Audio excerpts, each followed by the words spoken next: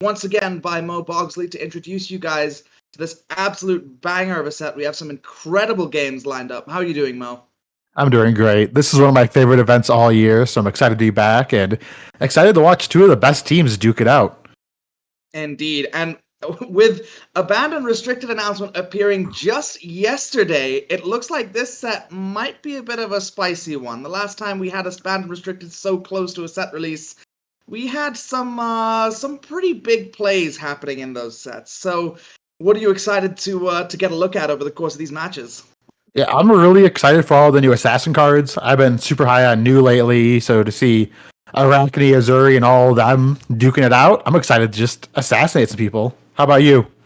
Absolutely. I mean, I am a bit of an assassin diehard myself, and I've certainly been having a lot of fun with the new assassin cards, but we need to remember that this is a set with 3 returning classes, and importantly, a returning talent in Draconic, so we're going to see some old faces kind of revitalized with a set of new cards, and I'm really excited to see what some of these decks that we're so familiar with can maybe accomplish with just a little bit of extra support.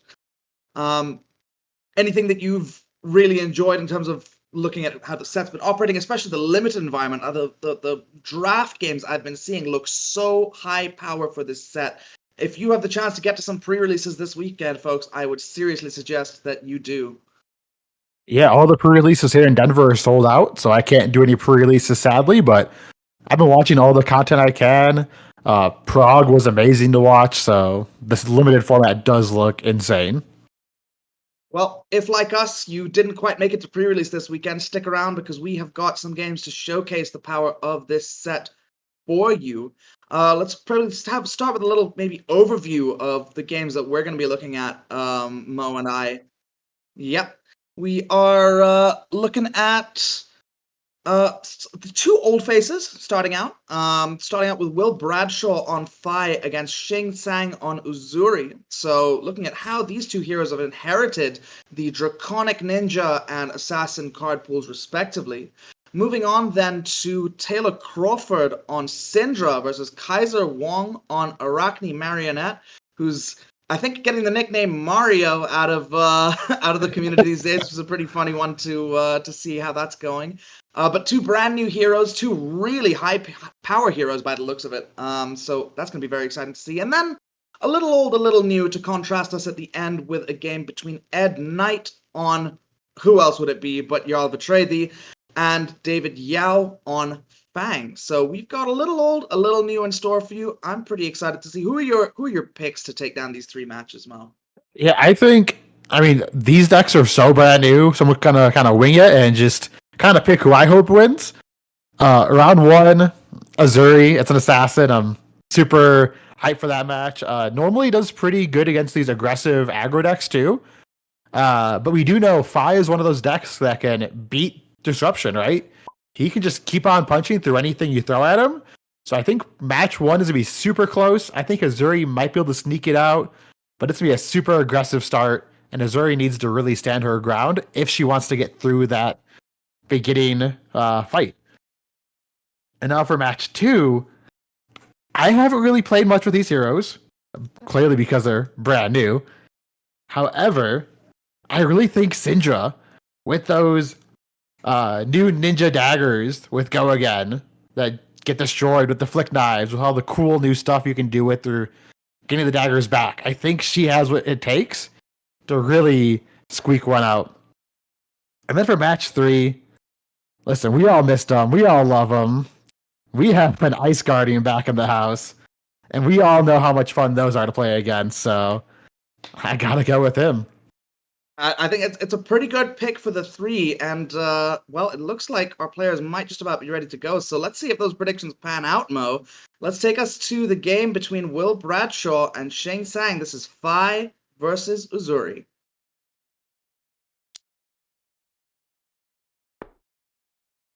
Okie dokie, players just getting set up here. Looking forward to seeing what equipment we reveal, because we've had a couple new tools emerge from the set on the equipment side. Let's see, looks like we might be determining some good old first second action going on here with the good old high roll of 2d6, the Fab Classic. It's a 2 versus slanted 2. a 2 versus the most cocked guy I've ever seen in my life. I didn't think a result like that was possible, but through the magic of Tabletop Simulator, all things are possible. It looks like Will has won the die roll here. Well, how do you expect him to decide between first and second here? That's a really good question. I think, do you want to set up your arsenal first, or do you want that first relevant damage by going second? And I don't think you want Uzuri to get an arsenal first, so I think you go first, just set up that arsenal, get that tunic counter, and it looks like Will agreed, putting that die on that tunic right away. Opting to steal some tempo, absolutely. A quick look at these equipment here. We have, well, I suppose only one new piece of equipment, but we'll talk about Uzuri in just a second. Let's start with Will's equipment on Fi. We're starting with the good old Mask of the Pouncing links for the opportunity to push some additional damage on a critical turn. Spring Tunic, you know it, you love it, or you hate it. The Tiger Stripe Shuko, again, not much of a surprise, the classic ninja equipment that emerged with Fi himself, but in the boot slot, the Dragon Scalar Flight Path. Mo, have you had a chance to look at or play with these? Tell me about this card. Yeah, I mean, if I could tell you, what if you could get Snapdragon Scalars, I could block one. That is basically what these are. And listen, we all know Snappies are one of the best boots in the game. So being able to block one and then still get that go again, it's a little bit clunky. It's not always free, but most of the time it's free or free enough to basically replace Snappies. Yeah, I mean, having one extra bit of block on a relatively armor-light class like Ninja is no slouch. Quite a big deal for the matchup. Looks like Will is opting to start off right away on the aggressive front, opening up with a yellow brand with Cinder Claw, another classic from Uprising that emerged alongside Fi. But this is a card which actually has gotten a little bit of juice in itself with the release of the Hunted, because we're seeing so many ninja cards that care about being draconic. Yeah, and look at all these attack reactions that are hitting the combat chain just for blocking. These are two of, if not the best two attack reactions that Assassin has, and they're being blocked early. And a Codex of Frailty is getting blocked too. These are some of the best Assassin cards just getting taken on turn one. Will absolutely rewarded with the decision to just push damage early while still establishing an arsenal by stealing some really powerful cards out of the opening hand in the process. Flipping over to Shing's turn, let's maybe do a little rundown of that equipment. We've got some familiar faces once again. The Crown of Providence, offering us the opportunity to cycle out a card from hand or the arsenal. Spring Tunic, you know it, you love it, you hate it. Black Tech Whisperers, I mean, talking about something like Snapdragon Scalars with one block on it, what if you could buy them back with some amount of frequency? But the real card to talk about here is an innocuous little card called Flick Knives. Mo, tell me about how Flick Knives has maybe gotten a little bit of a glow up with this set. Yeah, before this set, you would look at Flick Knives and you're like, oh, I opened the bulk legendary, right? Like I opened the legendary nobody wants. And now it's a legendary that everybody wants. Being able to throw your daggers and get them back, being able to throw whatever you want to get that on hit, a really good on hit, Hunter's Clave. When this hits a hero, mark them. As we know, mark is the new mechanic in this set. And it's a really important one to make sure you can mark your opponent. So you can always just flick it to get one damage. You can always flick it with a card like Kiss of Death. There's so many cards that just want the on-hit. And marking is a really good on-hit. And so is Nerve Scalpel. So both these daggers, super relevant on-hits. Absolutely. Uzuri starting off with the fairly conservative, keep cards close to your chest play pattern of dagger into stealth card. Well, with the power of Uzuri's hero ability, we could see this stealth card transform into just about any attack with cost 2 or less. And it looks like that is what Shing is opting for at the moment. Let's see what flips out of the switchblade, as it were. Which is always funny, because that was a 0 for 4, as is on face up. But Erase Face, even better. When it hits a hero, cards and tokens they own lose all class and talent types. And guess what? Fi really needs to be draconic. So this is a big, big game changer when this hits. Absolutely. That Searing Emberblade is not going to be getting go again very easily when almost none of your chain links are draconic. So a pretty strong start for Shing here. Let's see what Fi can pull back and whether his hand is capable of coping with the on-hit of an Erase Face. Yeah, and those Dragon Scalar flight path that I just said are basically snappies? They're not anymore. They're going to cost you a full 3 resources. Will taking a look at his hand, trying to figure out, I'm no longer Draconic. Does this hand have go again? Do I have enough chain starters to go as wide as I want? Or do I need to take a weirder line that's going to push more damage in a non-traditional way?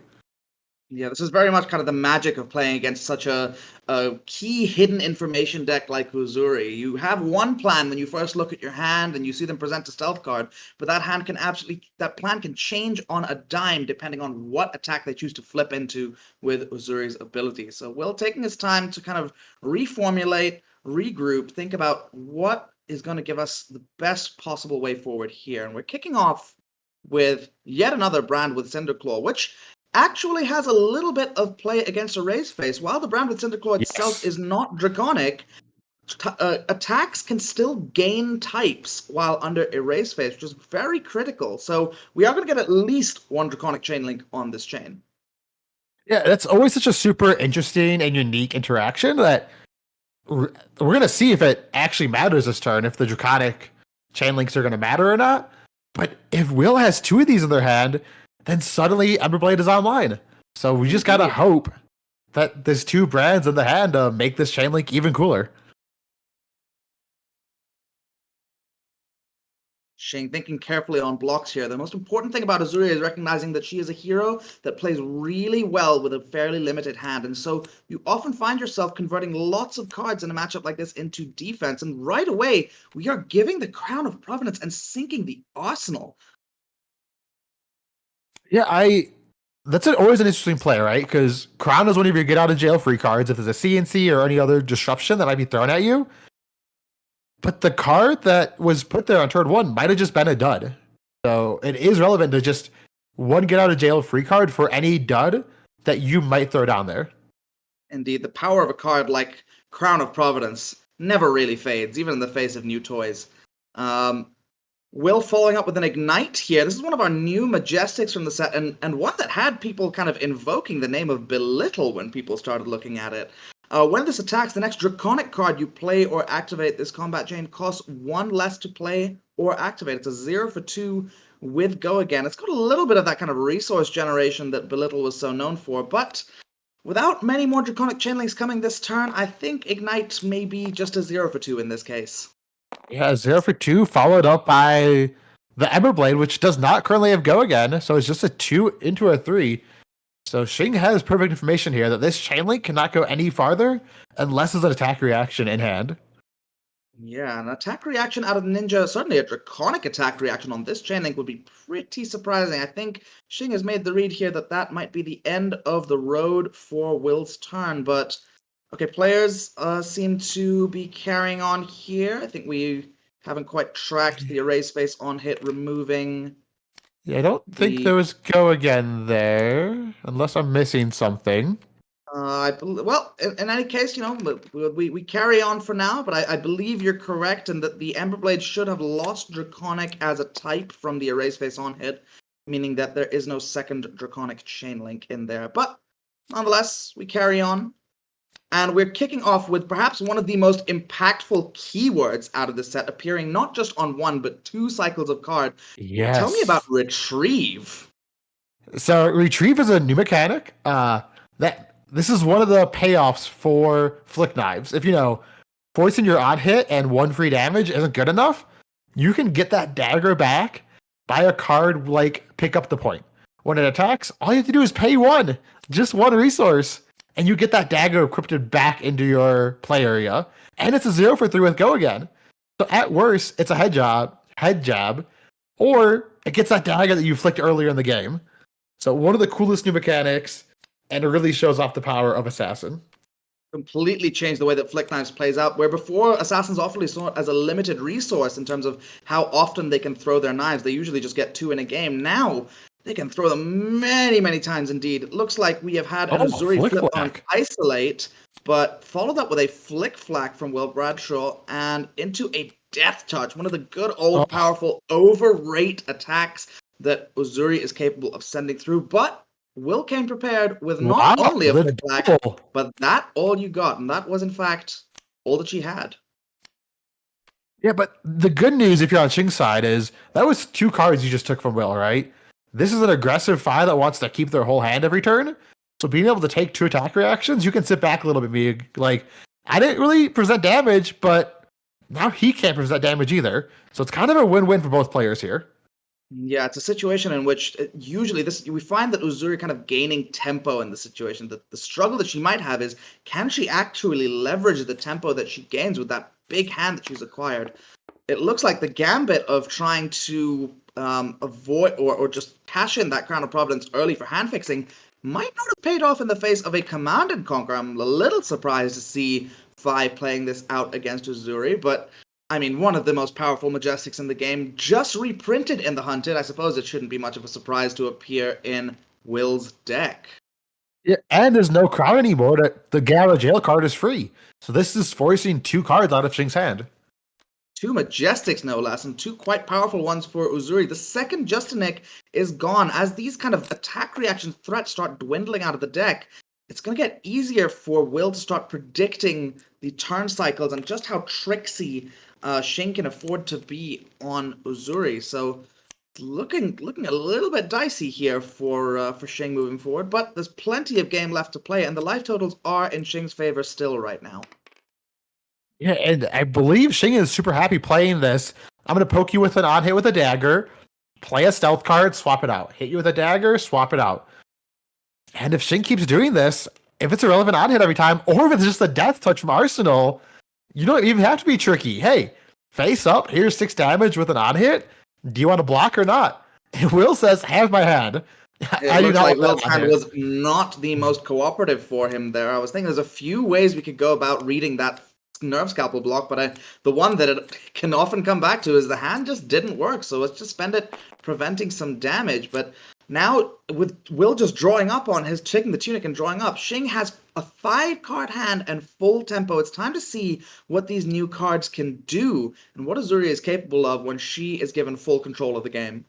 Yeah, and when Uzuri has a 5-card hand, she is really trying to throw 1 attack and attack reactor, right? You want the Justinix, you want those other attack reactions that we saw blocked so early. So it might be hard to utilize all 5 of these cards, but there's still both daggers, there's still flick knives, there's still a lot of cute things that Uzuri can do. We are opening up with the attack with the Nerve Scalpel. As you say, in the worst case scenario, you can always translate those cards in hand into a couple of damage and some relevant on-hits in the form of marking your opponent, making their blocks a little bit worse, but drawing 2 sync blows when you have full tempo. This is kind of the Uzuri problem in a nutshell, where sometimes you are just going to draw these hands that were designed for defense when you are completely on the front foot. But if we get back to this pitch stack somehow, that's going to be super relevant to save those 2 defense reactions for the late game. I'm not sure if this matchup's going to get there, but if it does, it's relevant. And we finish up here with a Kiss of Death. I mean, if this is a card that had a few jaws hitting the floor, I don't think I've ever seen Dagger appearing on an attack action card, but it had some ramifications for the assassin class. Tell me about Kiss of Death. Kiss of Death. It's a 0 for 3 that is almost like a 0 for 4, right? Because if you don't block it, you're taking that extra life. And then guess what? You can just flick knives it if you really want to. So it's a super cute card that can catch your opponents off guard, and it has stealth. So Uzuri hero power is still online. This might not be a 0 for 4. This might be a 0 for 6 with an on hit.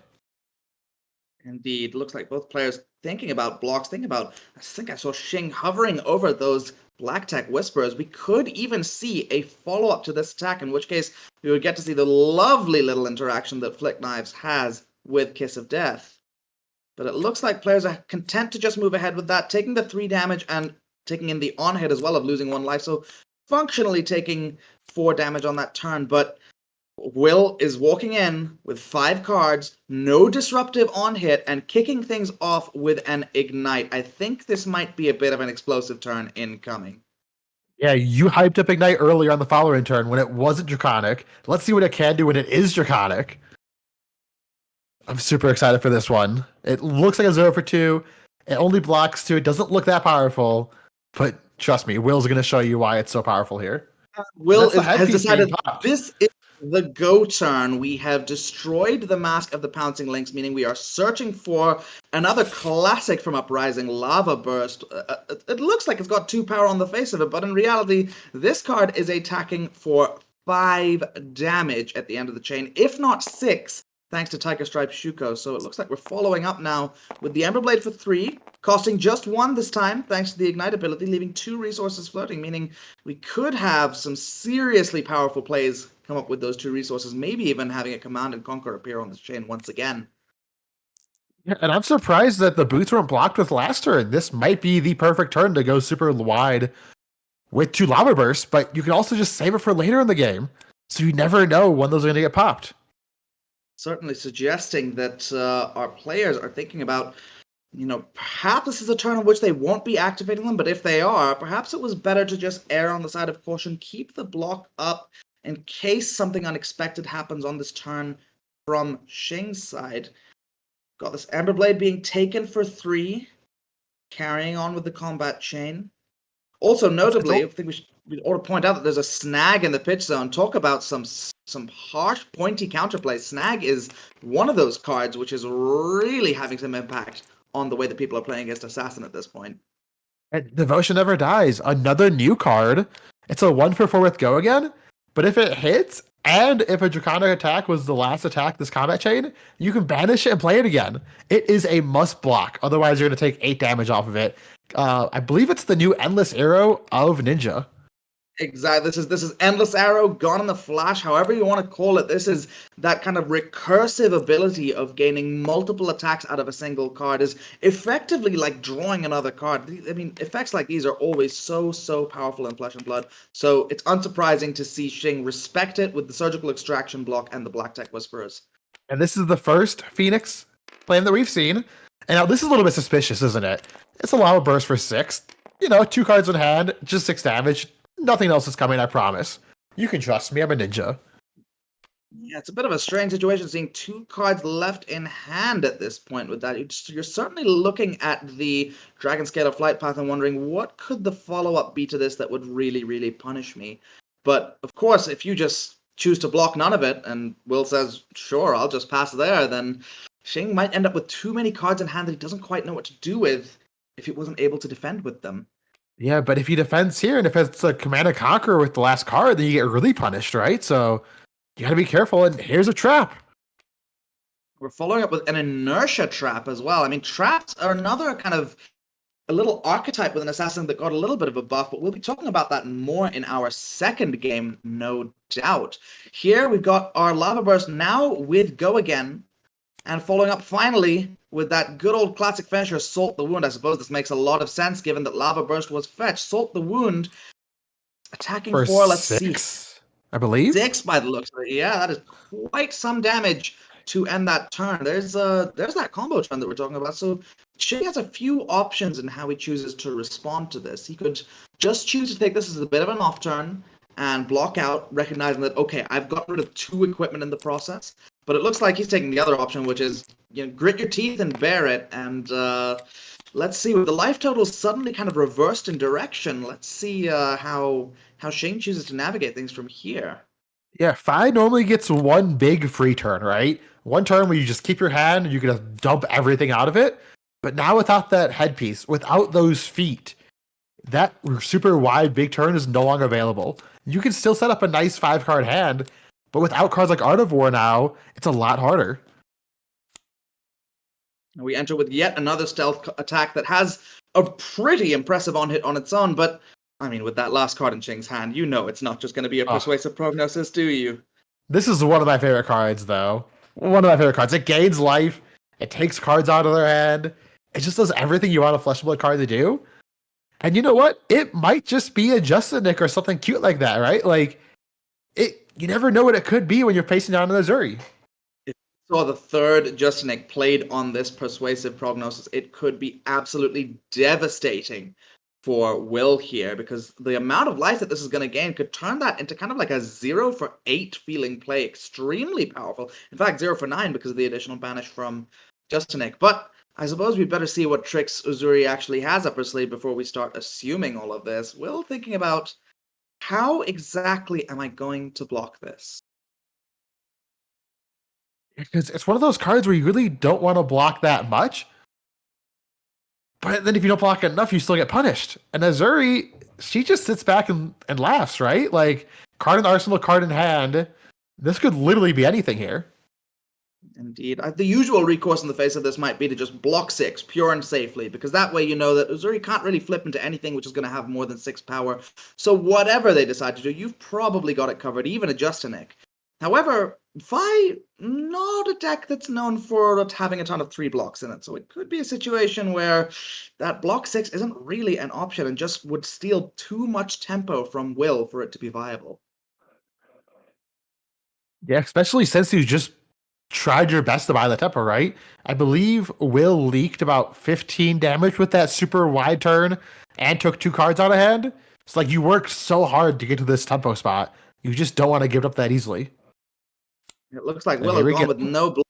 And Shing has said that the card that I'm about to swap in is even better than a Persuasive Prognosis. Let's see what it is. Oh, a Shake? It is better. Yeah, I'd say that is better. This is the Uzuri specialization. In case you've never come across this card before, if you've played or activated an attack reaction this chain link, Shakedown has when it hits, you choose a color, they reveal their hand, and you banish a card of your choice, of Uzuri's choice, of that color. Can be a pretty backbreaking card, especially in the face of a deck that is 50% reds. Yeah, and this card is always fun, right? Because if you're in Shing's seat and this hits, there's a chance that you want to take blue, right? But if you miss on that blue, it feels so bad. But if you hit on that blue, it feels so good. 90% of the time, you want to call red unless you have a read. But man, it feels so good to call blue and take that only blue out of their hand and just leave them with an unfunctional hand. And let's see what color was chosen. We do have 3 reds and a blue in this hand. So either way, it looks like one will be taken. And we've opted to take the Devotion Never Dies, which makes a lot of sense to me. If we look at this hand, the only card with natural go again in it was Devotion Never Dies, which is going to strand this Blaze Headlong just a little bit. I think we could be just looking at a very straightforward 2-card E-Strike for 7 out of Will this turn. Yeah, I agree with you there. But you know what? A 2-card 7 is still good, right? Like, it's not the huge tempo play you wanted. Nothing to slouch at. It might just buy you 2 cards, and while Uzuri's okay playing this 2-for-2 game, it still leaks the damage unless there's a defense reaction. So you're still getting a little bit of an edge with this 2-for-7. Indeed. Out of those 2 cards, I would not be surprised to see Will hanging onto that Blaze Headlong in Arsenal as well. So keeping a little bit of gas to be ready for a wide turn down the line. That is a 2-block Death Touch. And under the trapdoor is being discarded. Okay, we better talk about this card because this is a pretty cute little interaction emerging here. We have Under the Trapdoor being discarded, which that discard ability lets you discard it from hand and banish a trap card from your graveyard and play it this turn. And if you would do banish it, which means that effectively it just became an extra copy of Inertia Trap from Shing's graveyard to get rid of that Blaze Headlong and send it to the bottom of the deck.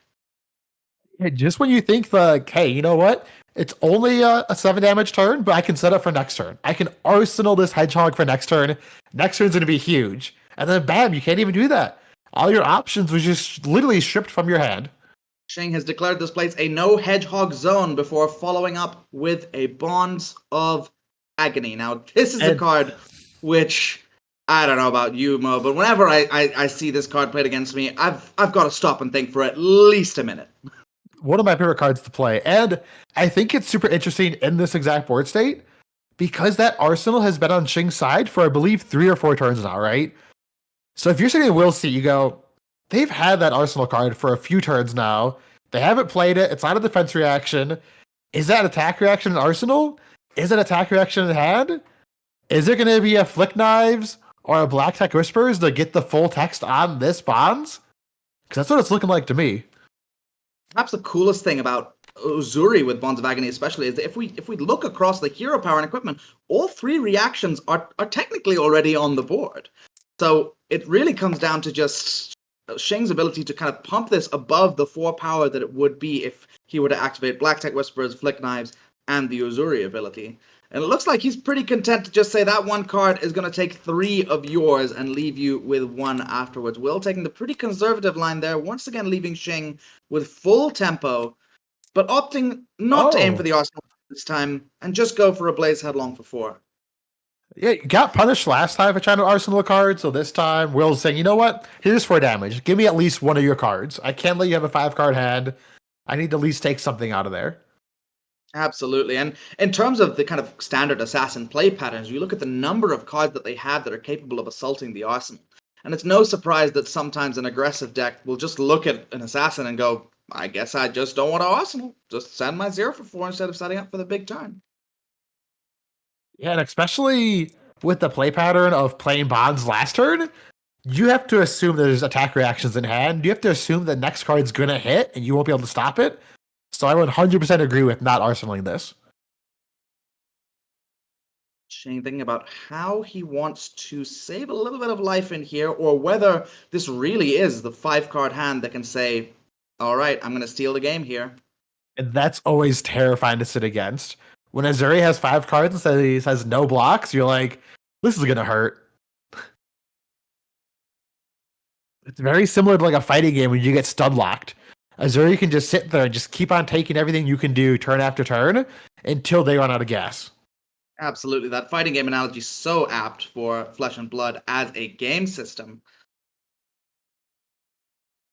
But Shing's still here, debating if this is worth a card or not. And it looks like it's worth 2 cards. And there was a Tarantula Toxin in hand for last turn. So there was no bluff. The attack reactions were in hand. Indeed. Tarantula Toxin, another really, really cool card to appear out of the Hunted, but it looks like we're racing ahead, and Will immediately getting rewarded for that decision to not keep an arsenal in this case, because that Leave No Witnesses looks like it's banishing 1 card at most with the on-hit. Oh, but wait, here comes Black Tuck. But wait, there's more. We are following up with the Black Tech Whisperers. And it misses. Oh, that's so unlucky. Knowing how many reds are in this deck and knowing that you need those silvers to get the black text for the 1 block value back, get the go again back. Indeed, you were really hoping those were right on top there. Situation. But it's still 4 damage. It was still a 0 for 4. Will at 14, Shing at 17. And it looks like it's just be a nerve scalpel to follow up. Trying to clear the hand out. Maybe dig for those sink belows. Yeah, I suspect it might be a situation where we're just trying to extract as much value as we can possibly get from this hand, unless... Hey, you know what? Of course. It's going to come back. It's going to try to get that arsenal, and it's going to try to get 2 silvers to get those black tech boots back. It's making a lot of sense why Shing wanted to hold that shred here, not least because there wasn't really enough damage presented for him to do much else. But just in case Will decided to be a little bit conservative there and try and block out the first Leave No Witnesses, he would have been absolutely blown out by it getting shredded, give and go again, and followed up with a Codex of Frailty. This is the kind of backbreaking play that has catapulted Assassin into... I mean, probably one of the kind of highest tier decks in the game right now, and for the last couple of sets. And now Will has a hard choice here, right? Do you get a card to try to set up for the following turns in your arsenal, or do you just get anything you're not going to want late game and just let it get banished and fall to 9 and play with the 3-card hand that you have? So, give me the Command and Conquer, and in my head... This is I don't need this Command and Conquer this game. It can get banished for the rest of the game, and I'm okay with it. Discarding the Command and Conquer as well. It looks like we had a hand that was full of Command and Conquers there. Oh, wait, no, there is blocks coming out. Okay. Indeed, we're spending some armor for the first time. I mean, perhaps the most elegant, well, not elegant, but certainly one of the most impactful uses of Tiger Stripe Shuko in this matchup is just having a little bit of extra armor to stop some of these devastating on-hits that Uzuri is capable of putting down the board. Yeah, and this turn for Will, it's nothing flashy, but it's going to be a 1 for 4 into that Command and Conquer. So a 10 damage turn with an arsenal on hit is, you know what, not bad for getting codexed. Pretty acceptable, although that Frailty will have something to say about the 10th damage. It looks like we're going down to just 9 in this situation, but regardless, I mean, it's getting a 2-card 9, or a 3-card 9 in this case, out of this, is pretty impactful. It's a way to use a small hand in 5 that is usually a bit of a tricky thing to accomplish. And both players having around 30 cards left in their deck, so we'll be getting to the pitch stack. Not super fast, but in the next few turns, we should be seeing those double sinks back.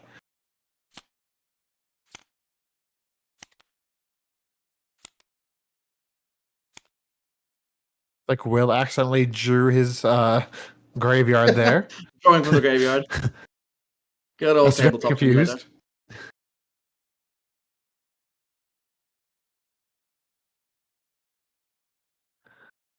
Yeah, 17-13, a super close game, just as we expected. And the longer it goes, the more of those high-value reds out of Will's deck will be gone.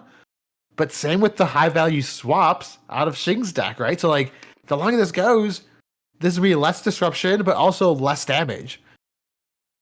Indeed, but I think if we were to pick a player who's favored out of that long game, my bet would be on Uzuri. I think we're expecting that pitch stack to still have certainly a high density of stealth cards which have been sent to the bottom of the deck from Uzuri's ability. And on top of that, the kind of inevitability of the dominate effects from a stealth card like Isolate, combined with just a single finisher, can force 3 damage across the line and maybe even an impactful on-hit along the way. Well said, well said.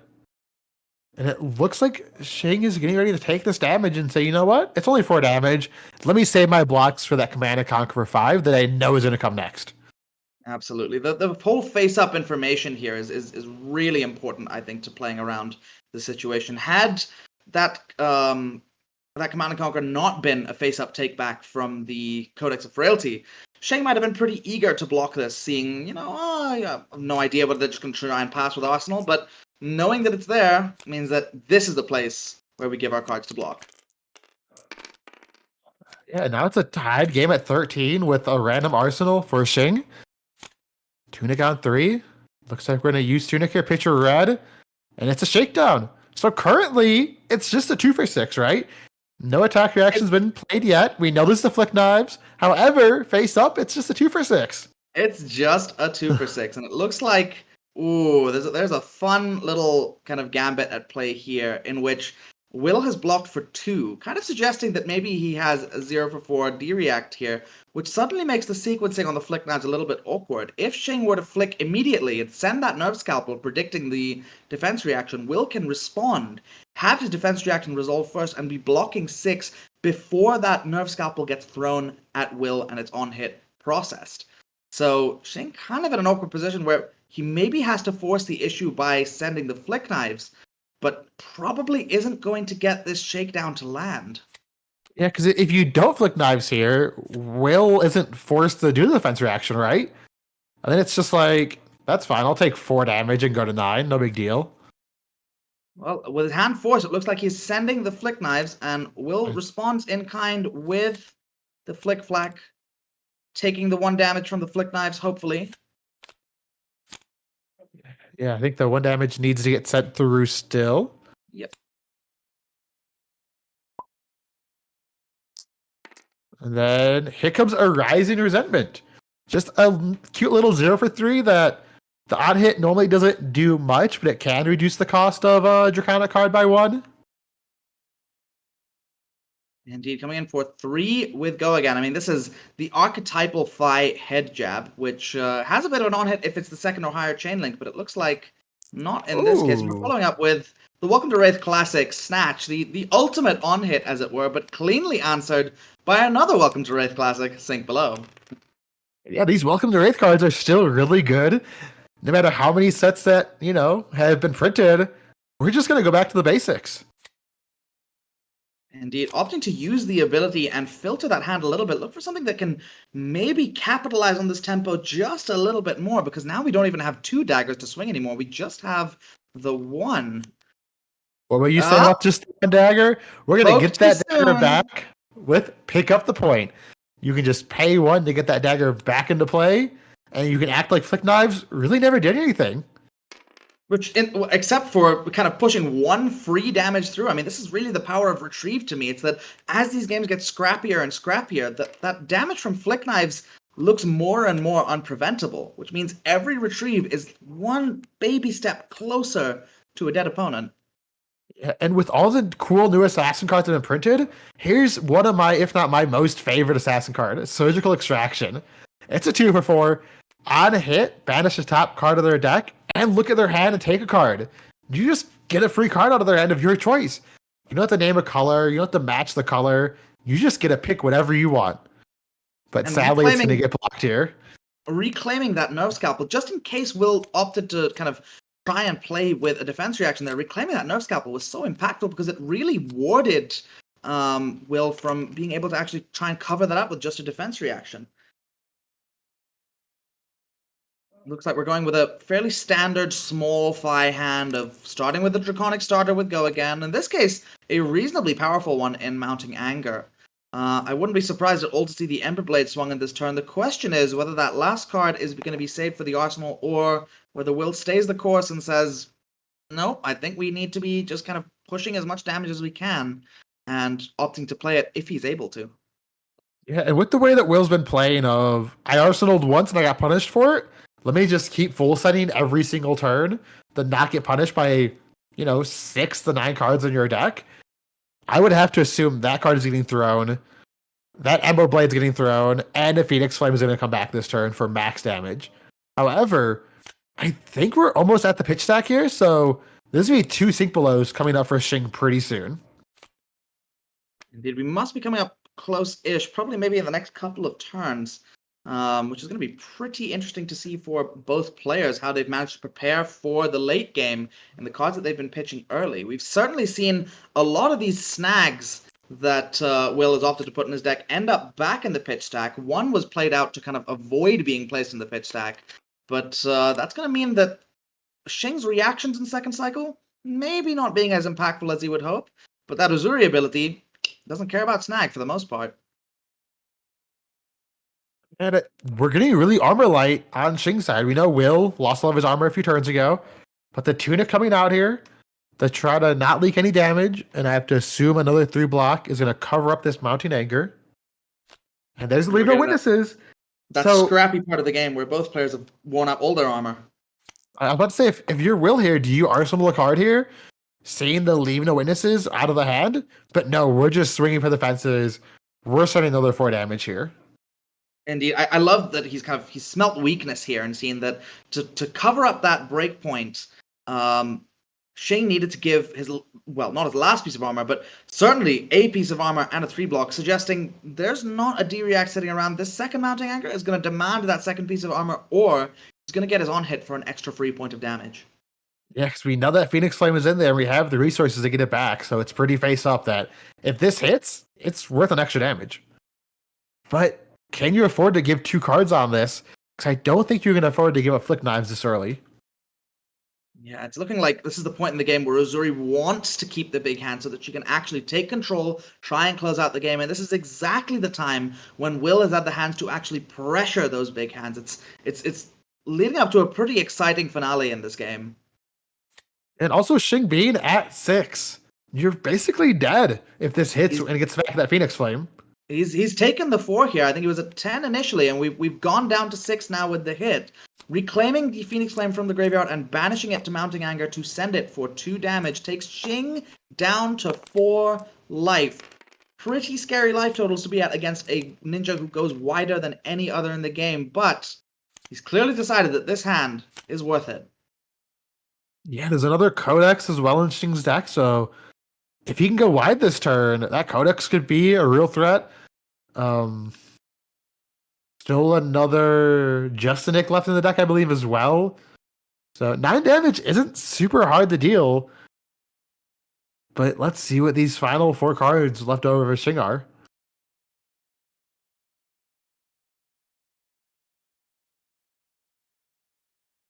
If you're sitting at the 5 seat, most of your cards block 2 or 0, correct? So you're kind of at less life than it looks like because you can't block as well as Shing can.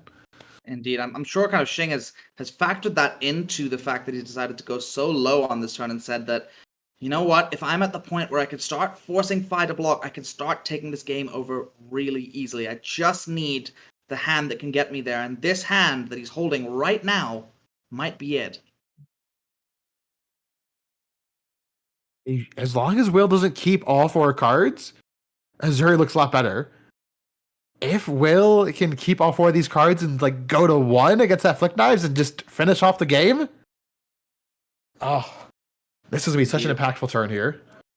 Would be pretty shocking to see Uzuri hold a 4-card hand that could only deal 9 damage. But let's see. I mean, we've seen that Will is opting to play some defensive tools. We've seen the Flick Facts. We've seen both of the snags that are more than likely in the pitch stack at this point. But who knows how many more defense reactions are lurking in the deck and potentially in Will's hand. It could be a really big decider on how this turn plays out.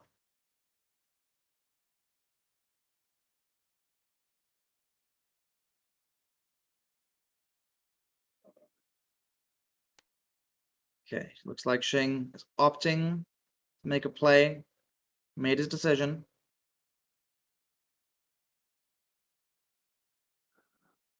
Cleaning every line. Either that, or we may just be having a bit of a connection issue, folks. Bear with us.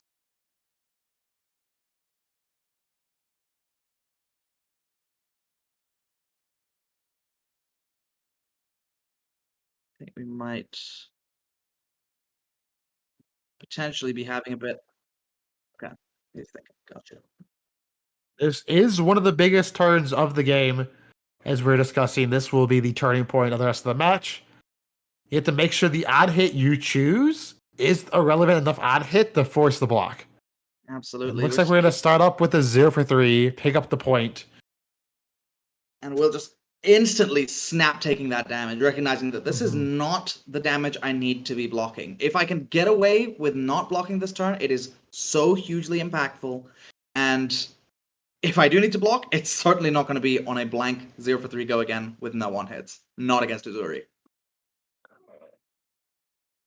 And an isolate, so you know what? It's just a 0 for 2 dominate. Nothing else to look at. Will. 0 for 2 dominate. Blocks. Just go to 4. 0 for 2. No reason to block this. However, that dominate is super relevant here, right? Because, yeah, it gets the lava burst. But now let's see what the swap is going to be. Will didn't have the choice to block with 2 cards. That was taken away from him. Indeed. Let's see what we managed to flip into here. There could be some really powerful plays here. Something like a death touch at this point in the game. Ooh, a surgical extraction. Yeah, that'll do the job. We might be pushing just a single point of damage with the current blocks, but we are also going to take the most impactful card out of Will's hand, which could have a huge impact on this game. Yeah, and as we know, a lot of like the Fi hands, they have 1 chain starter, right? So if you take that chain starter, you just can't go wide. You can only play 1 card that turn then.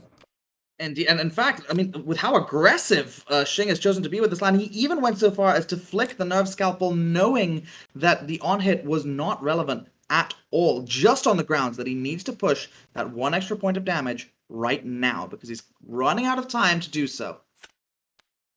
This hand for Will is still going to be good, right? There was a 0 for 4 and a 1 for 4, but we took the blue, so it's just going to be a 0 for 4.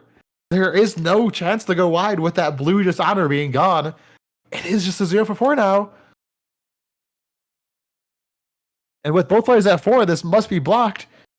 But Uzuri still has so many tricks that Flick Knives is basically its 4 versus 3 in the life. This is really the time when Shing needs to see some of those attack reactions, because this is the time when he needs his damage to be truly unpredictable, because Uzuri kind of struggles with pushing damage at this point in the game. It's pretty easy for her to kind of peter out and find herself in a situation where she's just not capable of getting the last points across. The on-hits might be hidden, but it doesn't matter if they're not hitting. Yeah, you either need the damage here, or you need a way to blow up that arsenal, right? Because we know it's a good arsenal. We just saw it. It's a 1 for 4 go again. So you either need to blow up that arsenal from Will, or just kill Will here. If 1 card can give us some evasion here to try and close this game out, it's a blue isolate. It's just a 0 for 1, Will. Don't worry about it. But of course, we know against Uzuri that it's never a 0 for 1. Yeah, so this is going to basically force a defense reaction, and target defending card gets -3. So there's currently no blocks on the table, and it's a command and conquer. Into a command and conquer for which no defense reactions can be played against, and it looks like, unless Will has something really cool to pull out of the bag here, that is going to be the game. What an exciting finish. Command and conquer, I mean, a card that needs no introduction. really just kind of pulling the game out of nowhere with that kind of evasion. I mean, giving a Command & Conquer Dominant, how disastrously brutal. Wow, that was such a close game. And I really couldn't tell who was going to take it until that final turn. It was going back and forth, back and forth. Tempo swinging both sides. And just a finish like that was amazing. We just brought the Incredible game to watch from both players. Well played to both Shing and Will on a fantastic game. And what a start to our show match series. We're going to get the players in here for a little interview between them. Hello, hello. Welcome in, guys. That match was so Welcome, Shing, and welcome, Will. Fantastically well played. Congratulations on the win, Shing. That was a pretty thrilling end to the game. We were just thinking, I mean, are you going to be able to draw enough damage to actually close out the game? But it turns out 6 is all you need if it's that evasive, flipping a dominated CNC and just stopping any and all defense reactions from hitting the table. Congratulations. Yeah, thank you. So how did you guys kind of approach, I mean, we're talking about the hunted here, but neither of these two are hunted heroes. How did you guys approach deck building for these two heroes to see what the hunted really offered them? Shing, why don't you start us off? Tell us about what Uzuri really got out of the hunted. Yeah, I think actually Uzuri got tons of good tools in the hunted. The what's that called? The pick up the digger in graveyard is so good for Uzuri. Yeah, pick up the Yes, point. yes. I think Yeah. we You- talked you about the always power of want- reclaim in this game, and we Yeah, you always wanna flick knife when they play a defense version to apply pressure on them, because they can always use play a defense version after you use your Uzuri hero's ability. So sometimes you wanna punish them for that by doing the flick knife, then the reaction digger, so they get one less block and you can still get through their blocks to make the hit effects relevant. In the past, you can only do once because it's hard for you to pick up a digger unless you play something like Conceal the Blade, which is really low in value. But in this set, you actually got a head jab, and you can do it like for not losing tons of value, and it's also can work with something like Codex. Like you can pay 1 with a brew, then you can Codex into something like 2 for 6.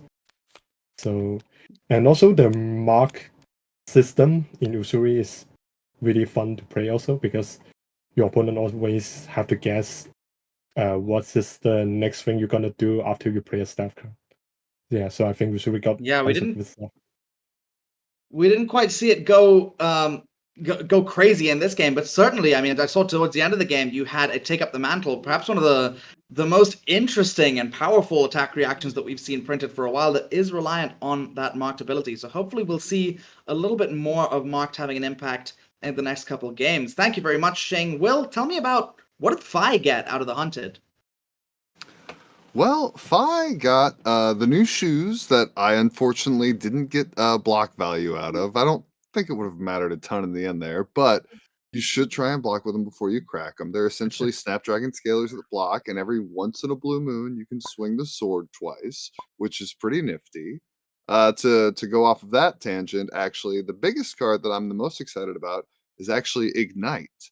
And there was one turn where it bought me a sword swing into a 2-cost. I love the ability to play Ignite into Emberblade and still have like CNC available as your finisher, thanks to Emberblade suddenly becoming a 1-cost weapon. Admittedly, you know, a lot of the Cindra cards are a little bit not Phi available, which is probably for the best, but he still got some very fun toys. He got a lot of improved cards, so I'm pretty happy with the improvements he got. Absolutely. We talked about Ignite kind of being a bit of a belittle light, and having that Draconic type line on it is also really significant for the number of synergies that Phi wants to pull off as well, no doubt. Absolutely. Alrighty, well, thank you very much, players, and thanks for that little insight on the deck building with these two. Anything you wanted to add on the game, Mo? Any thoughts? No, you covered it amazingly during the interviews, and Yeah, you've covered all my points perfectly, so you're killing it. Lovely stuff. Thank you very much, Mo. That's very kind of you. Thank you, players. We'll take a little bit of downtime here as we prep for the next game. Looks like we are going to have Arakni Marionette versus Cindra.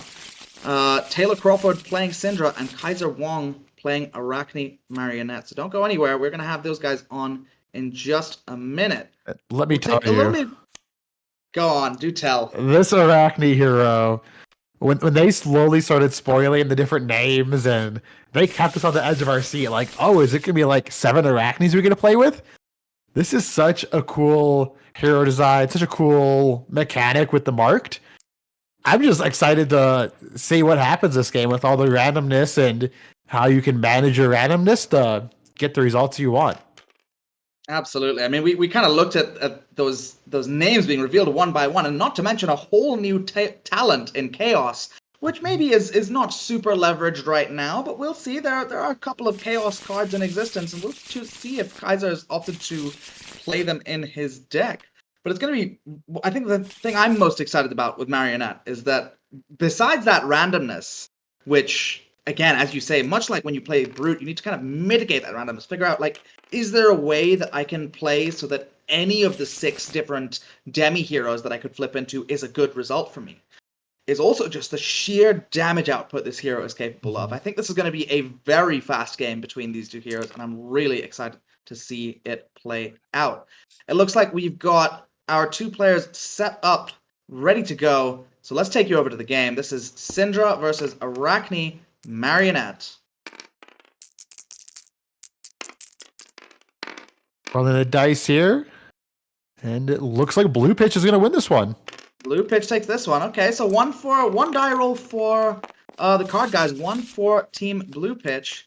Flipping over our equipment. Okay, now we've got a new toy to talk about. What is going on in that chest slot?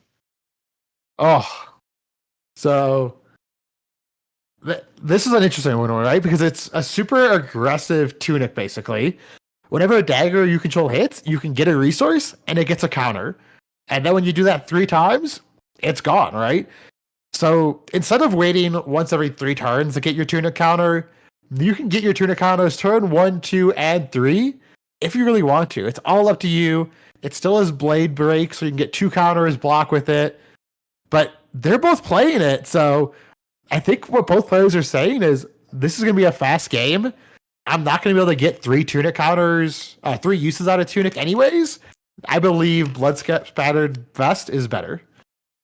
And not just that. I mean, I've seen a couple of devastating plays. You might notice the absence of once per turn anywhere on that card. You can have situations in which all 3 counters, or multiple counters certainly, are cashed in a single turn to effectively turn this into an extra card in your hand sometimes. Just like an extra 3 resources on a single impactful turn out of nowhere.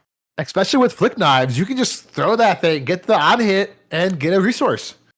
So super cool. 2 equipment in common across these 2 heroes. We're going to see how they both leverage Flick Knives. Although for Cindra, I mean, it's kind of the core thing about the deck. Tell me about Cindra and how these daggers work and what she's trying to do. Yeah, so Cindra's daggers are interesting, right? Because you read it, and it's once per turn action, attack, right? But then it gets destroyed when the combat chain ends. And you're like, well, I don't want to destroy my daggers. That doesn't make sense, right? But here, her hero power says pay 3, equipped up to 2 draconic daggers. Sorry, the hero's being moved as I'm reading it. Equipped up to 2 draconic daggers from your graveyard. And it costs 1 less for each draconic chain link you control. So you just want to go super wide. You want to use those Flick Knives. You want to use any way you can to throw these daggers and then just re-equip them later in the game. So while they destroy themselves, they're never really gone with that hero ability. Indeed, we saw a couple of interesting things play out in that turn. We had the Kunai of Retribution flicked with the Flick Knives and immediately bought back with Cindra's hero ability, leaving Taylor with a 5-card hand and both daggers up moving into this turn. But we also saw a little majestic trap in Anaphylactic Shock. I mean, this is the only trap that I have seen and I think exists in the game that is not a defense reaction, but is in fact an instant, giving us a cool little 1 point of damage to start the game off from Kaiser's side. Yeah, that card is going to be interesting, right? Because while it is like a 0 for, it does a damage, think about what it can do against Illusionist. And I think that's where that card's really going to shine. Absolutely. We kick off with another very powerful Majestic in Savor Bloodshed, giving your next dagger attack +4, and the next time you hit a marked hero with a dagger. Okay, we got a lot of things happening. Before I even have time to finish reading the card. So, we had +4 applied to this Hunter's Clave. In the reaction step, Kaiser opted to flick his second Hunter's Clave to mark Cindra, mark Taylor, before the Hunter's Clave that's attacking actually hit. In doing so, when that Hunter's Clave hit for 5, because of the text on Savor Bloodshed, Kaiser's drawing a card out of this. That kind of translated to a little bit of a 0 for 7 in there. Or yeah.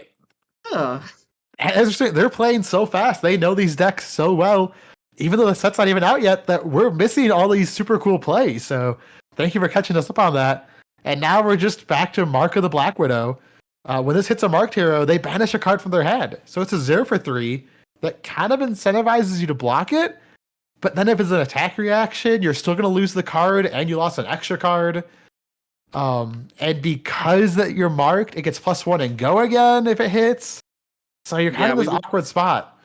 We talked about how marked was kind of like a cool little bit of mind gaming when you're playing against Uzuri, but when you're playing against Arakni, it is real damage output, pumping all of your stealth attacks just a little bit, and on top of that, offering you the opportunity to get go again. And enabling, as we've already seen, some really powerful cards like Take Up the Mantle, which I hope we get to see played in this game because that card is so cool.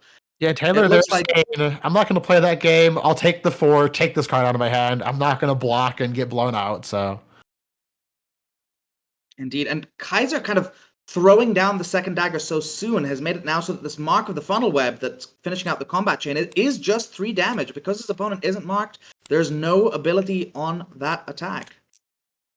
And because there is no mark, we're not going to see Arakni change forms. It's still just going to be Arakni, which the base hero is still really good with the +1 and go again. Indeed, leaving Taylor with just a 4-card hand and down a fair bit of life. I mean, that 3-card hand took Taylor from 39 down to 26. That is some damage output. Yeah, we're so used to Assassins being these slow, grindy control decks. And here we are just 26 to 39 on turn 2. And Poison Blade is an interesting one, right? It's a 1 for 3 with go again, but whenever a dagger you control hits a hero, they lose a life. So now these daggers are coming in for 2, but also Flick Knives is on the table if you really just want to get that damage through. And that all you got. Another one of these cards that are great against Assassin and great against Ninja. Hey, I'm going to block this and refill my hand so I can keep being the aggressive deck. Absolutely. And if anybody's caught a certain We Make Best video, you might know just how powerful Poison Blade is for Cindra.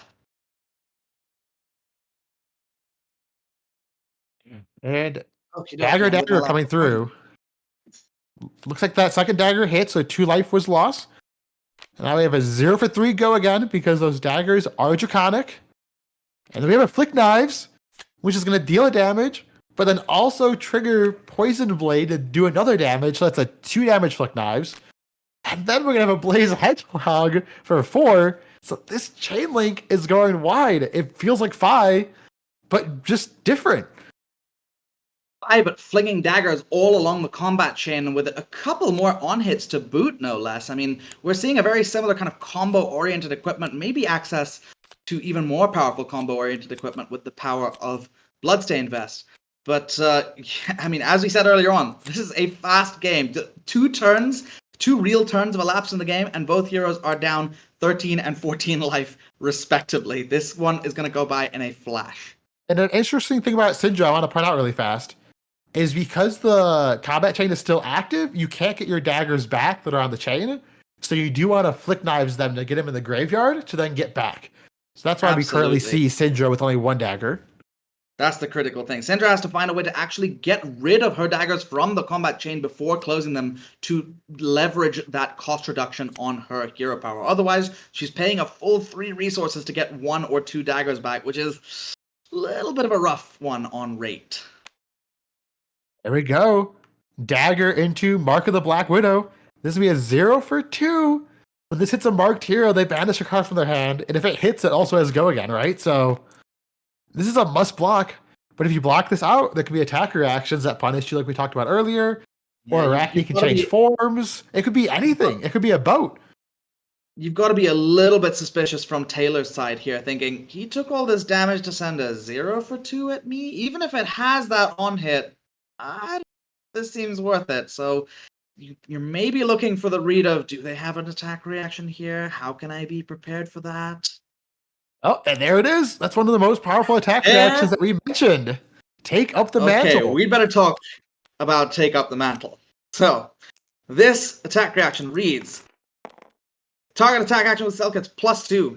Okay, but that's not what's happening here. Because we are attacking a marked hero, it gets +3. And on top of that, we can transform the attack that is currently on the combat chain into any attack with stealth in our graveyard. So we've turned this 0 for 2 into a 0 for 10? Let's go or again. A 2-card 10 with banishing a card from Arsenal and go again. I mean, that was pretty impactful. We are seeing this game turn on a dime immediately, and that is just one of the many applications which Take Up the Mantle can have. We notably kind of do need to banish that red mark of the Black Widow that's in graveyard just so we can't reuse it, but this game might go by so quickly that that's not even relevant. Let's see. Yeah, on top of all that, you have Taylor at 18 now. So not only did you take 2 cards, not only did you do a ton of damage, like, it's just doing it all.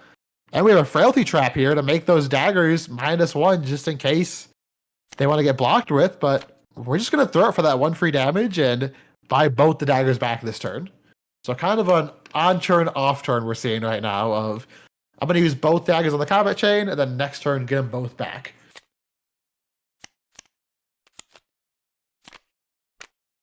We've opted to reclaim both of our daggers and just close the combat chain there. Say that, you know what, that's it. We're not going to leverage too much of the power of Spreading Flames on that turn, just carrying on. But, I mean, with the life totals as they are, as long as Marionette can maintain something of some proactive turns, this is looking pretty favored on Kaiser's side. Yeah, this is a little suspicious though, right? Not swinging dagger, just playing to leave no witnesses when your opponent has nothing in arsenal. So a 0 for 4. I have to assume the flick knives are going to come out and we're going to do something cute here. But as is, it's just a 0 for 4.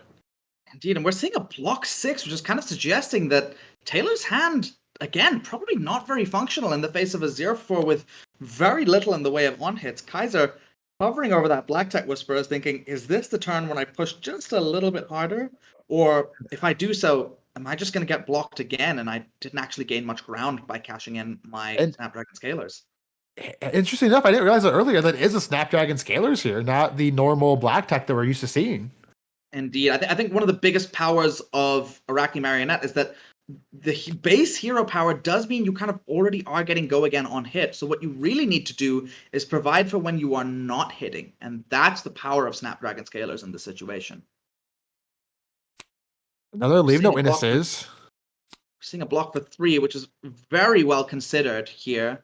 Banishing a card off the top. It looks like that is a Compounding Anger. This is a card which we didn't see earlier, but it's kind of like a second copy of Lava Burst, just as long as you can put 3 previous Draconic Chain Links there. So it even kind of needs Rupture and all to boot. And that turn went so fast. Taylor blocked, arsenaled, and said, you know what, you can go. And seeing 2 Leave the Witnesses hit the graveyard that turn, I feel like your arsenal should be pretty safe this turn, right? Only 1 left in the deck. Might be some Command and Conquerors left, but you should be pretty safe. And here's Up Sticks and Run. So we need to talk about this card. Yeah. So it costs 0. You can retrieve a dagger when you play it, so pay 1 to get it back. And your next dagger attack, it's +4. So you know what? Get that dagger back, pay 1 for it, and then use that floating 2 to attack for 5. On a hit, get marked. Off just 1 blue. We've talked about the power of reclaim, of retrieve already, rather, and that, like, you know, being able to get multiple daggers back makes flick knives into a real equipment. But what if it also pumped your dagger? I know a certain dagger that really likes being pumped up so that it doesn't break, and maybe just about got banned on Friday. So if you are mourning the loss of your Zephyr Needle, you can blame this card right here. And even not being a Zephyr Needle, hey, 5 damage and get marked and piercing. You really don't want to get marked against this deck, but you also can't really prevent it, especially when it's for 5 damage. if you're blocking 5 damage on a dagger, you are in trouble. But Kaiser here we going go. with an insanely Flick knives aggressive again. line here. Flick knives yet again on the second Hunter's Clave, Oh, saying, this is the last round turn where invest. I need resources. Opting for 1 resource from the Flick knives on hit. And then That's the what you Hunter's mentioned. Clave. Yep, this is the second one. This is the big turn you were talking about. Okay, we're cashing it all in, opting to use an Orb Weaver Spinneret to make a Graphene Calicera, this kind of new dagger that you can make as a token, gets to attack for 1. It's the first time that assassins have had a dagger that's able to attack for just a single resource, can get go again because it's attacking a marked hero, and because it has stealth, a dagger with stealth, a complete First in Flesh and Blood, it's also inheriting the Arakni Marionette ability, meaning this was attacking once again for 5 with go again and closing out with a Command and Conquer. What am I looking at? Wow. And all 3 resources, like you said, were used in that same turn. So that chess piece was just basically another blue card in hand, forcing the Command and Conquer, forcing blocks to save that arsenal. And guess what? Mask of Deceit is still up. So that's still for the late game whenever it's needed. Taylor is down to 6 life with a 3-card hand. Somehow, he needs to turn this game around fast, and I think it is going to involve some equipment of his own. Yeah, let's see. Standard Cindra starter of a Kunai of Retribution. That first Draconic Chain Link happening for free on the board and with easy go again, but threatening to leave at the end of this turn if it's not flicked and brought back.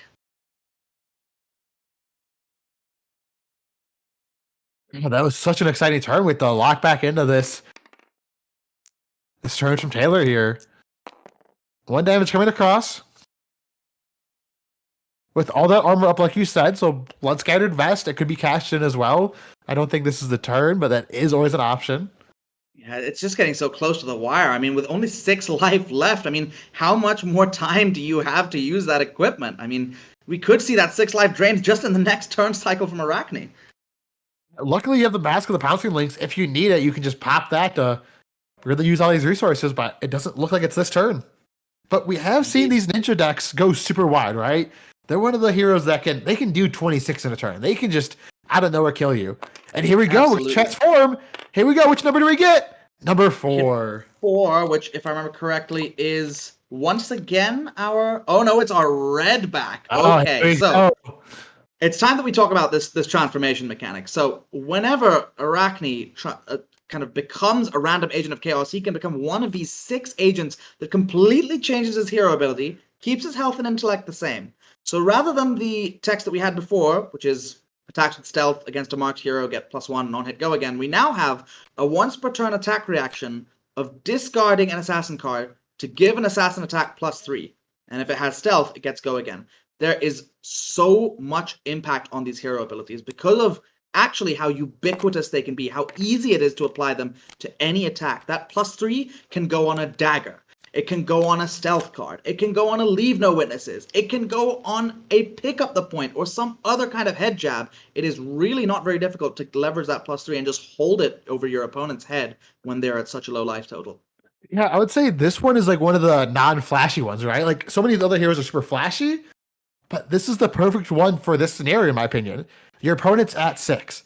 So that 3 damage for a card is huge.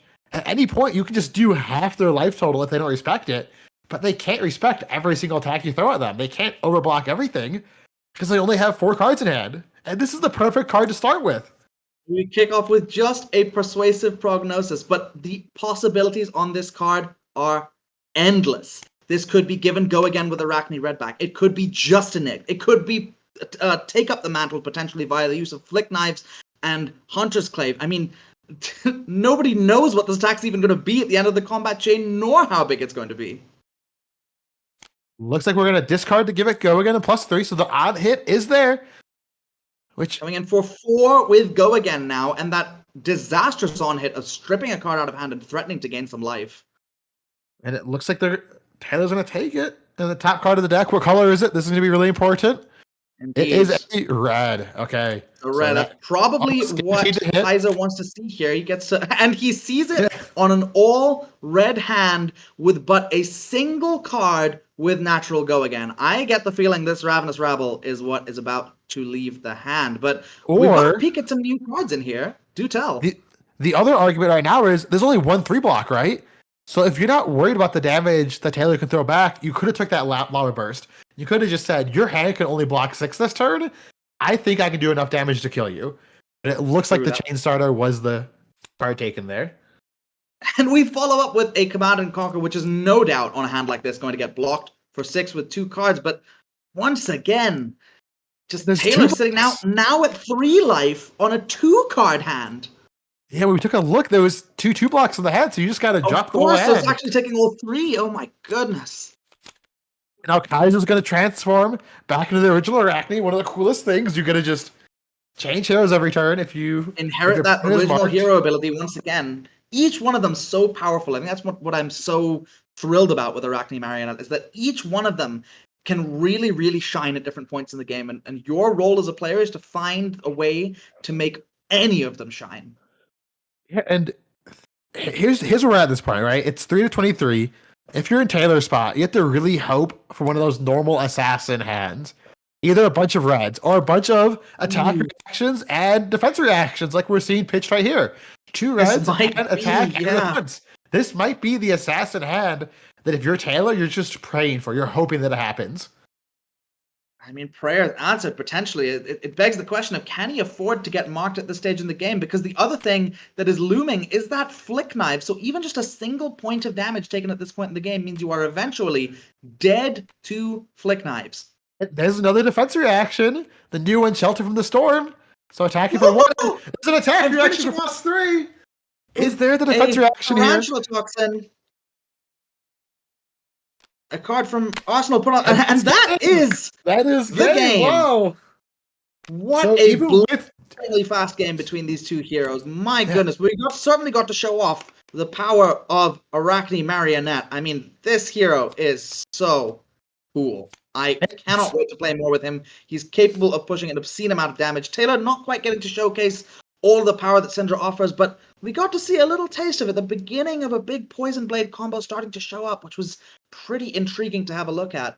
Something super important to point out there is that was a double defense reaction, double attack reaction hand, but Tarantula Toxin being able to target daggers is just huge. Because old assassin hands, you would draw that hand and just lose the game, because all you could do is go dagger, dagger, pass, right? Absolutely.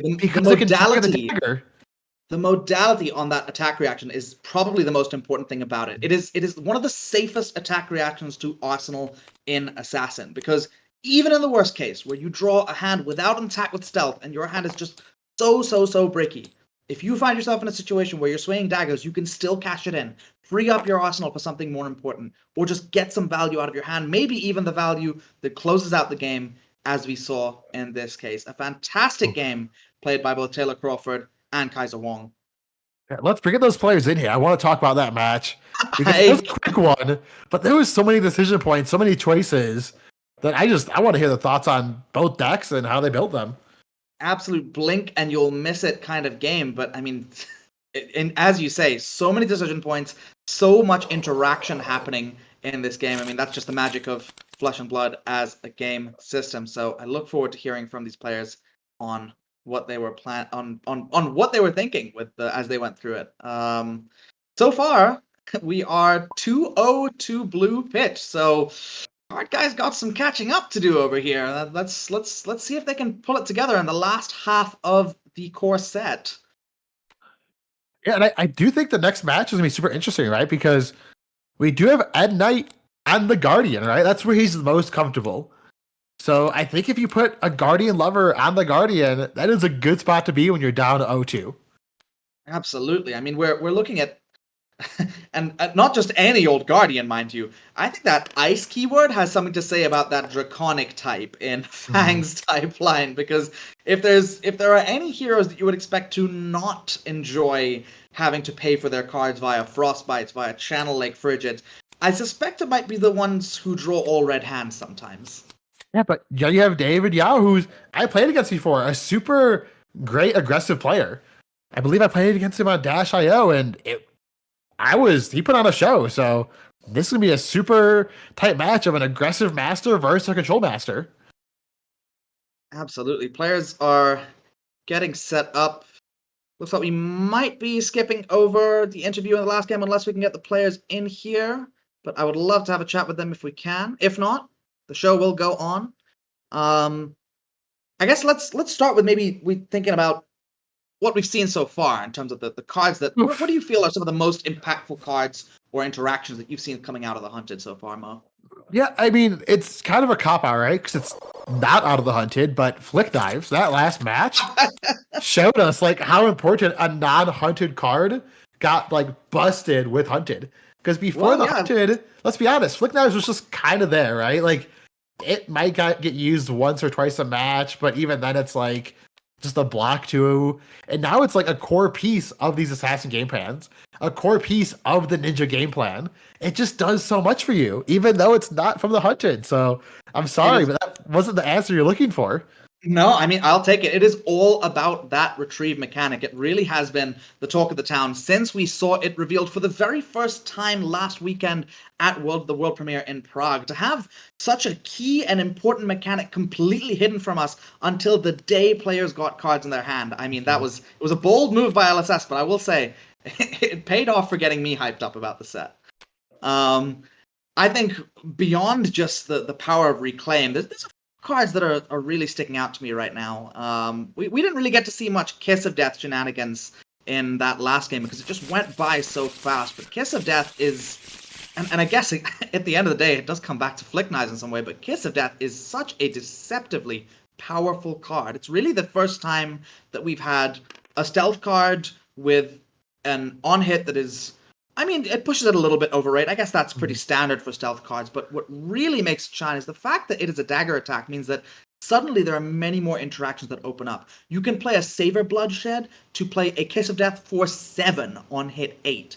You can play a up sticks and run or a pick up the point to, well, not a pick up the point, certainly an up sticks and run to, again, pump it to 7 power. You can flick that Kiss of Death to get 2 free extra damage out of the card. It kind of starts feeling like a little bit of a 0 for 6 when you're comfortably able to give it go again. Beyond that, I feel like we got to talk about some Draconic cards. Come on, tell me about Draconic in this set. What have you come across so far? Man, Draconic in this set. It just, so I was reading the other chat, so I didn't even notice that, but it was already so aggressive, right? It was already so fast. So you took this Draconic, subtype that was already like up here, and you just pushed it even higher. And you have choices now. You have the Flick Daggers plan. You have the daggers you can get back. But you also just have Draconic stapled onto more cards. Your 2 daggers being Draconic is just such a big thing to make those Draconic chain links so much wider. Indeed. We saw a few of Cindra's cards kind of have that if you have 2 or more Draconic chain links mechanic. Well, the highlight of that's really been that actually there's a lot of 3 blocks in a Cindra deck, which is kind of surprising. And not coming at the cost of go again, not coming at the cost of on hits. I mean, the deck is capable of some pretty impressive stuff. Devotion Never Dies, certainly out of the Ninja, probably one of the coolest cards that I have seen out of the set. It's one of those just like effects that makes you go whoa when you read it. And going back to the Draconic cards, you mentioned it. We're so used to Ninjas always blocking 2, right? That's always been like the downside of Ninja, downside of Draconic is, hey, you know what? They're super aggressive, but you can't block well. But a lot of these new Draconic cards, they can block 3. So you can just be aggressive and still be able to block, which is a huge game changer for decks like 5 that are not used to blocking that well. Absolutely. Well, we've heard a little bit about the Draconic talent and its developments in the hands of Cindra, but it looks like, okay, we maybe have the players of the last game coming in for an interview. I've just seen that we might have them coming in. Yeah, it looks like a little bit of trouble right now, but we should get those players up here any moment now. Indeed. All right. Looks like we've got them coming in. Welcome in, guys. That was such a quick game, and you guys both played it amazingly. Sure. Yeah. Sure. Yeah. The decisions I had were there, I guess. All 2-card hands. Indeed. That's what Assassin's going to do to you, unfortunately, and apparently Marionette is going to do that at a speed that even the aggro heroes sometimes can't keep up with.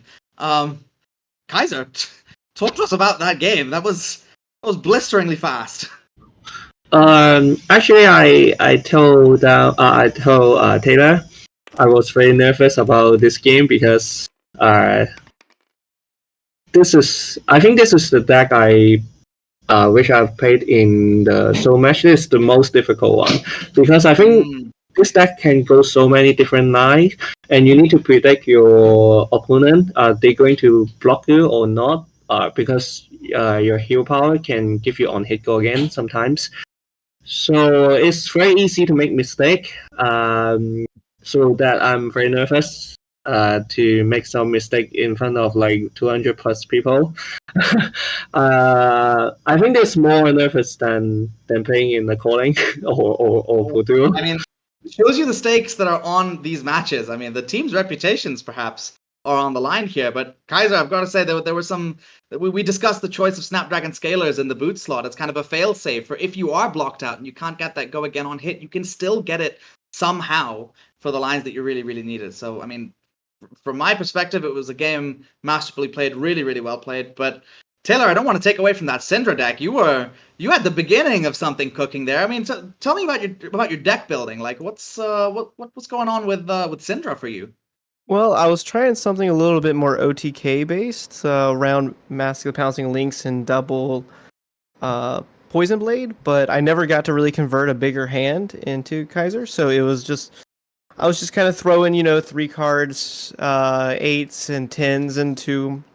He would block really well, and then just beat my face in on his turn cycle.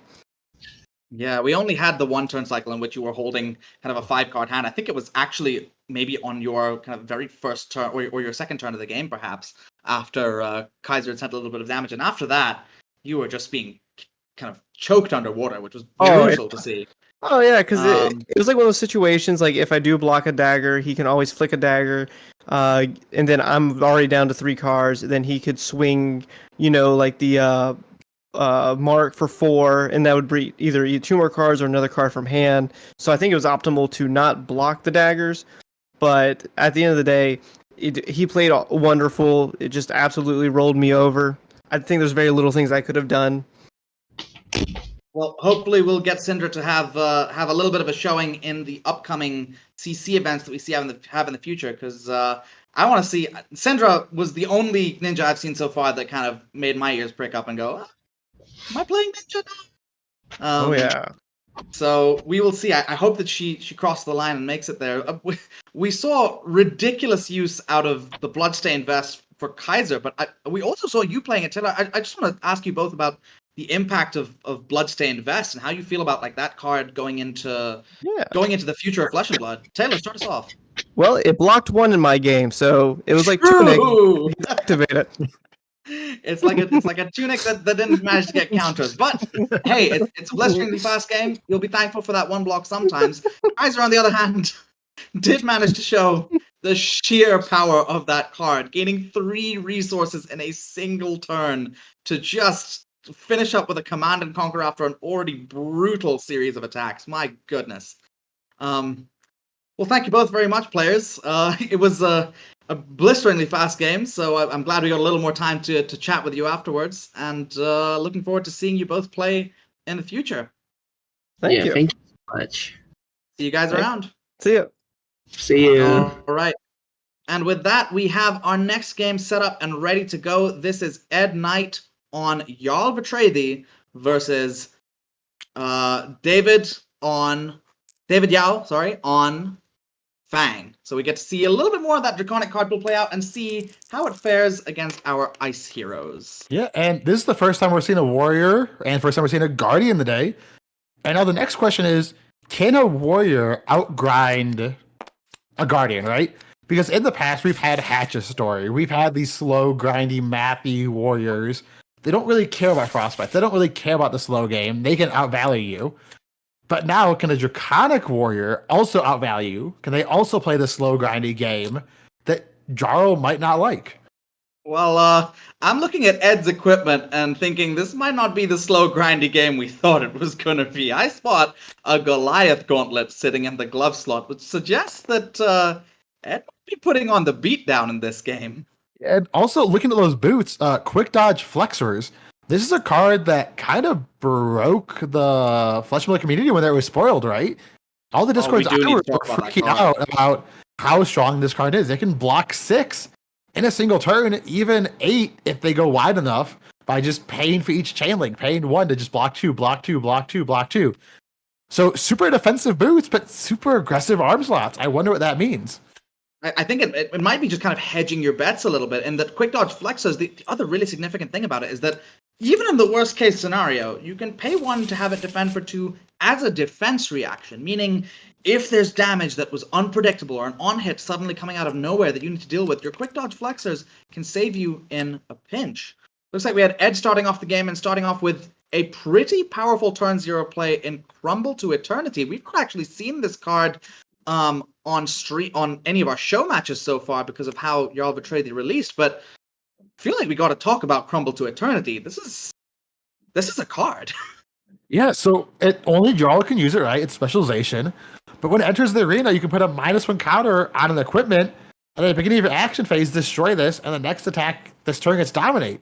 So not only did it take those bracers down by 1, it's also going to give him dominate on his turn. So it's like an aggressive card out of an Ice Guardian deck. Kind of doing everything that you would want a card like that to do. Getting a minus counter on the equipment to turn on a bunch of synergies for destroying equipment and opening up slots for Frostbite, and offering you the opportunity to really push those crush effects and on-hits. And, well, we saw with a cut from the same cloth that I suspect Ed might not be blocking this turn because we have a fused Oaken Old Descend on this wonderful Crumble to Eternity turn. Yeah, and that's never what you want to see, right? You never want to look at their hand with cut from the same cloth and then just see the natural fused Oaken Old. And just be like, well, I got to do my damage now because next turn I'm going to either full block with armor or not really have a turn. Nonetheless, we are sending a pretty impressive amount of damage here. I mean, right now, with the 2 4-pumps on this is still a 3-card 9 in the worst case. And it looks like Ed has said, or he's considering, that maybe that Oaken Old just isn't worth it. We should be going for something else in the situation. Yeah, and this lag might be in block too, saying, you know what? I just want your turn to be over. I'm going to block some of this, and you can't do anything else. You have no floating resources. Arsenal that last card. I don't want to see it. A surprising move to say the least, considering, I mean, David's got no resources floating here. That second dagger swing was probably not coming out, but he has certainly stranded that last card in case it happened to be a 0-cost or functionally 0-cost reaction. So it's going to end up in the arsenal. Ed just playing a nice, simple 2-card hand featuring an Ice Quake and a blue, if I remember correctly. Mm-hmm. So it makes me wonder how we're going to leverage this. A dominated CNC card, which is pretty messed up to give Dominate. Yeah, okay, I can vibe with that. Hey, I'm going to attack you for 6 with Dominate, so either give me your armor or say goodbye to your arsenal, and that's not really a choice you want to make on turn 2. You don't really want to give that armor this early, but can you afford to lose your arsenal? And perhaps the most brutal thing is that, like, by opening up an armor slot, you don't just lose that armor for the rest of the game, but you also leave Jarl an opening for those Frostbites to enter and start mucking up your turn, thanks to the power of Ice cards. So I wouldn't be surprised to see David maybe block with the Valiant Dynamos and just grit his teeth and say, you know what, I'm going to let go of that card in Arsenal because I can't really afford to have an exposed equipment slot. Yeah, and it's such an interesting counterplay because Crown of Providence is there for Command & Conquer, but now you really don't want to break it. As you said, you're going to expose your skin to that frosty weather that Jarl brings with him. Indeed, yeah. David opting to not block with the Dynamos, perhaps suggesting that this might not be a turn in which we are swinging both daggers, or possibly just feeling that it's a bit too risky to put a minus counter on the Dynamos at this point in the game. Opening up with just a dagger for 1. An Obsidian Fire Vein for 1. No go again. Nothing silly. No, just take the 1 damage and we can move on. Yeah, nothing. 1 damage. It's just 1 nothing damage. coming out. Oh, these sneaky warriors. Well, in this case, it is still going to be 1 damage, but I suspect that Ed will not be taking that 1 damage because with Provoke, he is forced to reveal a card from his hand And if it's an action card, defend with it. If it isn't, discard it. So like it or not, he was always going to lose that card. And in this case, it means Jarl is down to a 4-card hand. Maybe not the 5 cards that Ed wanted to keep for a truly aggressive follow-up in the game. But let's see, maybe he'll find a way to carry on despite that. Yeah, and a card like Provoke is so fitting for the warrior flavor, right? It's basically just saying, hey, I'm here, give me attention. You can't hold your whole hand against me. And it's time for a friend who we haven't seen hit the table in a very, very long time. Here's Channel Lake Channel Lake Frigid. And that turn was so fast. I didn't even see what ice card was pitched. I believe it was a blue Winter's Bite, which is kind of the more classic blue ice card. It's unsurprising to see that one in the pitch zone. But this Channel Lake Frigid, I think, might put a bit of a damper on David's lines of play. For perspective, I mean, we've already discussed that Fang is a Draconic warrior, and Draconics have a lot of reds, but Fang also has this hero ability that says if he's got 3 or more fealty tokens, which, granted, we have none of right now, his daggers cost 1 less to activate. I think the way a lot of people have interpreted this card is that it means that when you're online, so to speak, you have 3 fealties. You want to be operating turns in which you are not pitching a card. You are not needing to pay for your daggers because their cost is reduced by 1. Channel Lake Frigid has something to say about that. Yeah, if you want to go all red line and abuse that, as you're saying, then you don't lose to a card like Channel. It just makes your life very, very difficult. Anything you want to do, you just can't. Absolutely. And we're going to see. No doubt needs some time here to process how to go about this turn. Yeah. Oh, pitching a blue, so that's a good start. This dagger does cost 2, though, because of that channel, so floating 1. It's just 1 damage so far. No go again, nothing special. And from Arsenal, we have a Judged Edge. I mispronounced that terribly, but target weapon attack is +3, and damage can't be prevented this turn.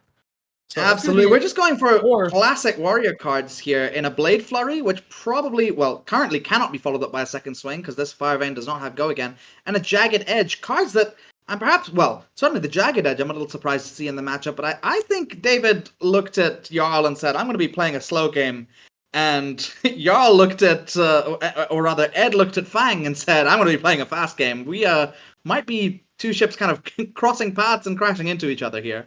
Yeah, it's interesting because if you know you're going to get frostbites, you know you're going to get slowed down, you want those cards that just say, I'm going to attack with 1 card and make it bigger because I can't go wide against you. And here's that new defense reaction, Shelter from the Storm. Right now, it's just, a 0 defense reaction. But if you ever try to go wide, it can prevent the next 1 damage 3 times. We're also saying, it's just a 0-for-4 defense reaction. It's not the 3rd 0-for-4 defense generic defense reaction to exist in the entire game. I mean, just its existence of that has completely changed the paradigm of building decks in Flesh and Blood, which is really, really fascinating to see. And now we get to see Jarl using both sides of Earth and Ice in this situation. Yeah. Sending an Icequake from Arsenal into a Plow Under. Now, because there are only 2 Earth cards in the Banish Zone, this is only going to be attacking for 5, 2 base, plus the 3 from the Icequake. But we've still managed to remove David's Arsenal, threaten a Frostbite on hit, and are sending 5 damage. Not bad out of a 3-card hand. Not bad at all. 5 damage on hit Frostbite. You really don't want to give them the armor because then you're going to expose that skin. So hopefully there's a defense reaction here to help cover up that 5. And it looks like there is, so... Well, the defense reaction isn't all sun and rainbows because the Dynamo block, fantastic. We're going to keep that Dynamo around, but it does cost you 1 to play that Shelter from the Storm underneath Channel Lake Frigid. At least David is no doubt breathing a sigh of relief because we had an Earth card in pitch, not 2 Ice cards. So Channel Lake Frigid is gone for now, but that was an opportunity for Ed to gain some ground in a way that was pretty painful. Yeah, we're just going to see this normal play from David. Just, hey, I'm going to pitch a red. I'm just going to swing my dagger for 1. So, you know what? Sloan City wins the race, right? If you can just hit him for 1 enough times, they'll die eventually. We probably also ought to take a note of the fact that it looks like David might be playing more than 60 cards, whereas I think Ed opted to play exactly 60. Another indication that these 2 players kind of had very different interpretations of the matchup walking into it, or certainly different interpretations from their respective sides. Yes. Because normally in the late game, that Titan's Fist can just swing for 4 over and over again, right? But when you're out looking at David's side, your weapon swings for only 1 with no go again or nothing else. So you're going to lose that fatigue game. So you need those extra cards to really push through that damage. Yeah, it's a strong case actually for being able to just have a little more gas, not so much for like a fatigue end state, but to actually avoid the fatigue end state. Oh no, not another channel like Frigid. We just got through the first one. I think this one might be the Card Guy's point of return, because David's got to be looking at that second channel like Frigid and going, not again. Yeah,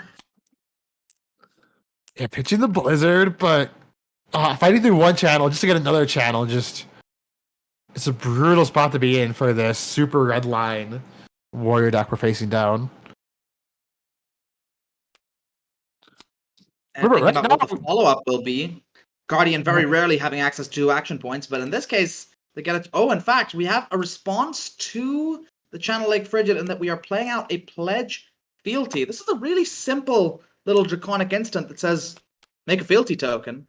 But as we've already seen, Fang does have a pretty strong payoff for getting to those 3 fealties. So I can understand David wanting to cash in that first one here before it gets taxed by channel Lake Frigid. And here's that Titan's Fist I was just talking about. It's just 3 damage right now, but if you suspect this game's going to go to that late game, you might just have to block it when you're staring down that channel like Frigid. There's a critical bit of tension now in David's game plan where he's created his first fealty, and fealty has the text that in order to keep it, you need to have either played a draconic card or created another fealty token this turn in order to keep it. So because of that, he's kind of now in a situation where he has to continue to play some kind of turn by either creating another fealty or playing a draconic card, but he has to do so under channel Lake Frigid. This might be a really good opportunity for Ed to see that David can't really afford to block out anymore, has to do something, but it's going to be really, really neutered. Then again, it's possible that David's just saying, okay, I'll send my attack for 1, and the real reason to play the Fledge fealty was just to get it out of the hand because it doesn't block. Yeah, if you're kind of like under this channel like Frigid lock, having one go to the next, you just might want to cycle this out of your deck and say, you know what, my game plan isn't this game. I just want this out of my deck. I already brought more than 60, so I can afford to lose some value for my cards because I know I have more cards in them. I really cannot wait to hear from both of these players about what their plans were in deck building, because I think the Goliath Gauntlet tells us a little bit about Ed's plan, but the Quick Dodge Flexors also takes us another direction, so it'd be really interesting to see his perspective on that. And from David's perspective, I mean, these lines of play, I have never seen a Fang make these lines of play before, so it's fascinating to see where it could end up. I'm really, really excited. Yeah, I guess the other question is, what other arm slot do you think Jarl has access to that they would want to bring in this matchup? Because I'm trying to think, there's a lot of good Guardian arm pieces, right? Well, they did have a pair of legendary gloves that have both the Ice and Earth type and interact with a certain card named Mangle, but who knows? I mean, we actually haven't seen a Mangle out of Ed's deck list just yet, so it's entirely possible that he doesn't even have much use for that 3-block glove slot. And here's another Commander Conqueror. This time, no Dominate, so you can block this one if you want, but then you're just going back to that 3-card hand with Arsenal. But Channel Lake Frigid will be gone, so you're no longer under those constraints. And not just that, this is the kind of Command and Conquer that should raise alarm bells, because I see one floating, I see 2 cards in hand, and I see a Tunic on 3. So David kind of has to make a consideration here of, if I block 6 and it's pummeled, how disastrous is it for me? How does this link into my game plan? Which is getting tougher and tougher to see, although, I mean, with David hovering over that Crown of Providence, he might have said it could be go time here. Once again, there is no second ice card in the pitch, so there's a very good chance that this Channel Lake Frigid is not sticking around. Yeah, and definitely noted here, that is the 3rd CNC, so that crown isn't needed for that get out of jail anymore, but you just can't afford to expose that skin. So it's that weird situation. All right, with Channel Lake Frigid gone, we're back to just good old 1 card 1 from the Yeah. Obsidian Fireblade. But if we look at the life totals right now, it's 37 to 39, and the deck size is favoring David by about 12. So, as funny as it is, it's kind of working in the early game. Could this really be a situation in which this aggressive Jarl plan is actually the one getting fatigued by this really simple game plan? Okay, for the first time, we can talk about Obsidian Firevein's text, which is not just attack for 1, but if you've played a Draconic card this chain link, the attack gets +1 and go again. In this case, we've opted for a Long Whisker loyalty, and I believe the mode that we've chosen here, we can only choose a single mode since there's only 1 Draconic chain link, is +2 damage, opting to send 4 damage here with go again now, thanks to the Firevein text, just dealt with by a Shelter from the Storm, and follow up with a second Firevein attack for 1 via the Tunic counter. Yeah, and that's just great, right? Because now you get that token off Dynamos, and you can block again. Which, if you're trying to play this slowly, like, control grindy game, that 1 block is huge. So anytime you can reset those, you're basically just gaining a life throughout the course of the game. Absolutely. Preparing for a long game here, no doubt. All right, looks like Ed's got something of a follow-up here. We saw its cousin earlier on in Plow Under, but really this was the Rosetta card that stole the show for Earth Heroes. Felling of the Crown, sending in for a full 8 damage, since there are now 4 Earth cards in the Banish Zone, and in the process, also forcing a card out of David's hand. Quite a brutal attack.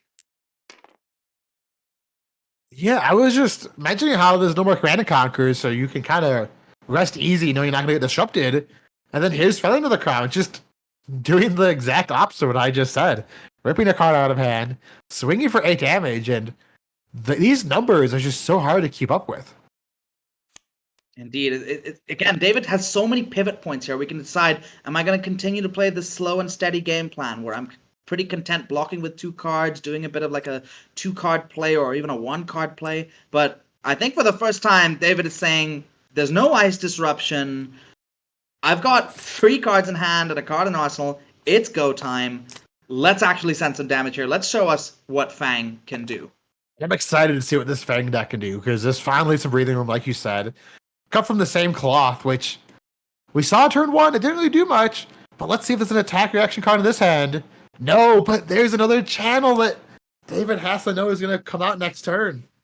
Even without that attack action card, or rather that attack reaction card revealed, we're still seeing a pretty powerful effect here just in having entire knowledge of your opponent's hand on a 0 for 4 pump on your dagger, which you were going to swing anyway. It's a pretty impressive little package when you put it all together. Yeah, that information is going to be super helpful for David this turn, knowing that, hey, I gotta send everything I have this turn because next turn I can set up again because I will be under that channel. So we might see that Arsenal get played here. And here's a legendary drop by the Dragon Blood. It costs 1 less for each Draconic chain link, and you just gain a resource and draw card. So that basically recycled itself due to the dagger already being on the chain link. Absolutely. So costing just 1 in this situation, giving that resource back right away, and drawing a card in the process. This kind of feels like a Glint the Quicksilver that's always online, just with the downside that it doesn't block. It also gave the dagger go again and +1, so that really relevant there to let this string go a little bit wider.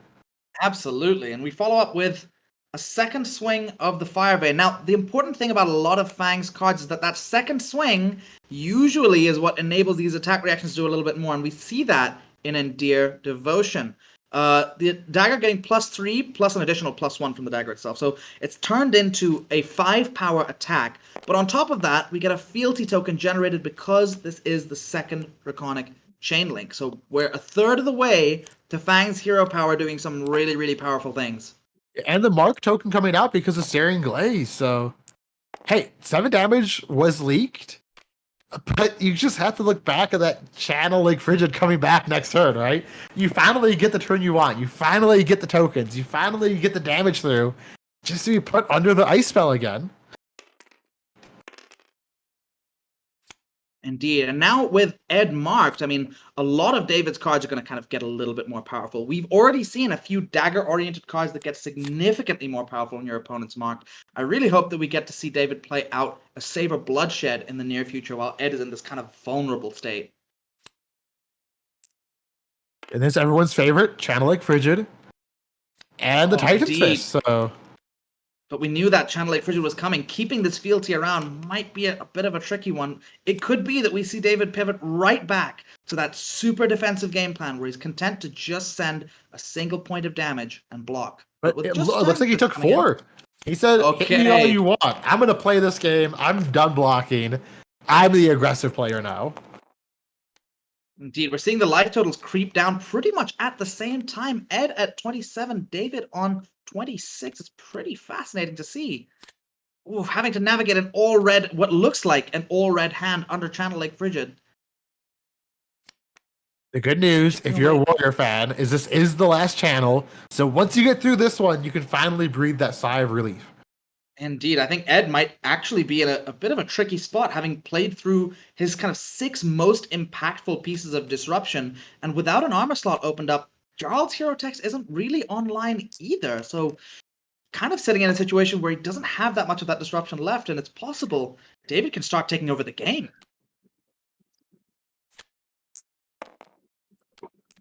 We're up to 2 of those tokens now, so one more needed for the Fang hero text to be online to swing those daggers for free. Indeed, but Ed's opted to keep a 5-card hand, and I don't think a Guardian expert keeps a 5-card hand for no reason. So I expect to see there be a little bit of a punishing follow-up here from Jarl Betrayed Thee. Yeah, I'm a little worried that this Channel Lake Frigid might stay around for another turn if there's 2 ice cards in that hand. There's ice card number 1. Fell into the Crown, which, as we talked about earlier, is going to banish those 2 Earth cards, add an additional card, and then steal a card from their hand. So it's going to be a 3 for 8, and really representing Pummel this turn, right? You just have to assume. I'm starting to wonder. Well, what's interesting is that Felling of the Crown is usually a card that doesn't play very well with Pummel, since you're kind of forced to bottom a card on your own anyway, which means that his Pummel would specifically have to be an arsenal for this line of play to be viable. But if it is, oof, what a punishing line. If there's another ice card and a Pummel, that will be insane. But even then, just 8 damage is still really good as taking a card from hand. Absolutely. I'm deeply suspicious of these last 2 cards. I think if I were David, I'd be thinking about the Pummel, but again, with these 2 fealties sitting there, I mean, are you willing to let go of the progress towards your hero power? Or is it time to say, I've got to grin and bear it, take the Pummel as well, potentially, and try and play on a turn that goes past this? Yeah, this is such a tough spot to be in. I'm excited to see what David's choice is, because I'm sure they're going to find the correct line here, thinking through all these options that... And there's the Pummel There for is that with Pummel ice card!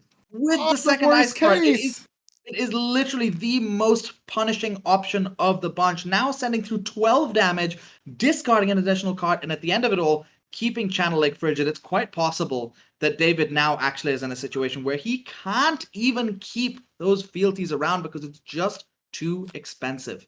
Yeah, discarding the blue there to Pummel. Oh, that was an insane turn.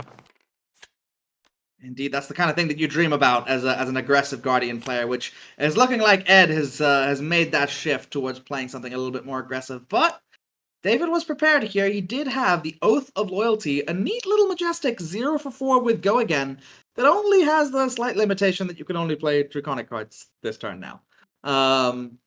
Yeah, but that's going to keep those tokens around, right? So that's exactly what you wanted to do if you're in David's seat.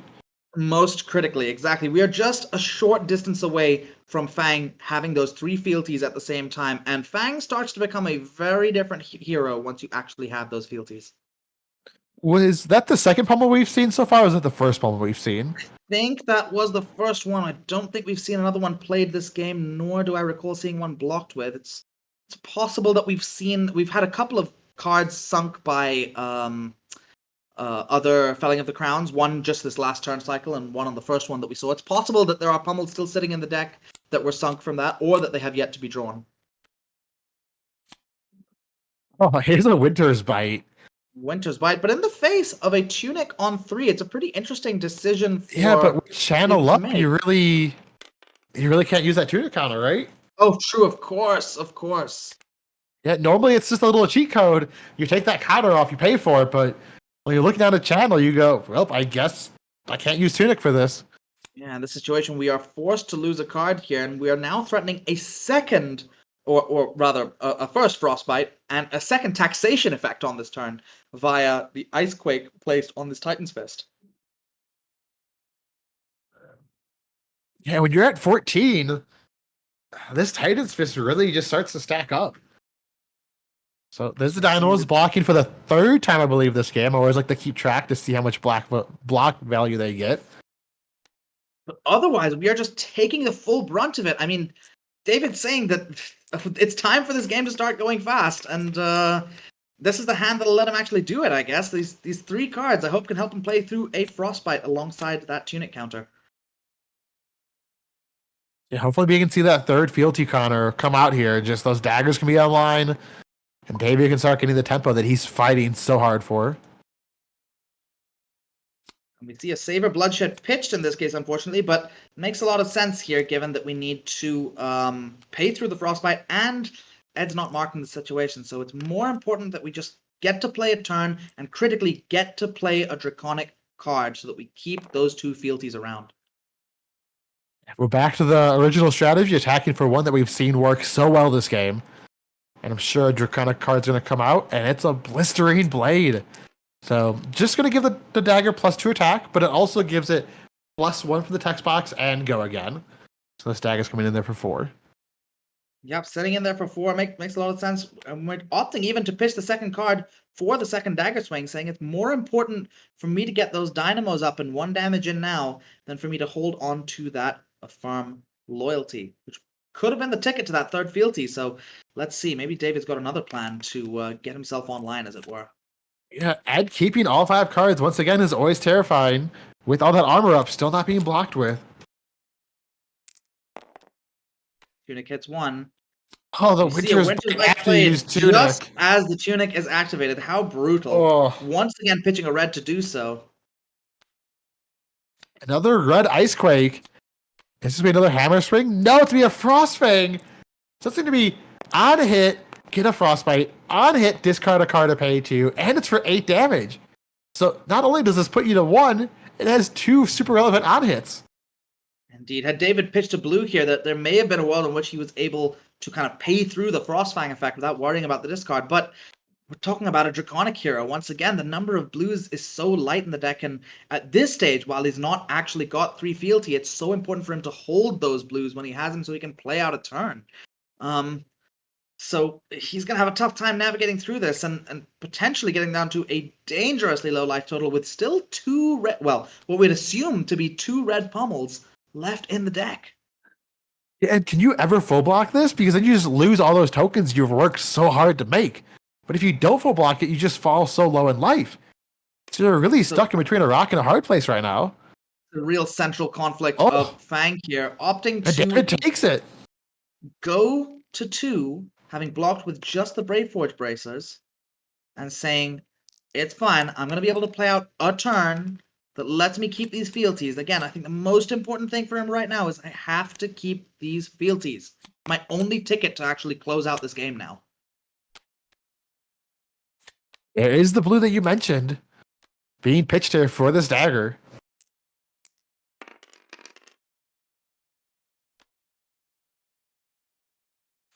That needs the blue to fight through the Frostbite, so really had to weigh your options there of which one was worse. Indeed, we're expecting a Draconic attack reaction here. Ed, once again, smelling blood in the water. It looks like this could just be a Crown of Providence block, looking to close out the game with yet another 5-card hand. What does David have last in his hand? Expect some, yeah, that is an Affirm Loyalty. Once again, just offering +2 here. Unfortunately, no fealty for us, but we are getting that 2 damage leaking over the top. Yeah, so let's just go wide, which is not nothing. It's still damage, right?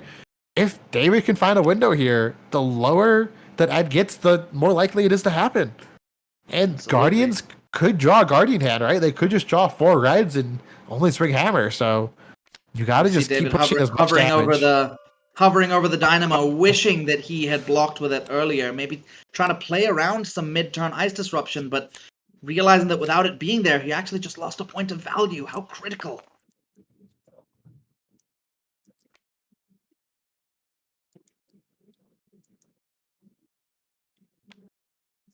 Here comes the Gauntlet. the Goliath Gauntlet. Okanold Okanold fused. fuse. It is going to take a miracle for David to get out of this alive. This is an Okanold for 11. And in case you weren't around when this card was first terrorizing people, or the second time it was terrorizing people, or the third time it was terrorizing people, you're around for it now. This is now 11 dominate thanks to the Goliath Gauntlet. On hit, put 2 cards from your hand on the bottom of your deck. It looks like we managed to lock for 1, 2, 3, 4, 5, 6. Yeah, it's really one of those cards that says, do you have red immovable in Arsenal? If not, you're getting smacked. And it looks like David here is getting smacked. Oh, and on the way out, but he's he'll gonna make the the 2 third tokens. and fourth fealty He hit the 4 that he needed. and take himself down to -7 life. An incredible game from these 2 players with some really complex interactions happening. Fang just getting so close to being online with hovering on 2 fealties for a good part of the game after being so patient and playing through the early disruption. Just brutal to see that kind of ripped apart at the end. We have our players joining us now for an interview. Congratulations, Ed. First win for the Card Guyz. You're giving your team some hope. They needed it. That's right. Commiserations, David, but a really fascinating game to see out of these 2 heroes. The first thing that really struck us was, I mean, Ed, your equipment choice from the outset was saying you wanted to be aggressive, and I guess that's how we saw it play out. Tell us about your strategy and your deck building for Jarl at this time. It was a hero that hasn't really broken the mold yet, hasn't really broken through. Right. Yeah, so I played a deck similar to this one at Battlefield in Atlanta, and I basically just changed a couple of the cards. I added the quick dodge flexors, the new boots, and the new defense reaction shelter, and just kind of cut some of the other like filler cards that were in there before. So this is like a more aggressive decomposed list that is playing like Ice Quakes and Prospings, as you saw. And we already had the kind of sideboard tech of Goliath Gauntlet and Smack of Reality for the Viserai matchup. And we talked about it as a team, and I was like, well, if they get to the point where they get a lot of fealty and I'm able to play like a Goliath Gauntlet flourish turn with a Smack of Reality that I arsenaled, then I can just blow up all the fealties, and now they don't have like a 5-card hand effectively, right? So that was kind of the idea. That's interesting. Guess what else is an aura token? I hadn't even thought about that at the time, but that makes a ton of sense. Fantastic deck building in there. Excellent stuff. Meanwhile, David, your strategy early on of just kind of playing so patiently was actually really, really paying off until we kind of hit the first fealty we were willing to hang on to. And then it got a little tougher to hold on to it, but it was incredible to watch you kind of hold on so well in the early game. Tell me about your deck building and especially what your plan was walking into what is no doubt a difficult matchup in the Jarl matchup. Thank you for the compliment. I didn't try to play as patiently as I did, but like the hand didn't line up, so like there's no way I could have created a fealty. In terms of deck building, I asked a bit of insight from my teammates, and then I think that there is in the mainstream there are 2 kinds of deck builds. The one is the more Kasai-like decks, which is what I'm playing today. The other one is the one that's more heavy in attack actions, into like you play attack action cards to build up your Draconic Chain Link. So I think this is like a worsened version of Kasai in my opinion, or Hatchet Dory, because you don't have that much 3 blocks, but you still have your big turns with the legendary card. I forgot what the name is, but the difficulty is to keep the filthy around and to hit the goals of hitting 3 filthies. So like in this matchup, it's a little bit hard because I'm playing against a ice hero which gives me frostbites. So it's a little bit harder to play. Yeah. Certainly. No, that When makes a lot of you- sense. I have a question for you, David. When you sat down to this matchup, you brought in 66 cards, I believe. Did you expect this matchup to go fatigue, or what were you thinking there? Oh, sorry. Um, I certainly feels that this deck is slightly weak to fatigue heroes because we have cards like the dragon blood that like where you draw a card and then get the resources. Like your card burns pretty fast, and then you need the cards to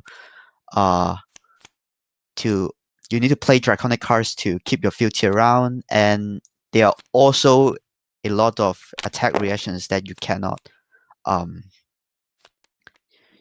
retrieve them with cards like Remembrance, and a lot of 2 blocks too. So I think if your opponent has a lot of 3 blocks or more in their decks and they're trying to fatigue you, it will be quite possible. So I brought in like more cards so that I can block a little bit more and then use the remaining resources to try to build up the 3 Ts and then go on from there. Yeah. Makes a And lot of that's my sense. plan. Yeah. Makes a lot of Gotcha. sense. Well, Okay. we saw it pretty masterfully played out by both of you on your respective strategies, and it's amazing to see. Jarl betrayed the again, a hero who is just like on the fringes, starting to break through. I think with draconic heroes on the rise, this could well be his time. It could be exciting to see. And Fang, brand new, as you say, there's a couple of deck building paradigms, but feels like there's something missing on both of them. Maybe there's still something that can put it all together and really crack this hero wide open. So I'm really looking forward to seeing both of these heroes develop over the course of the season. Thank you very much, Ed and David, and congrats on a brilliant game. Thank you. All right, Thank you. thank you That guys. was fun. Good luck to the others. Finally, some love. Thank you. Okay, and you know what time it is? It is time to bring in the other commentators and let them have a crack at this. Indeed, we've got a little bit of a switch up of casters moving forward. Just a little recap on where we are so far in case you're joining us for the first time. We are 3 games into the Hunted Show match between the Card Guyz and Team Blue Pitch. So far, Blue Pitch have taken down the first 2 games with Shing Tsang on Uzuri taking down Will Bradshaw on Phi, and Kaiser Wong on Arakni Marionette taking down Taylor Crawford on Cindra. Not the best day for our Draconic Ninjas perhaps, but quite a field day for our assassins by the looks of it. The Card Guyz aren't out just yet. We just had Ed Knight taking down David Yao with Jarl Betraythee taking down David Yao's Fang. So there's still all to play for in this show match. We've got some pretty good ones coming up. We've got some Vynnset. We got some Arakni slip through the cracks. And we even have the return of an old Welcome to Wraith classic sitting at the very end, Katsu, which I will leave in the hands of our capable casting team, Ellie Bird and Ethan Van Sant.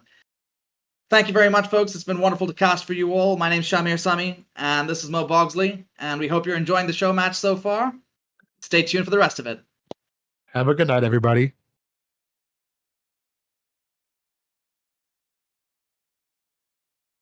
Are we good just to leave? Okay. Oh, perfect. Have fun, guys. Bye. Oh, I need my camera.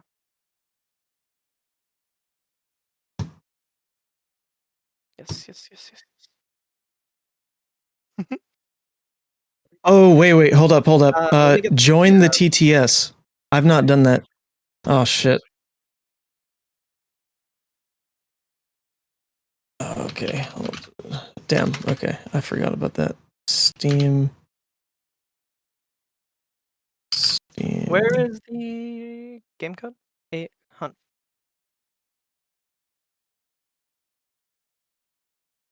Join.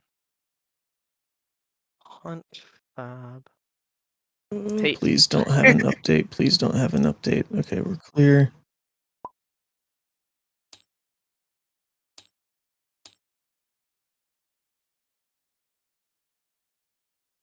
Beautiful.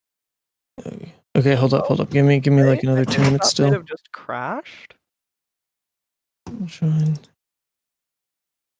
Yeah, I think we crashed on Join. Hunt Fab, and he said it's 8-5 what? 852. Is it just silent on stream right now, or? Yeah.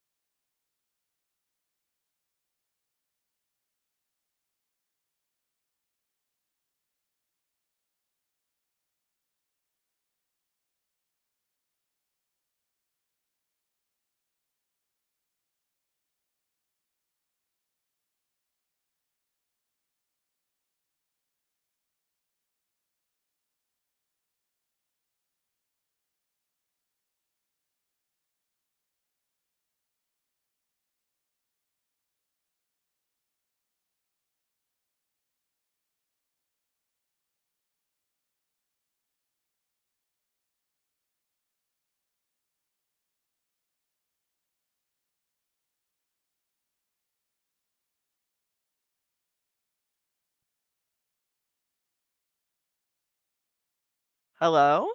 Welcome to this set's Blue Pitch versus Card Guyz, or Card Guyz versus Blue Pitch show match, depending on your preference of team there. I am Ellie Bird. This is Ethan Vynnset, the amazing, my second favorite person to co-commentate with in the Flesh and Blood world. Okay, the first person better be Sam. That's like the only one I'm allowing. Phew. Okay, saved. Sorry, Frank. Sorry, I know that's fresh. That's fresh. We are just about to get into the fourth game of the night. We have Vynnset, which I'm actually pretty excited about. I think Cull was a really sweet card. I'm looking forward to seeing that card be played optimally. I think it's the kind of card that after a little bit of time will be a little bit more impactful than it was on first blush. Piloted by Nathan Crawford against Nova Chan on Fi. That's pretty exciting. I want to see Fi kind of hum.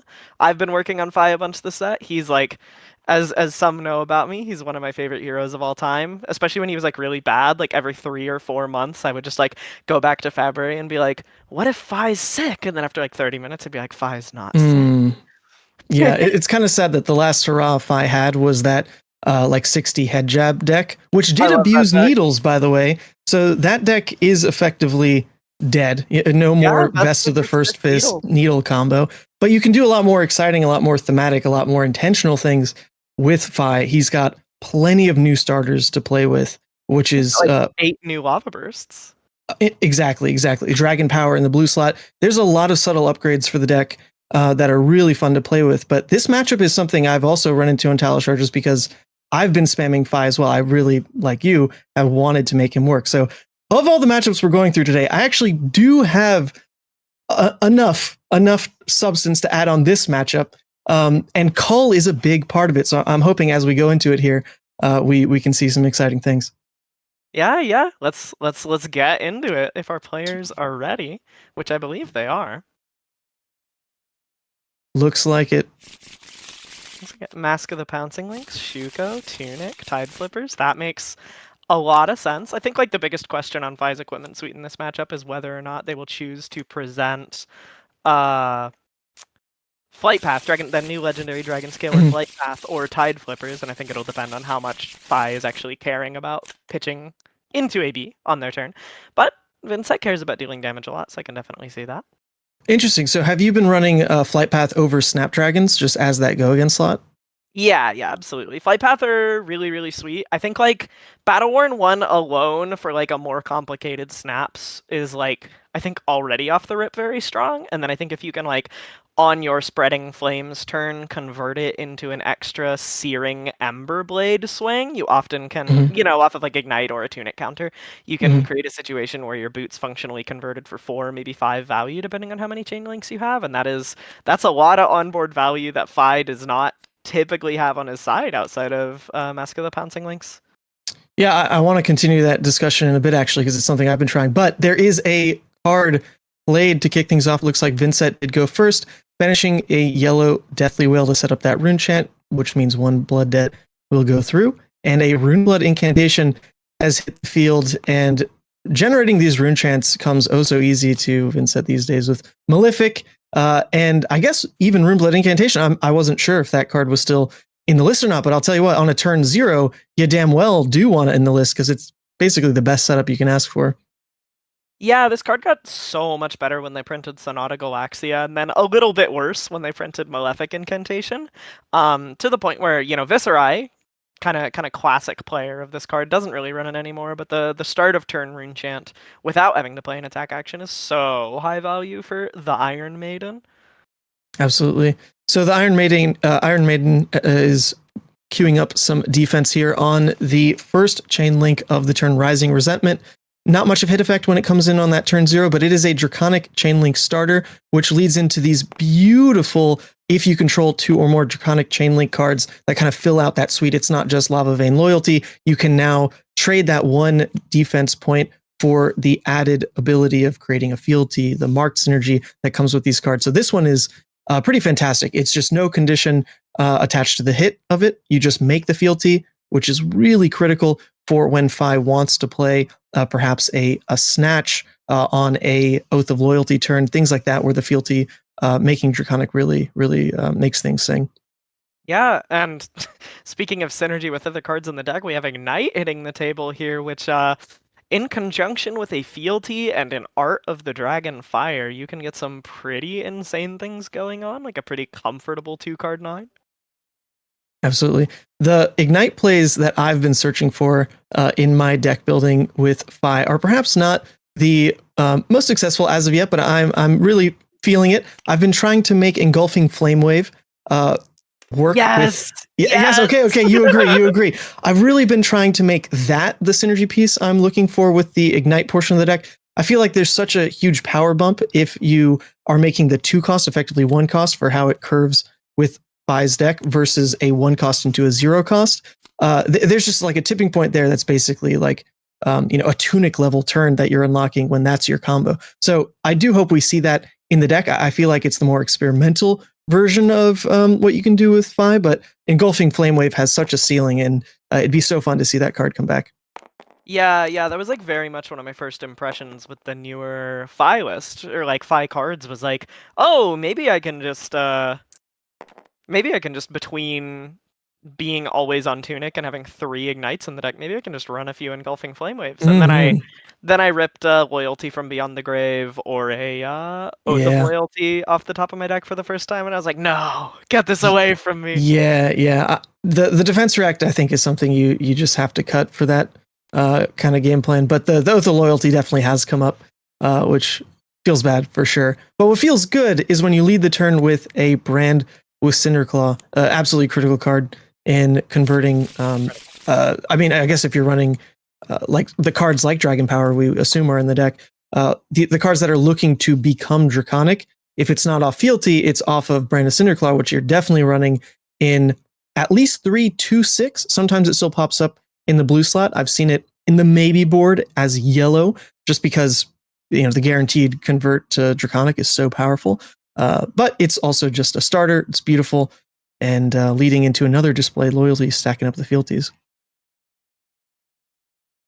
Also stacking up some damage on this turn, cracking that Lynx immediately to get a Lava Burst. I suspect he may have that's true. double finisher on this turn if he's just going straight for it. Wow, yeah. I didn't even notice. In all honesty, things are something about TTS, especially with the black background. All the motions feel so gentle, so subtle. So the crack of Lynx is not a slam on the combat chain, a stare in the eyeballs of you just took 3. Oh, I'm a Lynx. It's much more discreet than that. But you're absolutely right. Searching Lava Burst. One thing I'm always looking for when you crack Lynx is that the floor is at least 6 damage that you're pulling out of it, hoping to push for 7. It's more rare to push for 7 without Art of War, almost impossible to push for 8, which is what you could do in the past for sure. So cracking for 6 early game when it's kind of a guaranteed hand that will push for it, if not potentially 7, is definitely a safe spot to use it. Yeah, one of my favorite new cards, 2 Lynx for actually out of the set is that like thanks to Ignite, you have some really juicy new Lynx targets, and getting 2 Lynx for Ignite into like taking advantage of your flight path to generate extra Lynx on the Spreading Flames turn, like I was talking about earlier. Lynxing for Ignite and having it be worth 7 or 8 in conjunction with your Emberblade and Boots is really, really sweet new tech. Okay, so as the turn wraps up here, it was not a double finisher. It was just to guarantee a finisher at all for that kind of turn. It kind of unfortunate that it wasn't a bigger push because this was a turn where Nova ended up putting a card in Arsenal. So it wasn't effectively like that 6-card hand that you can sometimes push for off Lynx. But it's okay because damage still landed at this point. There is a huge life differential, obviously 15 life difference, but the swing is starting with now a widespread annihilation coming through. Those 4 rune chants finally are allowing a rune gate, pretty much the best one you can ask for to kick things off. I'm definitely curious what the last card in Mr. Crawford's hand is here. Suspect it might be something like a Succumb to Temptation or something to that effect. Otherwise, I suspect he would have blocked with it. Yeah, the disruption that Vynnset can play into Phi is pretty much all proactive. It's swinging the widespreads, it's allowing windows for Succumb, but there are fun interactions with Cull that are more of a defensive way to disrupt the deck. And there are windows in this matchup where it is absolutely devastating for the Phi. If it lines up early where the Phi has pulled back a Phoenix Flame, for example, and the Vynnset is able to just force snipe it out of hand with Cull, those kinds of interactions completely swing the game. And you can line this up later on as well on just like a finisher, something that maybe is not as impactful as removing Phoenix Flame from the entirety of the game. But that is a massive part of how this matchup needs to be played. Deadwood Dirge. I see. Oh, we're seeing a Creeper's activation to Deadwood Dirge here. So I imagine this will be followed by the Deathly Whale that's in Banish. That is a pretty sweet turn after just blocking out. Also being forced to banish from hand thanks to the Chain Close effect of Widespread Annihilation. Yeah, absolutely. Value swing. Yeah, dodging the widespread, targeting him, Nathan himself, of course, by sequencing it in that way. Spellbound Creepers allowing those instant plays and blocking down. Just crafted everything he needed in this hand to play it out, where he doesn't face any of the downsides. Doesn't even have to face taking any blood at the end of this turn. So we might see a proper swing, a proper tempo shift after a incredible comeback. Actually, the more I see this Vynnset deck played, this newer Vynnset deck, I am pretty curious to see if she will kind of become a meta force. I could believe it. On the fringes. I could believe it. We do have Memphis, where we will both be, Ellie, this week. Yeah. To hopefully witness maybe Vynnset's first calling top 8. It's not out of the question. It's going to take far from it. A little bit of blood, sweat, and tears, but I mean that's what Shadow Heroes are made of anyway. So I'm here for it. I'm really hoping we see standout players, maybe like Nathan himself, bring these new age Vynnset decks that are just obviously so much powerful than they used to be. Even when players really believed in Vynnset back in her early days of release, like Runaways was really pushing for early placements with Vynnset with that pummel build in like the Lexi era, and it never quite got there. And that was pretty much the last time a competitive team was all in on Vynnset. So I'm hoping that we see a shift, and Memphis is going to give us 3 days of CC to hopefully see that unfold. Seeing a draconic Warmonger's diplomacy played here just to preserve the fealty tokens. Curious to see how relevant it actually ends up here. Vynnset does not always want to play non-attacks and attacks so badly. Call going to the banish zone. Yeah, I think when you don't attack at all, right, when it is simply a Warmonger's pass and not just several attacks into Warmongers as the chain end, there's a lot more likelihood that the Warmongers actually is interrupting the Vynnset. It's just so hard for her to actually use her 5 cards otherwise. But this is a great answer to a forced off turn by being able to play out double Malefic, set up this call, play out this call in a way that doesn't even truly like IP Nathan here. He's gaining the intellect, right back with widespread ruin. This is a very effective turn into that Warmonger's play, not something that Nova was hoping to see in this spot.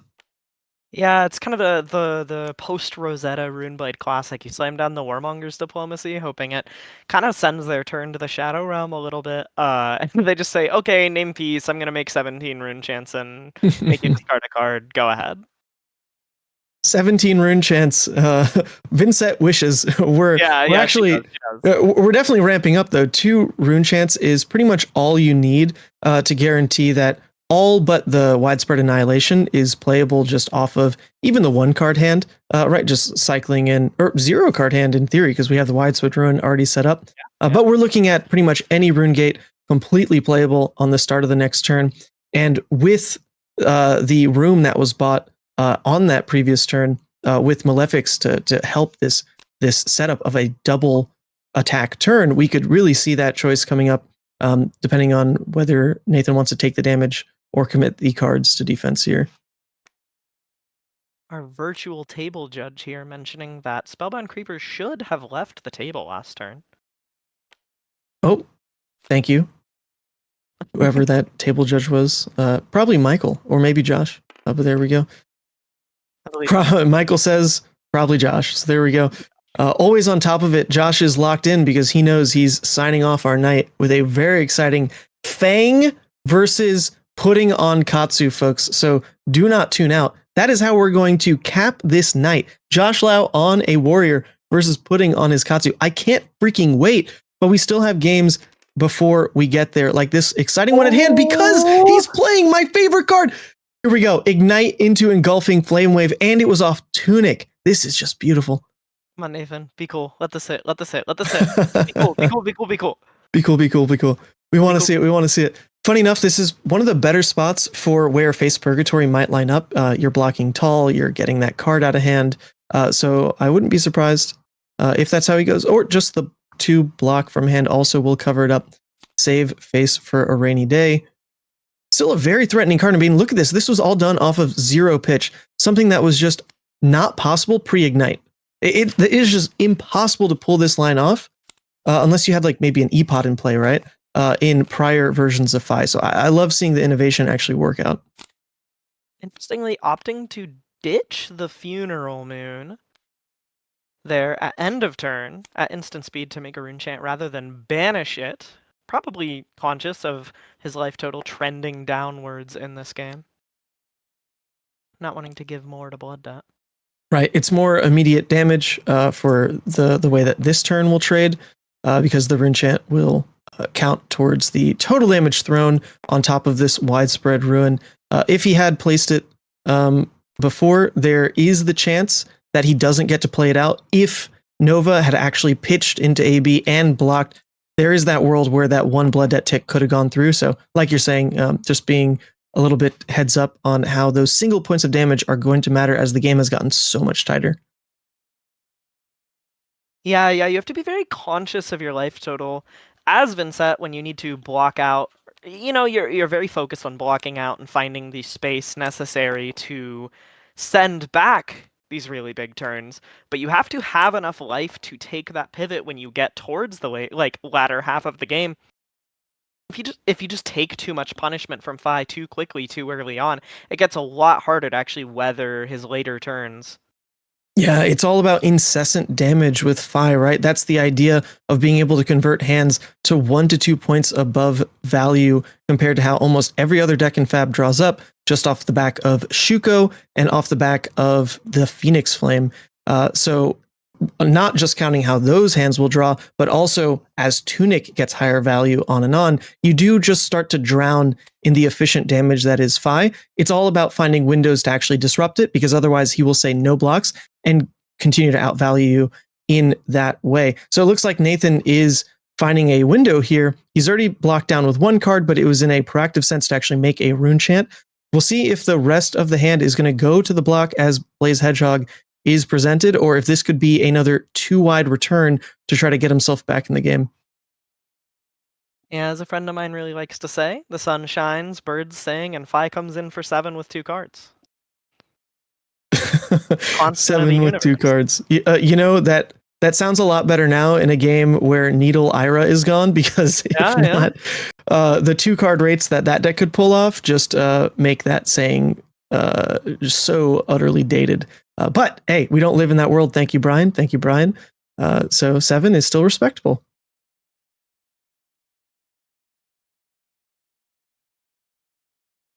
I believe we're still waiting on the blocking decision here. Life totals have not changed.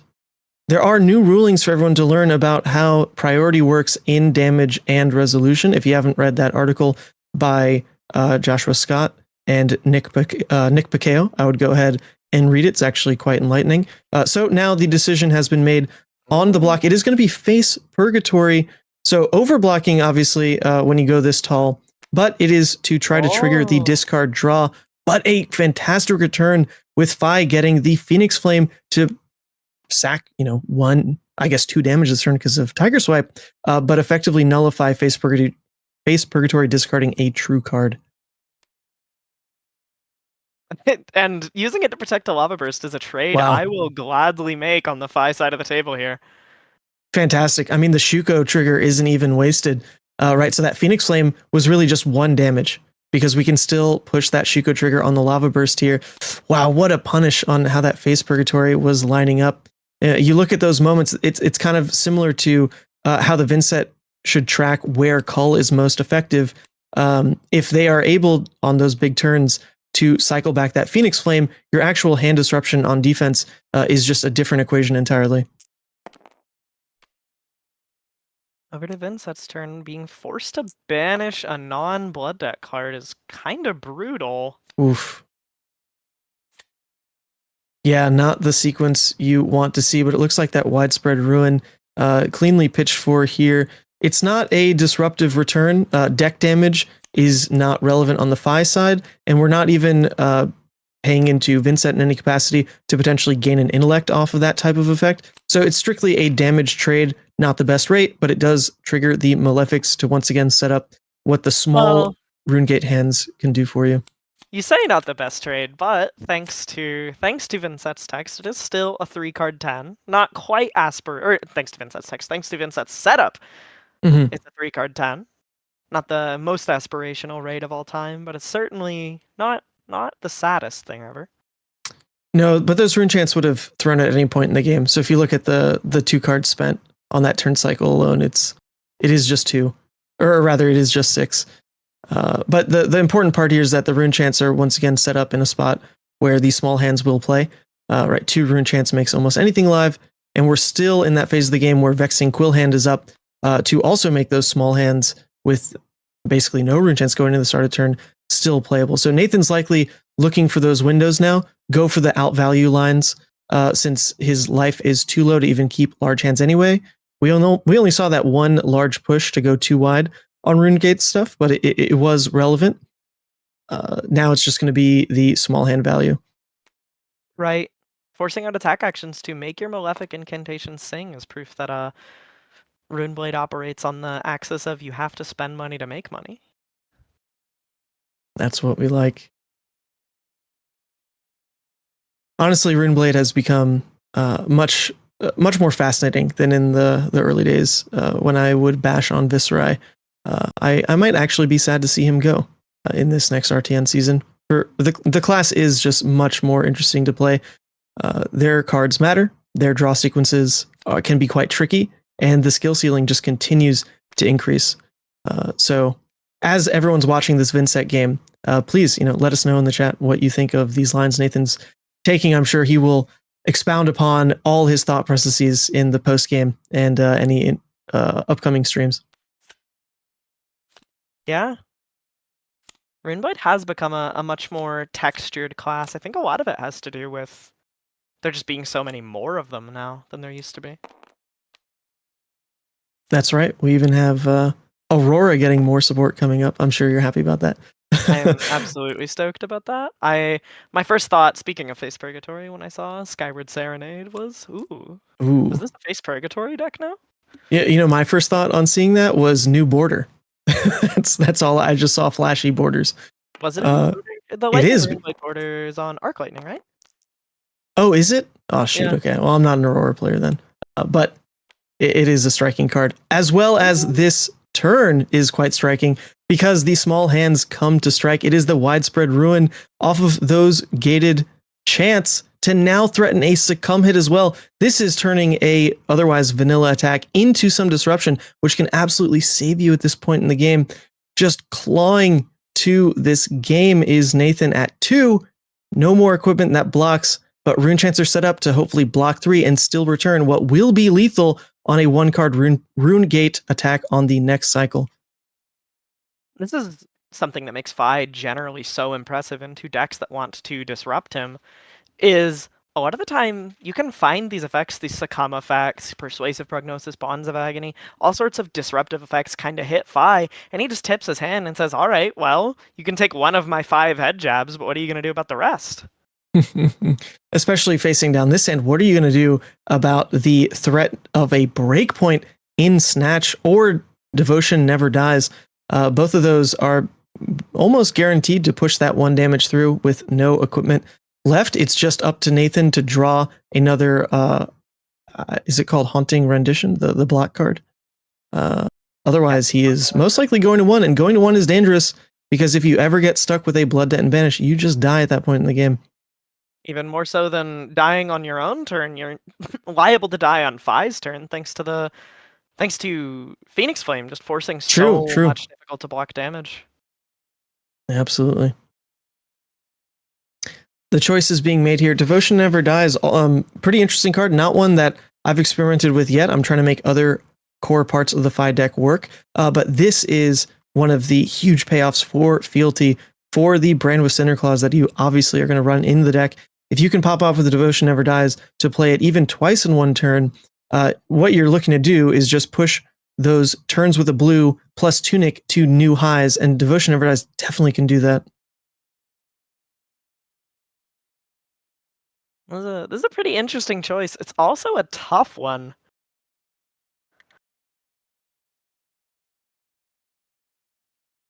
Yeah, taking Never Dies represents a lot of damage.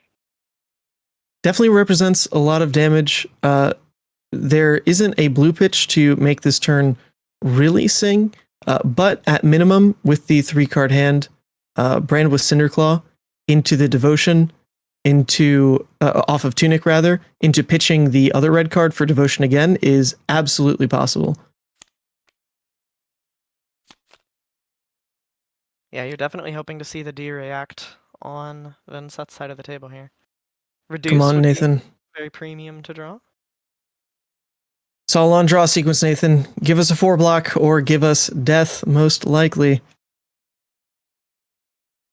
4-block would be so huge in this game because we're seeing the tipping point where if Nathan can just hold on to 1 card, the way he's set up Malefics and Rune Chants and still holding on to Vexing gives him that room to block 3, return with this 1 insane rate hand, 1-card hand, that will force Fi with the life totals to actually respond. Keeping 1 card is still a pretty tall order in this game state. Here comes the 1 for 4. A leg tap with extra text. So this is still if it hits.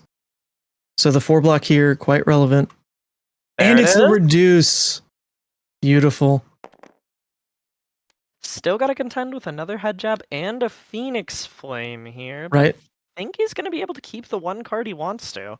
Exactly. This is the ability we're looking for. He's able to keep one card in hand. Granted that a card blocks 3 here, he can take one from the Phoenix Flame and try to make this his pivot. One card in hand with that many rune chants is so critical. You want to throw that attack. You want to trigger that Malefic to keep up this portion of the game. Otherwise, yeah, I mean, you just can't win. It has to be an attack on this. It has to be an attack on the Sync follow-up. below technically blocks 3. True. And he's No sync. Okay. It looks like just no sync, not thinking on the sync. So that leads me to believe he's got the attack in hand, the correct response. Widespread Annihilation would be incredible as this last card in hand. We've only seen the one. Maybe we saw a second one pitched or blocked with. I kind of feel like we did. Still not out of the woods yet, even if you do have the powerful Rune Gate. Fi is at 6 and has 3 armor on the board. Fi with 2 cards can pretty easily strip most of, if not your entire hand as Vynnset. Mm-hmm. Taking 1. He's going to have to hope that first of all, that there is disruption on this 1 card return. Pretty much just Annihilation, right? No other cards doing it. Destruction is not live, and it is just the Phantom Wraith. So that's the vanilla damage. It's presenting 10. 1 card has to go somewhere. Good. But it is not. Ooh, Not enough. Quill hand to push for extra lethal. Make it 12. Might take 2 cards. Oh yeah, honestly, that's a good move because we're triggering the Malefic, right? So in the ideal world of being able to keep a 1 card hand, as long as it's a 2 cost, which granted not all of them are, that is still a live return. Vexing guaranteeing that 2 cards are bought at least gives you more of a chance that you get there. If you don't Vexing and only take 1 card from the Fi, then you probably never get to keep that next card in hand. So you might just be forced to push it on this turn. The pretty big gamble, having basically no bailout going into your later turns. These absolute last, final hour turns as Vynnset with no Quill hand. That is, that is the I need a 1 card play button. True. I mean, Nathan is just deciding now, can he survive a 3 card Fi hand? And I just don't think he can. He's forced to do this to bring it down to a 2 card hand and then just pray he draws a 2 cost, stay in the game next turn. 1 card 12, pretty good. There's Maybe the blue not pitch. all generated by the single card, but overlapping damage is one of the most powerful things you can do in Flesh and Blood. Absolutely. So here's the armor, but it still requires 1 more card from hand. Oh. Thinking a little harder on blocks here. Maybe a D. Oh, perhaps not giving up the Shuko could be the choice here. Going to 1, keeping Going it, to 1. Mm-hmm. threaten some extra damage, especially if you have something like an Ignite in your hand. That makes a lot of sense to me. And with Vynnset at 1, there's no possibility of paying the life to guarantee the Runechant kills. So seems like a pretty heads up choice on this final turn of the game. Comes knocking. Oh, true. Now that would be the 2 card return that we're talking about in this phase of the game. 2 card block here. Maybe Nova's hand doesn't convert quite as well as he needs it to. Or he's sick and it's double strike. Is it double strike? Double strike I have not put into my recent Fi list, so that would be quite the spice if we see it here. Double strike? How sick are we? Critically, if he does not play anything, which I'm not sure that's the world we're living in, quite honestly. If he doesn't play anything, the fealties will also disappear. So there's 2 incentives to want to play out that last card rather than Arsenal. Number 1, Vynnset must answer it. Vynnset is at 1. And number 2, your fealties disappear, which could be important for some 2 card Oath of Loyalty type plays. I'm very curious what this last card in Nova's hand is. Keeping the Shuko would make double strike make a lot of sense. Have you really been running double strike recently in 5 though? Oh, not at all. But yeah. Curious. But yeah, the blue pitch is always on another level with their deck building. So it also would just make a lot of sense in the scenario where he chose to keep Shuko. Mhm, So he mhm. could just be preserving armor and life total for a later turn. Right. I didn't quite see the clump of cards that was blocked with, but it could have just also been It was a choice there. A compounding anger and a devotion never dies, blocking exactly 6. Did one of those have an 8 go again? Yeah. I'm not okay, they did. Okay. Oh, so that is quite interesting then on the choice here. Might mean he does not have a blue. Ooh. Dying. Opting Wow. not to one card play, maybe just saying "Show me you have it" to Vynnset. Nova is on the Card Guyz payroll. But look at this! No blood debt. No, Nathan, don't tell me it's the Runeblade hand like this. There's obviously some play going on, because otherwise you'd want to Arsenal the Reduce in this stage of the game. I believe the answer here is just that he did not have any. Yeah, he just didn't have a way to RuneGate anything. A 2-card 8 is still not awful, but it's, still really not what you're looking for. Blocking for 5 here. Oh, that was yellow Deathly Whale. 5 is all he needs to block. Yep. 5 is all he needs to block. All he needed to block. Throwing strike. That was amazing to be able to not sack a card to AB. Right? Wow. Yeah. Nova just playing that last turn cycle. Really, really heads up. That was incredible. Block. Despite both the players being at 1, both of them are going down swinging, and it's kind of yet to be seen who's going to take this one. I am invested. I'm excited. It's 2 Rune Gates again, or Rune Chants again. That's quite nice for keeping a card, but I don't think he will. I don't think he can. I think it's death. Here's the Phoenix Flame. Oh, was the card like a lava burst or something? I need to know what that is. Show it. Show it, Nova. Show us. Show the world. I think they're talking about their end game. Yeah, most likely. The Phoenix sputters sparks across the finish line to just nab Vynnset in the butt. A 1-1 game, though. What a way to start. Drop of dragon blood. Oh, my spoiler card. In all like the 25 games I've played on Talishar, I actually have never seen that card. I'm always so excited to draw it up because it's my spoiler card. And it's actually never happened, to the point where I thought maybe it wasn't coded in Talishar. And now we see it again. It shows up in a game and it's just not played. What the heck? It's supposed to be so good. I actually put Drop of Dragon Blood in my Phi deck for quite some time there, and a friend of mine convinced me to take it out by talking about how sometimes you draw it turn 0 and take a bunch of damage for it, and he was like, I feel like you've given me this nice, beautiful sports car and you've jury-rigged it so that 1 in 100 times that I start it up, it gives me a small electric shock. Uh-huh. It's just a taste of how Levia plays, in all honesty. You want to know what a non-block at like the wrong time feels like? Yep. There you go. You can run 1 and complain about how bad it feels. Imagine how us Levia players feel. Hey, I play Aurora. I've been there. True. But that was really fantastic. I see chat buzzing as well on how exciting a start to our later half of this series really was. Nathan on Vynnset versus Phi on Nova. We just saw it, folks. A 1-1 game. Phi squeaking it out. People love Phi, actually. He's the dark horse now. He won Worlds and then disappeared. So it doesn't even look, no shade on the Phi players. Rise up. It's your time. It just took down Vynnset, which is clearly an S tier deck in like the new metagame. Come on. Yeah. Dominator of the new meta.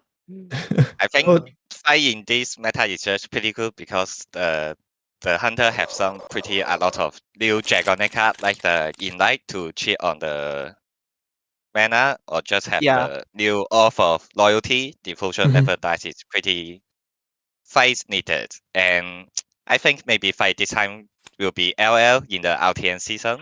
No. Really? Please, wow. no. Please, no. It's up to you, Nova. You gotta show the people the way. I'm convinced. I mean, your list was pulling off my favorite party trick, which is engulfing Flame Wave with Ignite.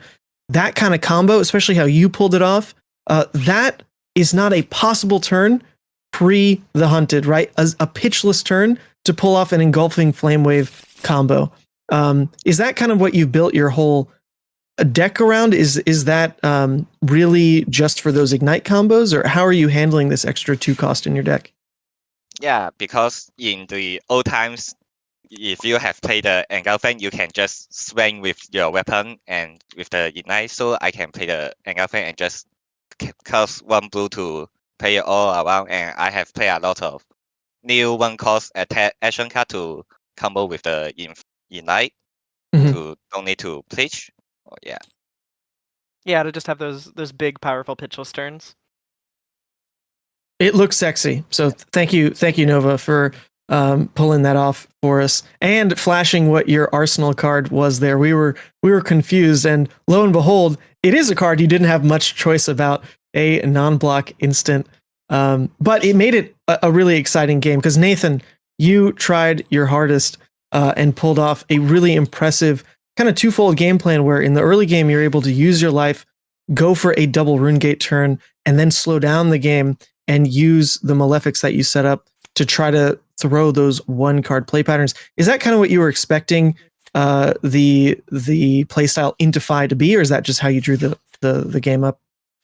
That kind of was the plan, but also what was not part of the plan was the absolute worst face purgatory block on the plan. Ever The Phoenix Flame is brutal. I have not played a game against Fi in probably about a year and a half, and it just did not cross my mind. And the second he said in response, I was like, no. Oh boy. Well, shit.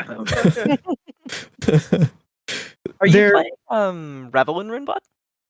Yes, not particularly in that matchup because I think when in that matchup, it flips the situation where instead of Vynnset being able to somewhat manage the game, it basically turns my hand texture versus theirs, which they win that consistency battle 90% of the time. So I think the only way to combat the very aggressive strategies is trying to like lean on those defensive values. So you're focused more on kind of keeping your life total high and staying healthy rather than setting up those powerful like double rune gate turns? Yeah, especially in the aggro matches. Basically just the Mara Ferris game plan, basically. Okay. So do you like also just aim to use Cull like largely as like a scowling flesh bag? Either that or anytime it can like set up a double rune gate if the malefics line up, or you have malefics and Deathly Wells and things like that can really set those things up. So it really just depends on the situation. It's a very flexible card, but it's also one that I've never had a card that was flexible, but also very difficult to use in certain spots, and it kind of fits both of those. As weird as that sounds, but it's a very good card. It's a very fun card for sure. No, for sure. I feel like that's a very present element of design in the Hunted, both in the expansion slot and in the main set, where there's a lot of these newer cards that are like, this does everything I want it to, but it also asks me to jump through like several hoops. I feel like you also see that with like Dual Threat, for example. Or just in like the fealty and marked mechanics as a whole. From playing Limited, I feel like forcing you into these mini games has actually felt like really natural, really thematic. And to see that even carried over into like the non-hunted parts of the set, like Dual Threat, like you're saying, like Cull, is just props to Brian. Brian, if you're watching, good job on this one. Good job. I'll shout out my favorite developer, Jason Lai, while you're on that one, I suppose. I'll shout out everyone's new heartthrob, Ouyang. Oh my goodness, we need more of him on camera. I'm loving those Blitz games that pop off. But Nathan and Nova, I also loved your game, so thank you. Okay. We like you too, Nathan. Whatever. Yeah. We'll stop sucking up to LSS. Thanks, Card Guyz. Blue pitch. Yeah. That's funny. Thank you. And for the game. You. Yep. So, do we have a total? What is the tally on Blue Pitch versus Card Guyz? Not looking good. Oh, is Card Guyz getting like absolutely steamrolled again? Oh, hey, come on. all I said was it's not looking good, and you made the assumption that the Card Guyz are getting steamrolled. That is not, the ball's not in my side of the court. So I thought adding more Crawfords was a level up. What happened here? We thought. We thought. I was listening into the comms of when Taylor was playing his match, and he said, "Oh, I'm an old man like 5 times." That's not good.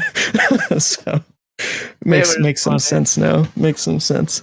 But speaking of new members of the Card Guyz, we have Aaron Grace on Slippy versus Alan Lau on Cindra coming up. It looks like the players are almost ready on that front, and this is a matchup that I find truly exciting. From my limited experience, literally I just played in a pre-release like an hour ago. You're Like literally 3 hours limited ago. experience. Yeah, literally limited. I played Cindra, and it was some of the most like thematic and flavorful fun I've ever had in Flesh and Blood. Like I sat down and just literally could see the swirling knives around me flicking and drawing them back and flicking and like I really feel like so much of that character really makes like you feel like Spider-Man. yeah, more sure Spider-Man in a way. It makes you feel like Spider-Man.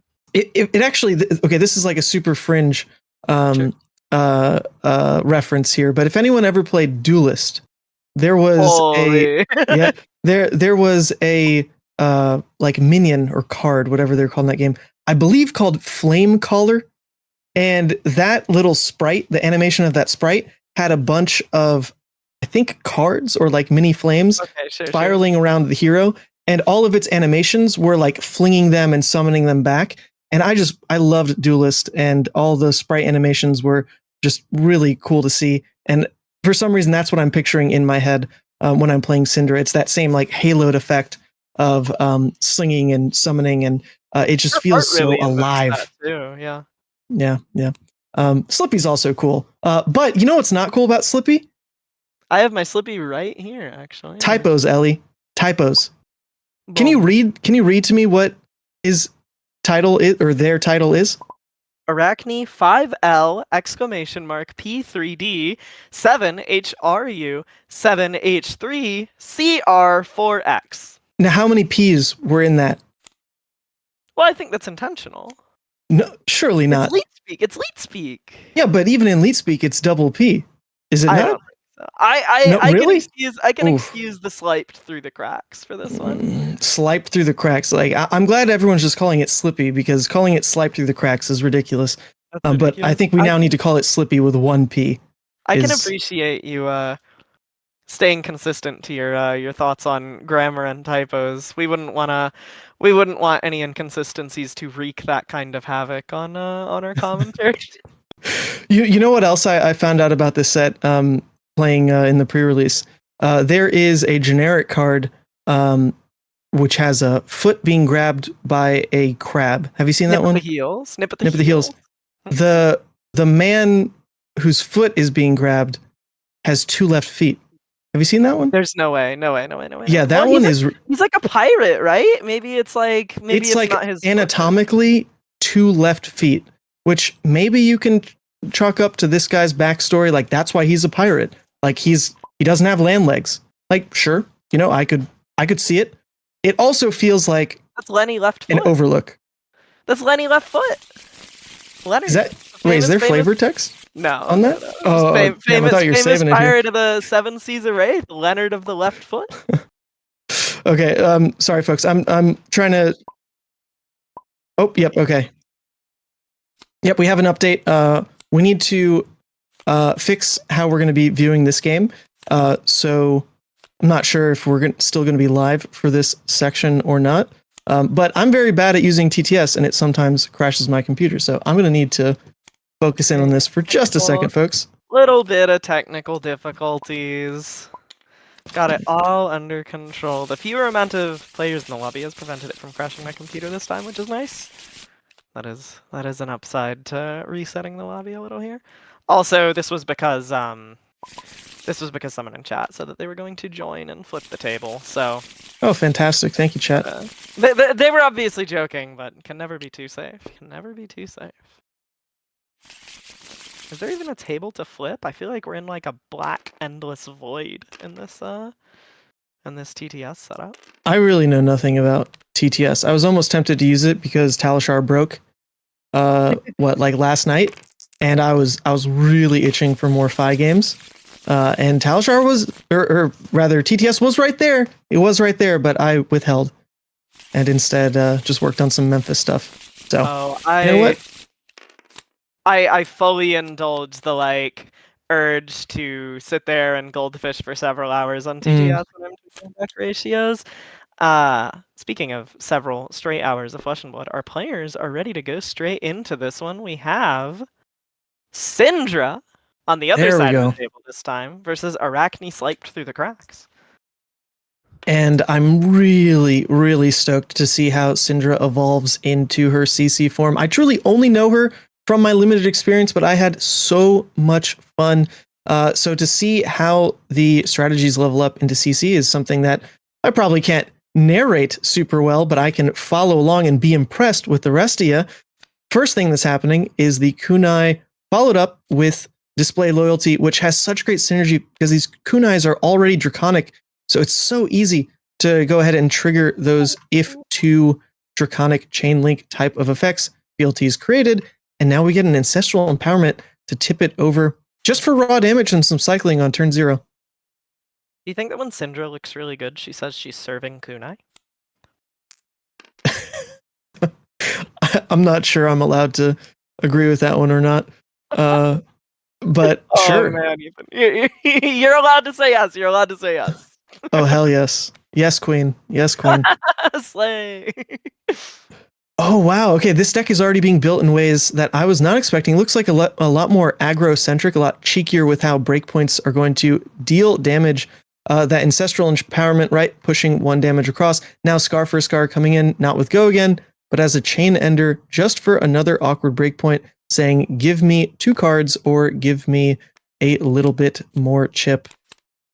This is something I've actually been mulling over and testing a lot lately, but Cindra got 5 damage through on turn 0, and I feel like that keeps happening as 5. Oh, sorry, 3 damage. Yeah, Slipe starts at 38. He did Slipe on the way to the table and took 2 damage. But 3 damage. 35 down from 38. But I think there's it's something that I find really interesting about these heroes is that I feel like Ninja is so good at getting damage through on this functional turn 0 now that it may just be worth kind of breaking the mold on conventional flesh and blood knowledge and just going first as Ninja if you want to. Yeah, and now some of that life difference is being made back, of course, leading with an Art of Desire bot, which was not blocked, so the ceiling now to replace itself and gain a life, oh my goodness, has come through for us here. Slippy get that E-Strike off the top, drew another card. The question now is, can you convert that whole hand? Because as I've seen most of these decks built, they actually don't have that much of a pitch base. So the hand might be full, but if it's a bunch of reds with a lack of go again, then pitching into the daggers to be card efficient just won't happen. It's just attack reacts or not. What do you know about Snatch with Go again? That Art of Desire was a 0 for 4 that drew a card. And flicking a knife to get that mark across so that this is a functional leave no witnesses and a Snapdragon's early commit. This is a rapid fire game here. This one banishes from hand, not arsenal. Oh, hand, okay. Snapping immediately is pretty interesting. Oh, come in. Holy. What a devastating turn 2. Just pushed the ceiling of what a 4-card hand should be doing baseline, turned into a 5-card hand because Art of Desire hit. Sure, it took a commitment of a dagger and the snappies, but if you're figuring that a lot of your other turns are going to be trading cards anyway, then you might as well use snaps when your hand was larger than expected. Getting a block out of those Dragon Scalar flight paths. Ninja having just a little bit of boots armor is quite nice. I appreciate that the Draconic Ninjas can join heroes like Katsu in that luxury. What is the ideal way for Cindra to use the Dragon Scalars? Is it to swing a kunai again on the same combat chain, or is that pretty low value? Well, it depends. You know, if you can line it up with like Spreading Flames, Wrath of Retribution, you do just get 3-4 damage out of it. It may just be to give a Lava Burst Go again, as it has been since you know, Draconic Ninjas have always used their boots for. Give a Lava Burst Go again. Give a Assault the Wound Go again if you have fealtied it. Yeah, I guess in my head I'm always looking for the ceiling of this, which is to let the attack swing again. But truly, like the way you're talking about it, just a snaps that blocks one is totally above what ninjas could do before anyway. So why not? Why not? Yeah, for sure. On the return, very Infect. Yeah, this is huge. Infect coming through, Spike with Frailty, which is massive into these dagger decks. As Brian Gottlieb described in the BNR article, in their definition of daggers, it is all about attacks or weapons rather that have an attack value of 1. Basically a guarantee that Frailty will always be relevant into dagger style decks. We see that in play here, followed by more disruption with a leave no witnesses. This is crazy. Forcing a 2-card block here since we don't really have any armor on Alan's side of the table that he's pretty comfortable giving up here. You know, he has 2 pieces of Blade Break 1 and a hat that, though it blocks for 2, you never want to be blocking with it. No, definitely not. As the turn passes back to Cindra, she's got quite the difference to make up. 9 life behind, marked with a Frailty, with a Blood Rot, and only on a 3-card hand.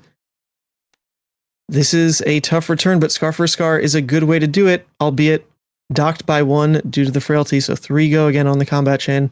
3 go again is Draconic Ninja's modus operandi, Ethan. That's true, a head true, jab, true. baby.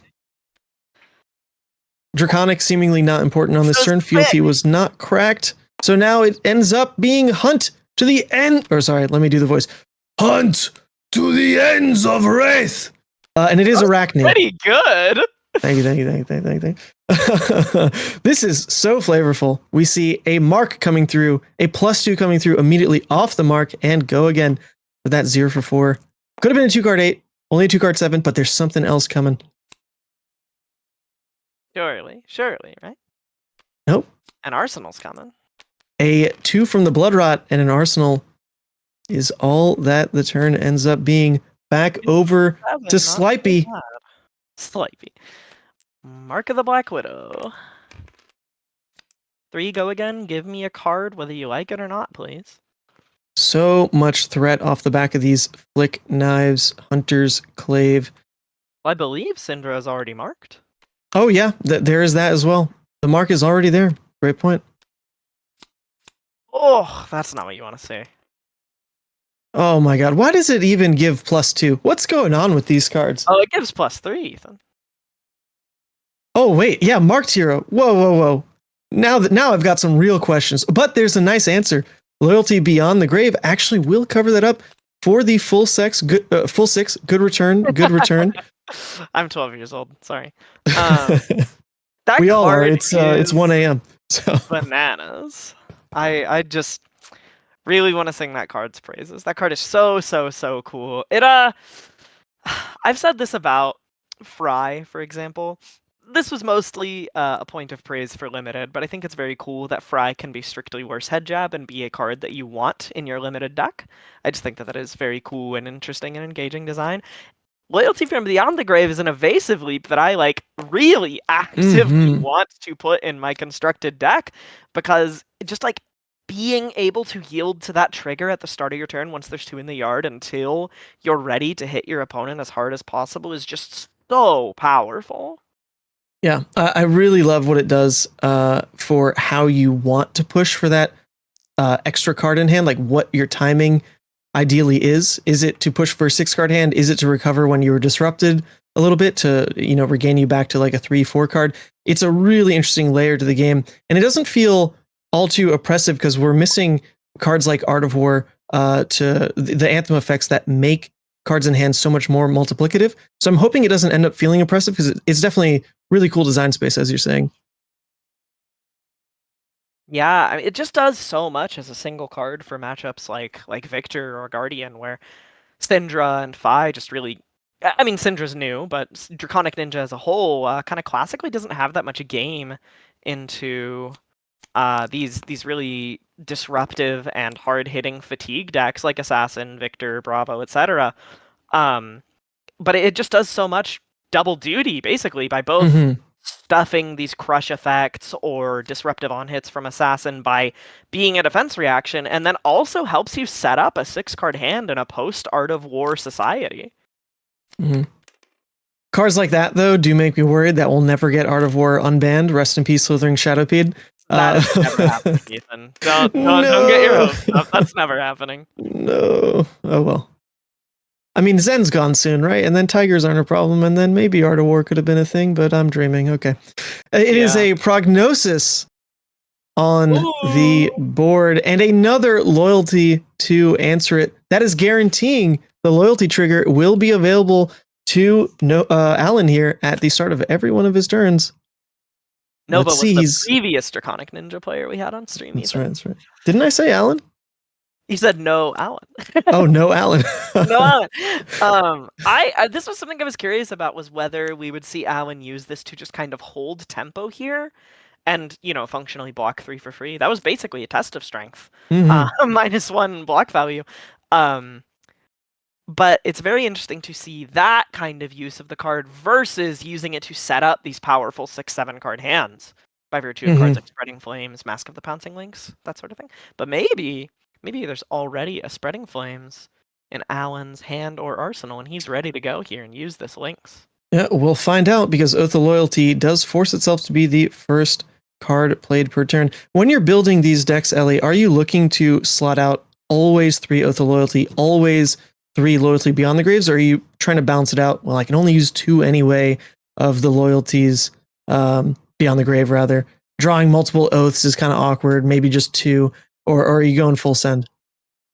I think it's really hard to justify putting loyalty from Beyond the Grave in your... I think part of the downside is that later you do draw an Evasive Leap, but I think it's pretty difficult to justify drawing or to justify, not having the third one for you to draw them quickly.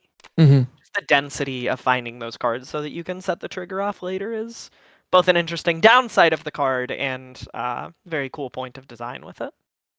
Yeah, absolutely. A lot of feels bads, but a lot of highs available to you, and it's all up to your deck building decisions, which you love to see rewards and punishes when you make choices like that. This turn could be more punishing, speaking of, because the threat of Dragon Scaler to extend this is very much possible here. Flick Knives, throwing a kunai. More reactions, still waiting on the stack. Getting that free point of value. This is the first time we've seen Alan swing both daggers this turn, which is very interesting. I think it's very cool how you, as Cindra, are encouraged to play another lava burst. Pretty sick here. As Cindra, you were encouraged to play this minigame where you really want to be finding a way to destroy both of your daggers to extract maximum value from them before the combat chain closes. And he's not actually capable of doing that on this turn, so we are going to see, unless there's something really sick in the arsenal, we are going to see Alan pass the turn with just 1 dagger, which especially into Assassin can actually be pretty sketchy given that there's so many cards in Assassin that on hit, these stealth attacks that on hit remove cards from your opponent's graveyard. Right, not just that, there could also be the tech of Rotten Remains. There are definitely targets on Arakni's side with their own Hunter's Claves, with the Persuasive Prognosis. If that is part of the sideboard here, the single kunai in the graveyard is going to be quite susceptible. Rotten Remains is one of the funniest cards they printed in some time. My first question about that card is, why is Cavdine in the Hunted? Is he? Yeah, that's Cavdine. Oh boy, I need to check out this art. It's a very goofy art of Cavdine from a funny perspective, but that is absolutely Cavdine. Oh wow, that is funky. That poor guy is not looking his hottest. Poor guy. He's stoked about whatever he has in that jar. It's a bit like the Scream. That is interesting art, Marco Gonzalez. Oh, you know what? He was just at Toronto with us, Ellen. I'll have to ask him. In Toronto. I love next time we see him. Art. Also, really nice guy. He's been at so many events recently. I'm becoming quite a fan. Yeah. Fun fact: he's also from Chile, just like me. Oh, very cool. We tried to bond over it, but my Spanish is trash at this point, so it was short-lived. Okay. I grew up in Texas, and my Spanish is trash too. I know exactly enough. Kitchen Spanish, basically. Worked in food service. Oh, so we'll just get you casting the Mexican Nationals coming up. I would die. I would not Speaking of dying, Mark of the Black Widow is coming up again, being blocked out, being pumped over, and so the effect will go through. The disruption here is unending as we get the go again into Savor Bloodshed. no! Toxicity! Codex! There's a kiss of death in that graveyard. Is there? Have we seen it? There Oh, there absolutely is. There You is. blocked with it on turn 0. Ah, absolutely gross. Now, you can't flick this one, can you? Not possible to flick it No. here. However, this is an attack for 8 plus 5 on hit. Right. Yeah, it is just quite tall due to the Savor. And Cindra doesn't necessarily block 3 with her entire hand. She already committed a 3 block prior. Surely Allen's holding double D react. Oh, that blocks. Oh, the Lynx block. giving Lynx. Wow, it would be flick and blood splatter to actually block the 8 here. Wow, and blood splatter has no stain counters as of yet. What a commit. 7, 8. This is it's for 7. It's for 7. 7. Okay. Okay. I'm used So- to Arakni Marionette playing this card and it having +1 from their hero text. Still, there was the choice then on saving flick or saving the stains. At this point in the game, I guess the more evasive damage off of flick is being valued a little bit higher here. There's also just synergies across the board with Cindra's kit, right? On that piece existing at all to enable hands, whereas stain is just resources. What's very interesting there, though, is that we saw the Lynx block. I think it was just kind of a valuation of like, if I block 2 with this Lynx, it's going to save me X amount of life, and you're generally looking to get 6 value out of your Lynx. If you can save 4 life by blocking 2 with it, you kind of have found that 6 value, even if it's not on the offensive. Using it to cement your lead and not get kind of pulled backwards, rubber banded up to by that massive kiss of death there. I could also be miscounting, but I think all 3 lava bursts have been used. There were 2 on that one turn, and then I'm either blending into the Phi game, but I do believe the 3rd did pop up at some point. Could be wrong. I think you may be correct. Yeah. But here we go. This is Mask of Deceit being used without a mark, so it was completely random. Ended up being Arakni Tarantula, which has dagger synergies, not super relevant before having cheaper daggers to swing, like maybe Graphene pitching in a Hunter's Clave is still kind of tough for this deck. But Flick Knives still gets that 1 damage across, and of course the ability, if you can pitch into the Hunter's Clave, that Tarantula offers is quite strong. But if you just draw into reds, this is probably the worst one, because you just can't swing the dagger attack to make use of the reaction. But there's a blue, so I'm eating my words. There's a blue. I think blues are pretty low opportunity cost to run and slip through the cracks solely because of, the hero's text box gives you the flexibility to run disruptive blues or things like isolate for take up the mantle, where the the blue on it really doesn't matter. You already want to run things like persuasive prognosis, bonds of agony, that sort of thing. You may not want the highest blue count in the world, but there are definitely some that are both premium and pretty free to run. And here we go. This was a double blue turn, but because of the once per turn attack react, any assassin card converts to basically on rate play. So that blue isolate in the pitch kind of enabled this turn to begin with, and then that second blue isolate didn't even slow us down as a double blue draw. Or triple blue draw, I guess, with Mark of the Black Widow now coming up. There's lava burst number 3. Oh, there we go. But the mark effect is still so relevant when armor is down like this in terms of disruption. And wow, it just goes over the top. Again, just a nick on that blue Mark of the Black Widow. Looks fantastic on that turn. That is tempo basically completely stolen by Aaron here. 1 card 4. Classic. But there's just a lot being asked of Alan here to get back into the game and get swinging the way Cindra wants to be. No kunais, so that's already like a mini game he's going to have to chase, which is re-equipping them to begin with. He chose to keep Flick Knives over the stain counter, so re-equipping them to even make that piece relevant is also I guess that's true for either side because the other one triggers on dagger, but still, point being, without the daggers in play, there's a whole minigame to play to get there still. And Flipped has a lot of disruption, as we're seeing even now with Bonds of Agony leading the turn. It has go again. It has threat of on hit, and it has threat of just tons of reactions landing on top of it as well.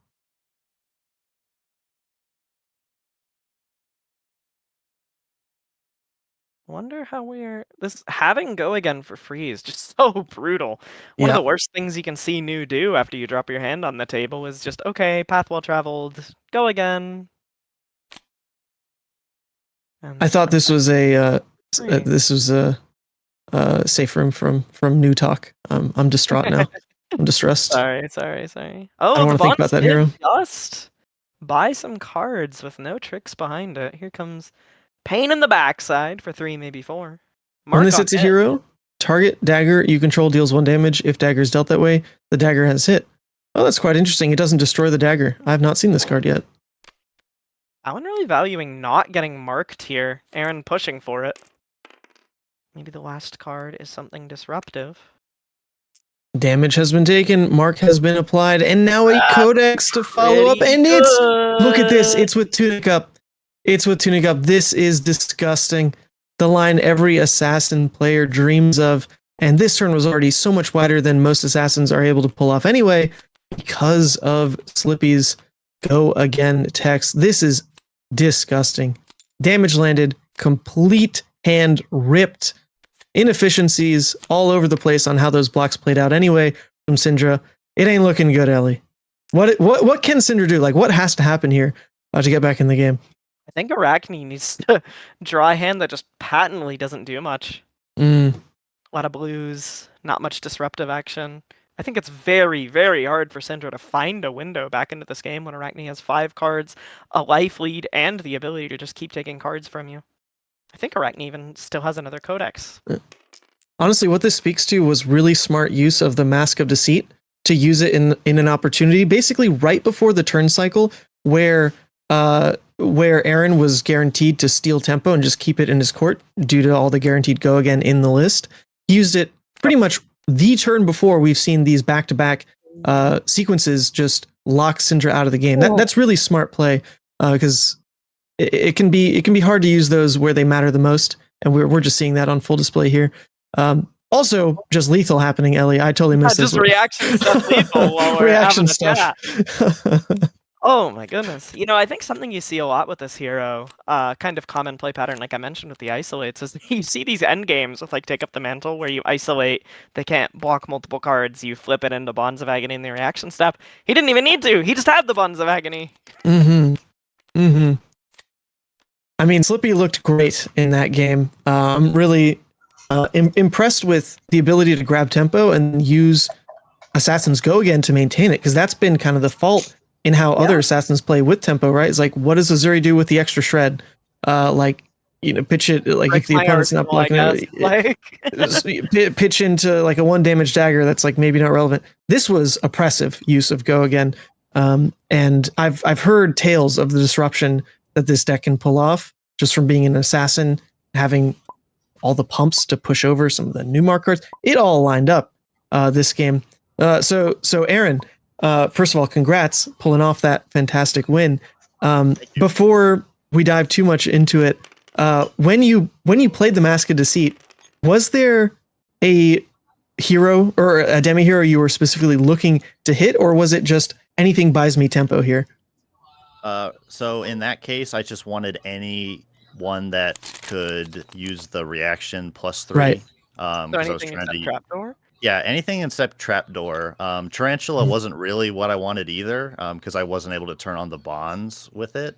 But because I had the Kiss of Death in my graveyard from the turn 0 block, I was able to convert it into, damage. And Alan ended up giving me his links as a block just to prevent the toxicity on hit with it. So it ended up working out, even though it wasn't necessarily my initial plan. I think that was the most impressive part of watching that game, was you used the headpiece basically exactly where you knew Cindra doesn't really get to attack you anymore anyway, which is like really preemptive play, being able to map out turns like that. Is that what you were kind of expecting anyway, or not? Yeah. So the go again on Arakni obviously is very powerful, and it's very powerful because it's unconditional and it's hard for your opponent to know exactly what you're going to do. So when you're playing like Marionette Arakni, you have to hit to gain the go again, right? So it's pretty Right. obvious that your plays line up either with reactions to try and get over, or you don't have to rely on your next hand or next attack that turn.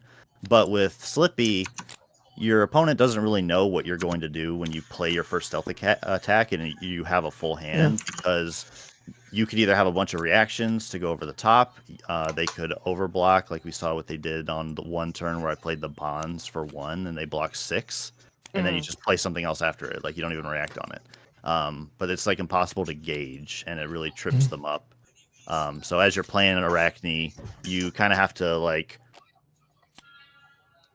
layer your hands in a way that you have multiple different options as you're playing out your turn, and depending on how they block. Because if they block something or not might depend on what you use your reactions on, or what your second attack ends up being if you have multiple options. So, question about your approach in that matchup, or in general on the deck. We kind of, you were both playing Toxicity, Savor Bloodshed. Obviously, Savor Bloodshed can work with the dagger. Toxicity can work with any other assassin card. But we saw you line them up both with exactly Kiss of Death, and you blocked with that Kiss of Death turn 0. Do you make an active effort to get a Kiss of Death in your graveyard to make those turns easier to line up thanks to Codex, or did it just kind of happen to draw that way? Well, I arsenaled the Savor earlier just because it was kind of dead on the turn that I had it, because I wasn't swinging with daggers. I didn't have a Kiss of Death, so I was kind of just waiting for a turn in which I was going to attack with a dagger or drew another Kiss of Death. But I ended up seeing a Codex beforehand, and I was kind of bailed out from the turn 0 block from that. I think that if that didn't happen, it would have been a little awkward. I probably would have had to find another avenue, I guess, with that hand, but knowing that I have the Kiss and Death, it, kind of gave me that out there. Right, kind of disruption by virtue of having 1,000,000 damage. Yeah, damage is good. Assassins generally lack assassins or damage in the past. They want to slow down your opponent heavily, but they take a long time to actually deal 40 damage. But this deck can actually deal damage very, very fast. Yeah. That was like turn 7.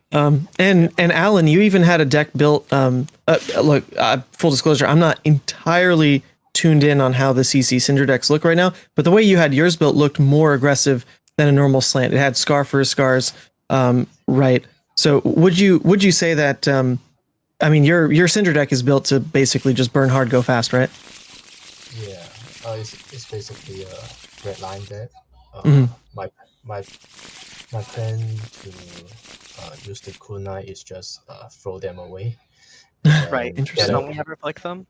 And then get a resource from the fest, so I can pay some powerful one cost like the Art of the Dragon Fire, or the what's that called? The Rupture, destroy the arsenal. That one. Breaking Point. Yes. Yeah.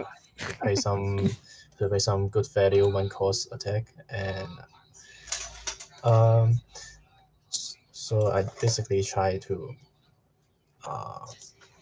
build like a Aurora version of Cindra, and then but I there's one card that impressed me in the game is the defense reaction from the The first time it lined up to perfectly cover, I think it was like a Mark the Black Widow or something, it looked already fantastic just because it was baseline defense reaction.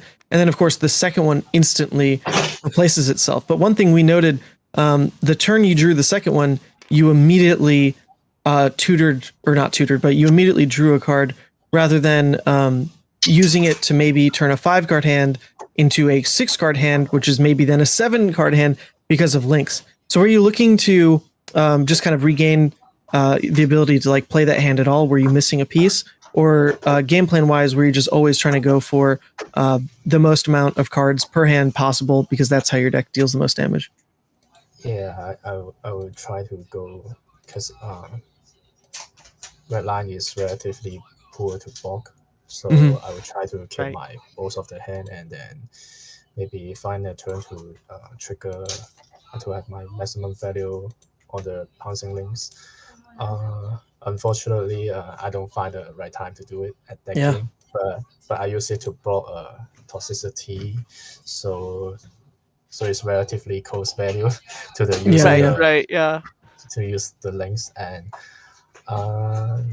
yeah, I think I in a late game I in a dilemma that they just play a bonus go again, and if you don't have snack or something else, then you just in a very tough position against the go again assassin. So Yeah. Overall, this is a very fun game, and Yeah. Snag's very good, but you have to draw it. Yeah. It was pitch. I think we saw two snags, and you pitched both of them.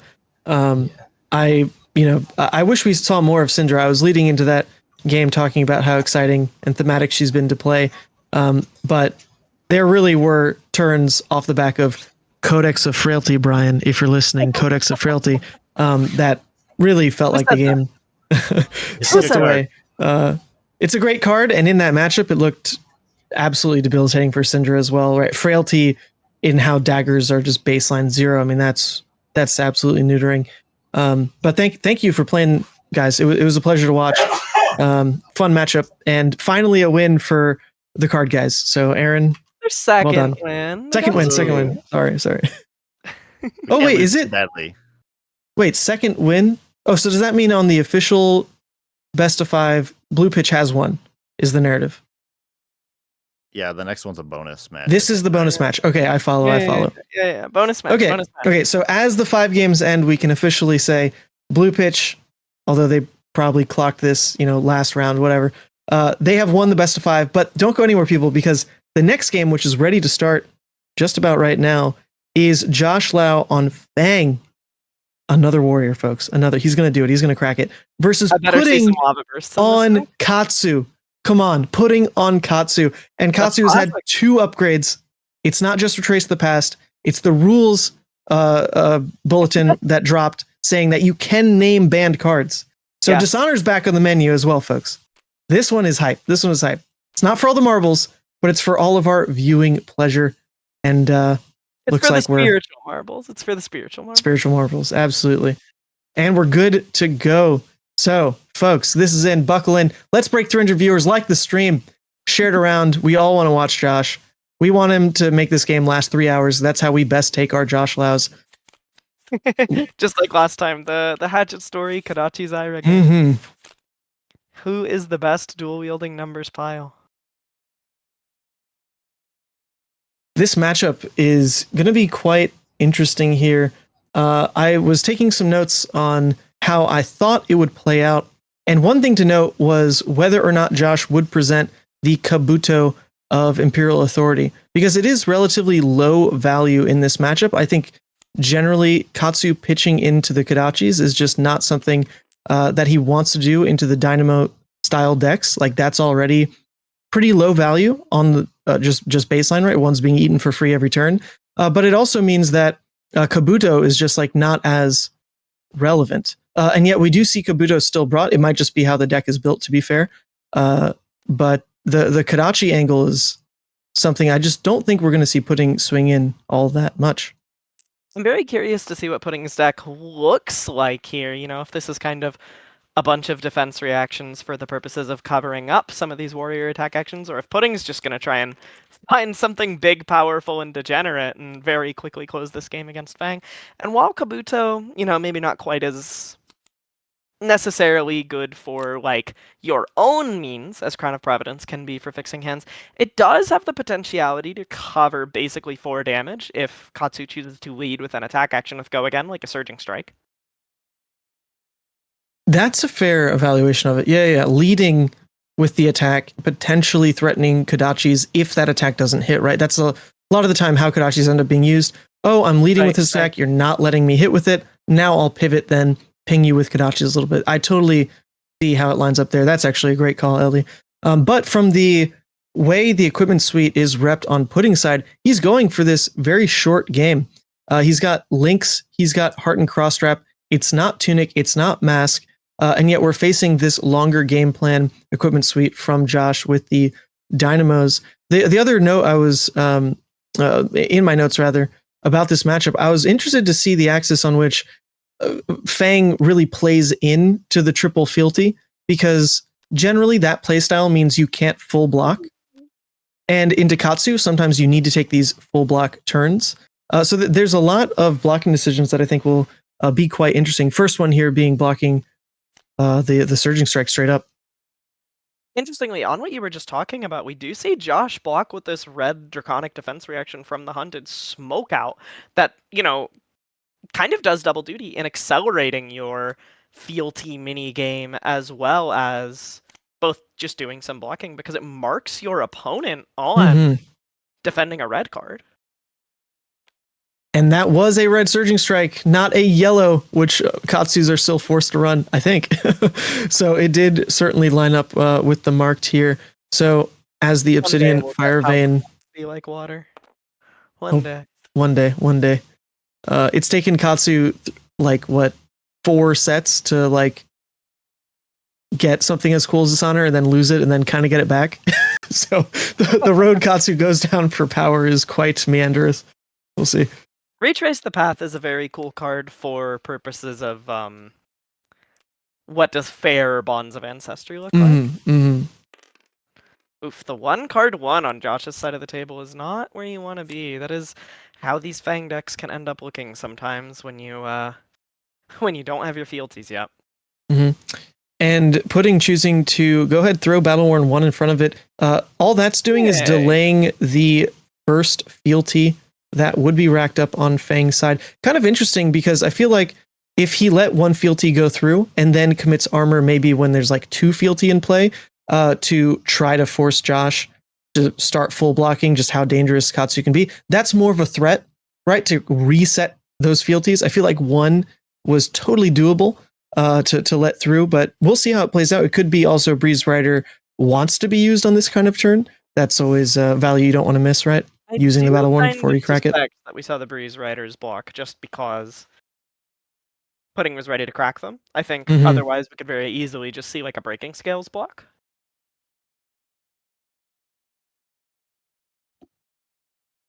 It is likely an order of priority kind of situation. Best wave of the second one going to the pitch zone. Not fantastic. No, kind of an awkward start here. The Be Like Water got blocked out. Now we're pitching a red into spinning Wheel Kick. The 3-card 7 so far. And the way this rate gets saved is by a 0 cost 4, basically. Which I guess you could tutor a Gust Wave the second wind out. Would solve that. Yeah. Still not the best rate on this kind of turn. All red is not super attractive. Oh, Flusterfist, of course. Okay, actually, I wasn't sure they still run Flusterfist post bonds, but there we go. Answers that. Still a 0. There are 0 for 4s. Still a 0 for 4. 4-card 11 is much more attractive than a 3-card 7. Thank you to Finding Blows. Just playing for some chip damage here, really trying to find the opening he needs to get a big powerful turn going with that Mask of the Pouncing Lynx. This is probably where a 5-card hand gives up blocks, lets fealties through. It's the first proper 5-card push with at least some primed equipment, right? The Breeze Rider's already ticked down. Does the Breaking Scale also get tossed in the mix? The equipment suite, as we've noted, favors a short game, but it could just be for a combo type of line, as the blocks do keep coming out, slowing down the early game way more than I thought. Very interesting deck building choice here in Glint the Quicksilver. That is not a Draconic attack reaction, but it does give a go again and draw a card here. Josh Lau did make a poll on, I believe, Blue Sky or X about whether or not to run Glint the Quicksilver in Fang at all, and he is a man of the people, so whatever the poll said, whatever the denizens of Wraith voted on, he definitely just followed through with. So I guess that means Glint was voted to be included. Otherwise, yeah, why make the poll in the first place? Well, sometimes I like to ask people advice for things when I know they have very different tastes from me, so that I know what not to do. Ah, there you go. Distrust of the denizens. I get it. They're not denizens, they're plebeians. I The never said plebs. anything like that. You're putting words in my mouth. Another B like agua hitting the combat chain. Oh, there you go. Practice for Mexican nationals. We like it.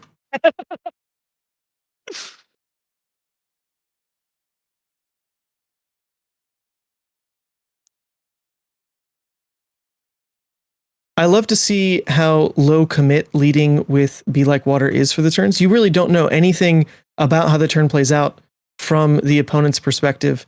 Do they even have the pitch card? Is it relevant, or is it just they're playing it out because 3 go again is a better rate than blocking for 2?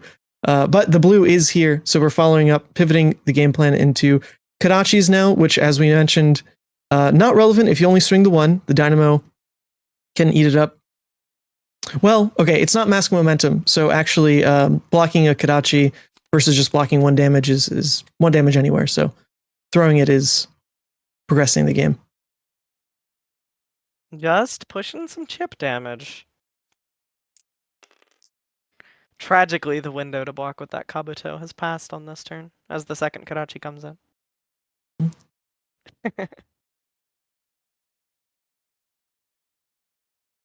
I'm deeply invested in this game. I love just knowing that these are masters of their craft here. Pudding is my favorite person of all time to watch on coverage, and I think that sentiment is shared across many a Fab stream enjoyer. He is just ferocious to watch on camera, cold, calculated, and we're not quite getting that, that visual through TTS here, but you can tell the play is just so refined, and it's his favorite hero, right? In a hopefully better metagame than ever before for Katsu, or at least better strength level than previous metas for Katsu. Than recently, for sure. I am a big Pudding fan. In Osaka, we met up with some of the Blue Pitch folk, me, Yuki, and some pals, and we did a draft at a place called Bihonpo. They had a big, like vertically stacked game store with like several stores or several floors for which, like play spaces and stuff. And we ran a draft there, and Pudding and I shared kind of a funny moment where we both talked about how like among our testing teams, we were each individually known as the serial Aurora Forcer in Rosetta Draft. That is both of our each of our role in drafting that set. You just stuck with it to CC, I guess. Everybody thought she. Well, yeah, for sure. In both formats, everybody thought she was bad. I developed such empathy. I had to stick with her. What do you think we'll see from Aurora this weekend at Memphis? A bit of a tangent here, but it's a deck that had so much momentum in the last format, and I just have heard no one talking about it leading into Memphis. I think she's still good. I think there's a lot of hype around the hunted heroes. Yeah, I think she remains good. I think New having a little bit less of a meta share. Sorry, I mentioned her again. By virtue of I think like the Draconic Ninjas in general are very strong against New, which is good for Aurora. That matchup isn't terrible, but Count Your Blessings New is like a real headache that is like just difficult to execute the win on. It involves a lot of pitch stacking, a lot of playing around. It's just very mentally taxing. I think that hero getting worse is good for her. And I think she has like pretty solid like 50% game into these new and buffed Draconic heroes. I think she's just very well positioned to do quite well. She's a very, very you get in or get out what you put in kind of hero. What might start happening though, Ellie, is as you're hired for more events, we just don't see the like right in Aurora top 8 player make it anymore, because it would have been you. That's what happened to me with Leviah. Like, just no Leviahs make it, and you're garnering quite the reputation as the Aurora player. But anyway, the turn has passed. There is 3 fealty in play. Huge for how Fang wants to play the game. On the flip side, Pudding is answering with his own burst, leading with Heart and Cross Strap, 2 discount the Surging Strike. This is a 5-card hand. This is Mask the Pousting Links still online. And this is a response from Josh in that early Kabuto block that you were bringing up earlier that effectively does block 4. Yeah, and I think it just makes a lot of sense to shove it on this 5-power attack where you can give a 3 block. It just covers up a Surging Strike, prevents a Katsu trigger early in the turn, especially after putting Chosen to commit this Heartened Cross-Strap. I'm curious if we'll see like an Ancestral Empowerment to force this over, or if putting... okay, Gust Wave the second one. I was totally ready for that card to be an Ancestral. As Underwhelming Gust Wave, let's go! This card is kind of far from underwhelming now. It's just a 0 Now, for 4 yes, with yes, Go yes. again. That blocks Yes, 3. yes, yes. Even Whelming Gust Wave is not always a 0 for 4. And Flusterfist never has Go again unless you crack up Breeze Riders. Truths being spit right in our faces. I'm looking up Retrace the Past real quick because this is 0 for 2 blue block 3 card Right. ninja attack action that says combo. If a card with Gust going. Wave in the name was the last attack this combat chain, name a card. Yep. This card gets that card's name until the end of the turn, and I believe it also gains +2 in Go again. Yes, well done. I was strictly looking for its reference point in combo, which is Gust Wave. So the line is live here for Retrace the Past to be the follow-up. It would be awesome, obviously, to see the new cards put in play here. So that's what I'm hoping for, because otherwise, following a Gust Wave without bonds just ends up being what, like Mugenshi doesn't even reference like Gust Wave blanketly. It references Whelming. Yes. So references specifically Whelming. Right. Oh, So that is the follow-up we're looking for then. Even bigger than that, finding its way into the graveyard. Spicy indeed. That's putting a lot of promise in, or a lot of faith rather, into the Kodachi's pinging for 1, which in a Dynamo matchup is a bit tougher, but that's the beauty of Katsu. When the cards are a bit awkward, as long as you've built your deck well and they slot into that 0 slot like Flick Flax or even bigger than that, the turn where they are not optimal, they are your discard fodder so that Katsu can make the turn as combo-centric as he was hoping for. And let's see it. The card has been searched, and it is the Retrace the Past. Beautiful. That is a 2 for 2 combo line so far. Let's see what he names. Dishonor. That is the question. Right. I would assume Dishonor gets named. Oh, he's writing. Tabletop pencil. Rushing River. Hello. Flood of Force hit the table. Rushing River. Okay, so you can follow up with Break Tide, or you can follow up with Flood of Force. I would think Break Tide. Yep. Break Tide. Oh Beautiful. yeah, we can see Breeze Rider Boots at the table. All of most of Josh's armor is tied up on the combat chain, covering a 5-power attack here with a D-React and Arsenal seems pretty difficult. Wow, there's a lot of highs potentially on this extra intellect gained. Let's see if it actually hits. Looks like it's gonna connect for 1. Wow, all right. This is engulfing Flame Wave at home. That is pretty good. Sure. Take a free cycle, take a free +1. Yeah, even if we opt not to cash in the breezies, you can play it until the end of your next turn. So that is just 6 intellect going into your next turn. My one concern with everything we saw sacrificed there, right? That was effectively a 4-card handy pudding didn't end up using the 5th. It was the breaking scales, it was the Heartened Cross-Strap, and it was only for 6 damage landed into a deck that definitely has defense in its game plan due to like Valiant Dynamo, due to the defense reactions that I'm sure will... Oh, nip at the heel. Look at this, Ellie. The 2 left foot guys. Actually, bottom left corner, nip at the heels. There he is. Leonard of the left foot. Distracted by feet. Famous pirate. Classic Fab player over here. Obsidian Fire Vein. Blade Flurry. Blade Flurry is very strong. Oh, yep. Big moves making this card draconic. The Obsidian Fire Veins just look ridiculous when you trigger them nonstop. So, second one now coming in. Will it also gain the +1 from Arsenal? Those 0 costs can be quite deadly. Yes, this is a 2-card 8 that generates a Vigor. That is efficient. Giving up a fealty Good efficiency. for it is pretty expensive, though. And while Pudding did only get 6 damage through on that turn. It chewed up a lot of armor and set him up with 6 cards on this turn. Kind of, you know, these overlapping, these big powerful turns. You know, the Kabuto is off the table, which helps him push damage with things like Harmonized Kadachi. This is definitely setting him up to push something a lot larger. And most importantly, he still has the highest value piece of equipment of all on the board in that Mask of the Pouncing Lynx. We saw this cashed in for basically 6 life in the last game where it just blocked 2 and prevented an on-hit that was worth considerably more than that. But I think we will see it used to search for something. I can only imagine it just tutors Retrace the Past right now, if I had to guess. Yep, that's definitely key. It being base 2 is pretty amazing for how that card wants to combo off. This is, yeah. Look, with the Ancestral Empowerment here, it's basically impossible for Josh to overblock everything. It's a loaded gun. it's quite deadly, but there is a world where if he said no blocks on the surgery.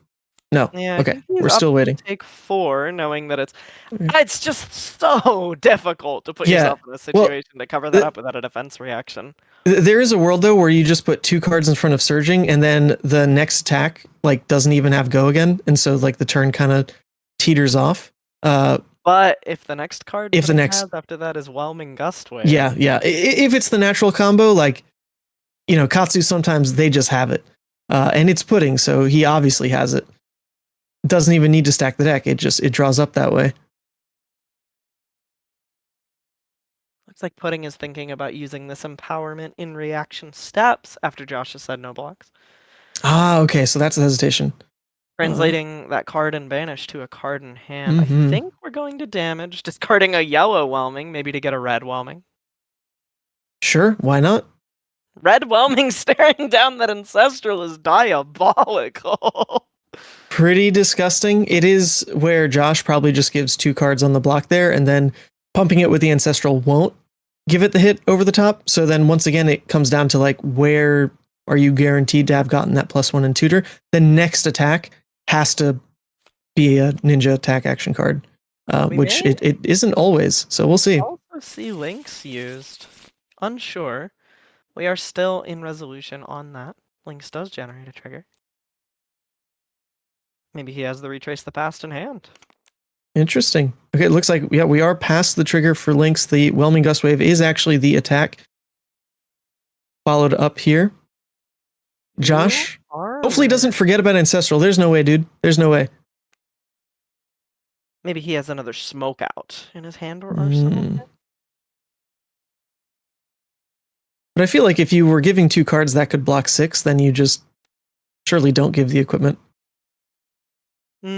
Depends how many cards you want to keep in your hand. If this is 2 equipment, or 2 equipment blocking 2, and then a 3 block that does cover for the impact. True. No need to give 2 cards. Josh seems a little bit unsure about what to do. Maybe just say, all right, hurt me. Definitely feels a bit panicky, but the 5 is covered. It looked like it definitely could get there, of course, with how the equipment was blocked out. Pretty irresponsible, if otherwise. So now we're converting this is fantastic. Converting the leftover cards in hand to fantastic rate still. Kadachi curving out whenever you have that leftover resource. And CNC, honestly, I wasn't even sure if Katsu would run that into this type of matchup, because Warrior just traditionally plays on small hands pretty well, blocks 6 pretty well, but it is Fang, and Fang doesn't always block 6 that well, right? That's a huge cost of adding a lot of the Draconic enablers. They block 2, so it could be a really smart ad from Pudding to punish this type of Warrior deck. Also brutally, oh well, never mind. I was going to say he is no longer on 3 fealty, but that is a pledge fealty, hitting the graveyard there, pumping that Obsidian Fire Vein to 2, and making the next one free. Little 1 card 3, make a fealty. Arsenal Also refreshing dynamos, to be fair. Oh, yeah, 4. 1 card 4. Come on, we're fab players. If it's not a 1 card 4, we don't play it. That's not true. I love my head jobs. As 1 card? Surely you just arsenal that. Head jabs. Oh, baby. Sometimes you send 3 if your opponent's low enough. You get to send a little bit Mhm, of mhm, mhm. Lava Vein loyalty because my hand is unplayable. Although not if you're Nova, you Arsenal. And just You're still drop a Dragon Blood. yeah, that's right. That's right. You Arsenal and say hell. your 4 cards can't hurt me. And you're right. And you're right. That was so crazy was that he was right. It's so true. All right, Pudding back on the offensive, playing out 100 wins, eating a 3 block. There are 2 Ancestrals gone at this point. So with Breaking Skills gone as well, there's really only that one combat trick left for Josh to worry about. Who needs it? I've got Who another needs 100 it? wins in the hand right here. Who needs it? Beautiful draw sequence. 2 card 7. Threatening to turn one of these cards into another 100 wins, but the breakpoint should be easy enough. Valiant Dynamo is there to block card plus it for 4. Oh. Or 2 blocks. This is what we were talking about. Really trying to stuff that Katsu trigger. Pivots into Kodachi's. 1 is nullified. Swing the second. It's true damage. And on to Arsenal. I can very much appreciate the setup of Katsu, Kodachi, but what the real pros do is they put their hero in one and then both Kodachis on top of each other in another. That's gross. Real pros do. That's what I do. You know what real pros do is that they commission badass art on the Kodachis and then you never stack them because they just look so good. That's pretty fair. That's pretty fair. I've seen some amazing Kodachis. Back when Fi was a Kodachi deck. Yeah, Kodachi's Fi. Some of the flaming Kodachi altars were going hard. Yeah, those were very hard. sweet. Yuki, this is big. This is big. Yo, it's a Let's combo, go. but is I mean, it it's a 2 really for 6 on this playable? turn, worst case. You can just end on that. Oh yeah, true. I mean, combo regardless is getting a +1. So yeah, 2 for 6, just straight up. Good old 2 for 6, whether the text is live or not. Josh, I'm sure asking exactly how that interacts with banishing armor because there was a metagame when this card first came out and Oldhim was still around, where Oldhim players, mostly pioneered by Charles Dunn doing it on stream at, I believe, Battle Hardened Richmond, I think, where he would chump block Ironhide Gauntlets with Rampart whenever on the same chain link, whenever he was really caring about triggering Rampart, because at least made it a 50-50 if Cyclone Roundhouse ended up being the Katsu attack, which I thought was just incredible. Like a very unplayable Katsu card, and yet he's just hedging that maybe this Katsu player does play. It happened on stream like twice back in Richmond. I think it was just a chance you had to take as Katsu. The card's rate isn't fantastic, but Rampart of the Ram's Head, I mean, that matchup was so bad in general until Katsu got Vambrace, but Rampart of the Ram's Head was kinda brutal. Oh yeah, the Katsu's just floundered in that matchup. It was so sad. I saw them try to add, there's like that Visit the Flying Dojo card, there's like that other kind of setup-y blue, like the Shuriken, and they were trying all sorts of things. And what was wild is like, you're spending like a whole card to like not even get a full card value later on these like combo turns, and Oldhim just like outvalued the hell out of you with like Tunic Crown. Oh man, it was a gross era. Katsu far beyond that now, but still doing really cute things with old cards like Cyclone Roundhouse. Hearing Cyclone Roundhouse described as old makes me feel old. It's from Outsiders. That was the last time I played competitively really was Pro Tour Baltimore. So that was like 2 years ago, right? Pro Tour Baltimore was my first PT level event. Well, yeah, we are old, Ellie. Yeah, that's right. That was actually where I met Yuki. Well, ain't that adorable? Everyone's saying, "Aww." That was where I met Yuki. In the line for coffee. I tried flirting with her and she was oblivious. And then I found her again later, which was funny. Was it good coffee? No, fuck no. Convention center coffee? Rip. You know, that's my only complaint about. People are gonna hate me for this. That's my only complaint about Japan. Is I was unable to find a good latte which The I coffee is realize is like a water. very American thing to just like dump tons of milk and like syrups into espresso. Japan does coffee a little bit more elevated than that, and I could only find it at a freaking McDonald's. So my trip to Tokyo for the world premiere, trip to Osaka for Worlds was distracted by trips to McDonald's just to get disgusting lattes that America's made me addicted to. Gross. That's very funny. Yeah. That's very, very, very funny. We're seeing a tutor for blue whelming here. Maybe we are out of the other colors of. Oh no! This is off of Mask of the Pouncing Lynx.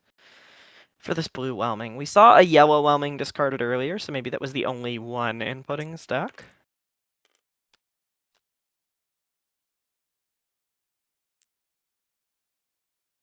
We're checking every box in terms of making Katsu look impressive, and I mean this is what you expect out of Pudding. I still remember his top 8 run at Calling Phuket, where he literally made Katsu look like the best deck in format, and yet he was like the only one repping it. Just an incredible player at pulling off exactly combo line. Yeah, exactly. These combo lines that people feel like rely so much on, the draw sequence. Oh, like my opponent has to like not read it correctly, blah, blah, blah. And yet somehow every game Pudding pulls it off in just spectacular fashion. It's really cool to see. Fire Vein for 1. Presumably the last card in Josh's hand is a trick of some variety. Oh, for sure. For sure. This type of play pattern for Fang looks like it's very high value, right? Being able to convert 3 fealty into now these small hands. Let me return double Fang with the Valiant Dynamo refresh. That looks good, but the problem is the rest of the Fang deck is still built in a way to supplement the fealty generation. And like the draconic reactions when you do have more momentum, and those cards then block too. So you're not able to really milk full value out of these turn cycles where, sure, block with 3 cards for 9, plus, because maybe they're defense reactions, into this like 1 card flip that's worth like 4 or 5, whatever. You just can't do that because the block 2s, which is really heads up in terms of design by LSS to pivot the warrior identity from being strictly 3 blocks to recognizing that that was potentially a play pattern that Fang would just fall into. I actually just keep wondering about Fang, if Valiant Dynamos is even correct. Maybe you're just supposed to be playing some amount of Rupture, some amount of Compounding Angers, some amount of Lava Bursts, Breaking Points, that sort of thing. And just taking advantage of like the Dragon Scalar flight paths to force extra links when you need it. Yeah, that's interesting as well. I mean, this is the debut show match, right? So there's a lot to experiment, and especially if Josh loses, then everyone's going to be yelling at him that Dynamos were wrong. So he's got a lot of a lot riding on the line here. A lot of people looking over his shoulder on this one. But knowing Josh, he's got like 10 builds of Fang anyway, and he probably rolled a die to determine which one he was playing for the show match. And I'm quite enjoying what we've seen out of this anyway. It was, I mean, he got to 3 fealty, and now he's just milking it for value. It's just those holes do rear their head when 2 blocks come to bear when you're trying to block down. Though Pudding's turn here is actually just 3 cards to send 8, 3, 1, 1 into 3. We could see. Oh, that 2 block. Speaking of, is a little bit brutal there. Josh being forced to take 1 on that Break Tide. Oh no, Break Tide was for 2. Oof, 3 card 7. I thought Break Tide got +2. It is a 2 that gets +3. Well, actually, this point in the game is a bit tricky because there isn't a great read on Josh's arsenal. It's been there for about maybe 3 to 4 turns. So he could have just been waiting with a react there specifically for this phase of the game when it's not, I mean, it's vanilla damage at any point, but if you hold it for later in the game, it's vanilla damage plus the unknown information over the top. And when you're comboing it, holy, on turns with Fire and Brimstone, this can get nasty. Yep, that dagger is now coming in for 3, and the next one will come in for 2. So if that is the react that will give this second swing go again, that is effectively swinging that first Obsidian Fire Vein again, showing even more discipline in holding back a react to find a combo turn this way, because he's looking very specifically to unlock the go again piece of this dagger. And there it is. Blade Flurry pushing this to 5 and Oh. the next thing +1. Also generating the fealty immediately that he had to spend on the Blade Flurry since putting his marked thanks to Smoke out last turn. And giving him the opportunity to convert these resources into a Brave Forge Bracer. Oh, of course. So I think Of course. the next dagger comes in for 4 baseline. 5 with the Brave Forge Bracers. That's enough to ask for 2 cards, possibly. Wow, what a incredible show of patience in that Arsenal play there. And just on these small hands, this is showing what Fang can really pull off. He's always looking so efficient. It's about finding where that extra card slots in, not for the 1 card play, the 2 card play, but what's the tipping point in his math. And for this turn, my God, it was specifically the one of Fire and Brimstone that's making this look, I mean, in late game stages, just oppressive and impressive. A lot of zivs. Think we're gonna see. Okay, they caught the fealty trigger. Mm-hmm.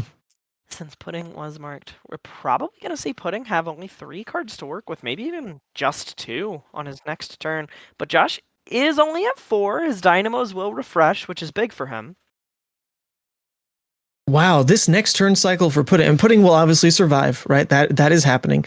But he will not take every card from Josh. An impossibility. And then that next turn cycle that Pudding has to play into will be terrifying, because this is a reaction deck at the end of the day. Like, if you're at 3 and you don't overblock, you die to most reactions. There are definitely hands Pudding could have here that can take most, if not all, of Josh's cards here. I think a blue, say his arsenal is Gust Wave of the second win. Maybe he has a 1 for 4 with Go Again. Dagger, 1 for 4. Gust Wave can very effectively strip Josh's hand. But considering his Consternation on blocks here, I suspect that Pudding's hand may just not do everything he needs it to in this turn. Well, no matter what Pudding shows here is face up. There are no more combat tricks left in the deck. All 3 Ancestrals are gone. Breaking Scales are gone as well. So, no. Tracking the turn was easy no matter what. Now it's just pitiful to look at. It has replaced the past for just 2. Wow. Getting a card cycle on that all you got. Really pivoted this game. The Dynamo refresh is showing a bit of information here, because maybe Josh wouldn't be able to swing with 2 daggers. I mean, we assume he can. It's Fang. Come on, that's what they do. But there was no pump that he needed to protect over. Just to point out there. Pudding also only has 18 cards left in his deck. I think you might have been right that when he cashed in the Breaking Scales and the Heart and Cross Strap, it just wasn't quite enough gas, and he just can't get over the finish line here. I think that might just kill him unless he has a could just be it. That all you got? Or wait, sorry. If it's bigger than that, never mind. He is extending the virtual fist bump Wow. here. So all that trash we talked about Dynamos. Well, I know, and then Dynamos. The preemptive trash. We got to take it back. We got to reel that back in. I'll say sorry once Josh gets in here. Fair enough. Dynamos were not nipped at the heels in this case. It was the Breeze Rider boots that fell before even being used, yet they were sacked so early. So it makes you wonder, because the Breaking Scales were sacked before they were blocked with. So those small differences in choosing equipment pieces in which to use the Battle Worn, definitely relevant. I mean, Pudding would be alive at 1 in this situation. I'm alive there. 1 more life lets you make more decisions before you still ultimately die. Because endgame into reacts is gross, but endgame into 4 attack reactions and it's still tough. It's still tough. Yeah. It remains quite tough. Hello, Josh. hello. I'm sorry. Huh? I was talking shit on Valiant Dynamos during your game, and then you won. Oh, I'm sorry. You see, Valiant Dynamos is a crown of seeds, but you actually have to work for it. Mm-hmm. Did you hate playing against Oldham as Sternthea? Oh, that's where I learned all my soft skills. Learning determination, grit, all that. So do you think that playing Valiant Dynamos after having sat through Crown of Seeds for so long is kind of like a hurt people situation?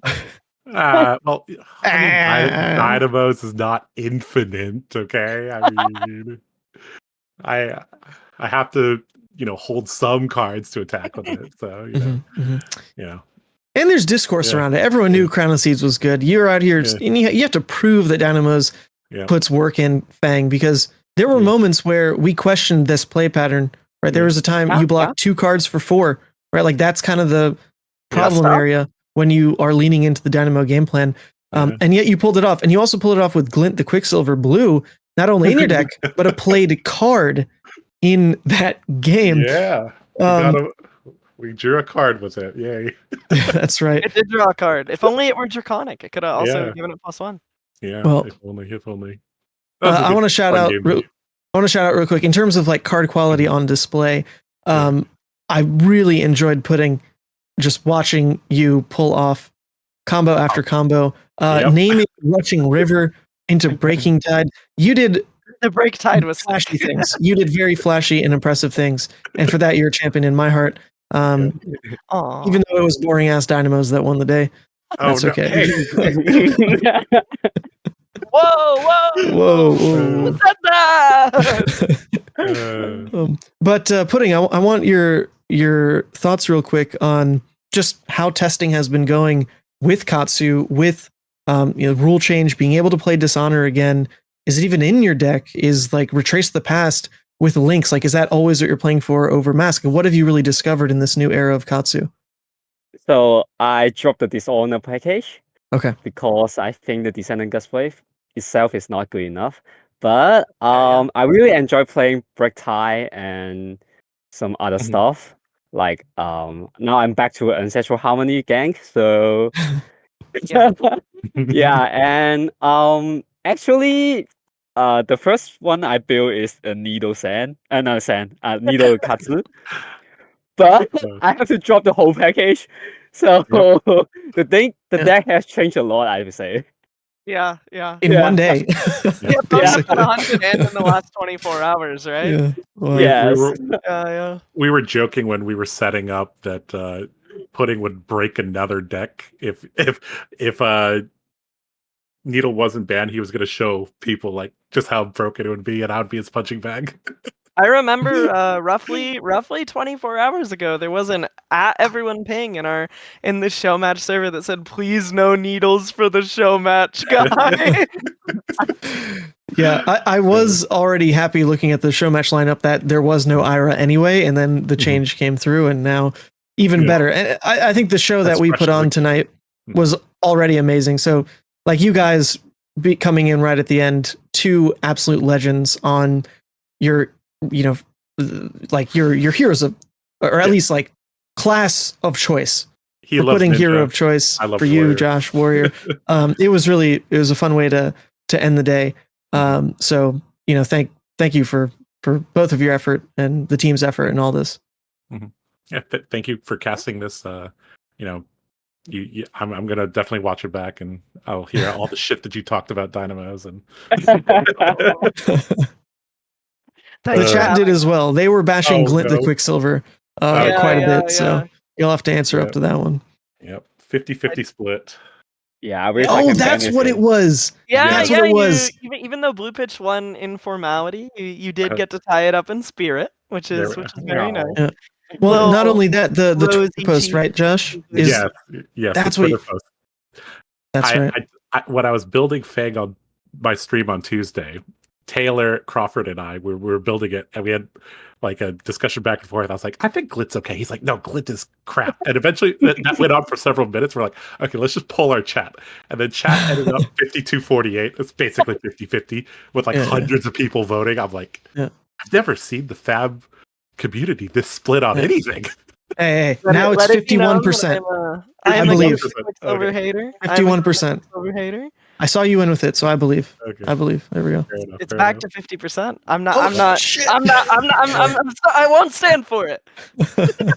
See, even our casters are split on it. Yeah, it's 50-50.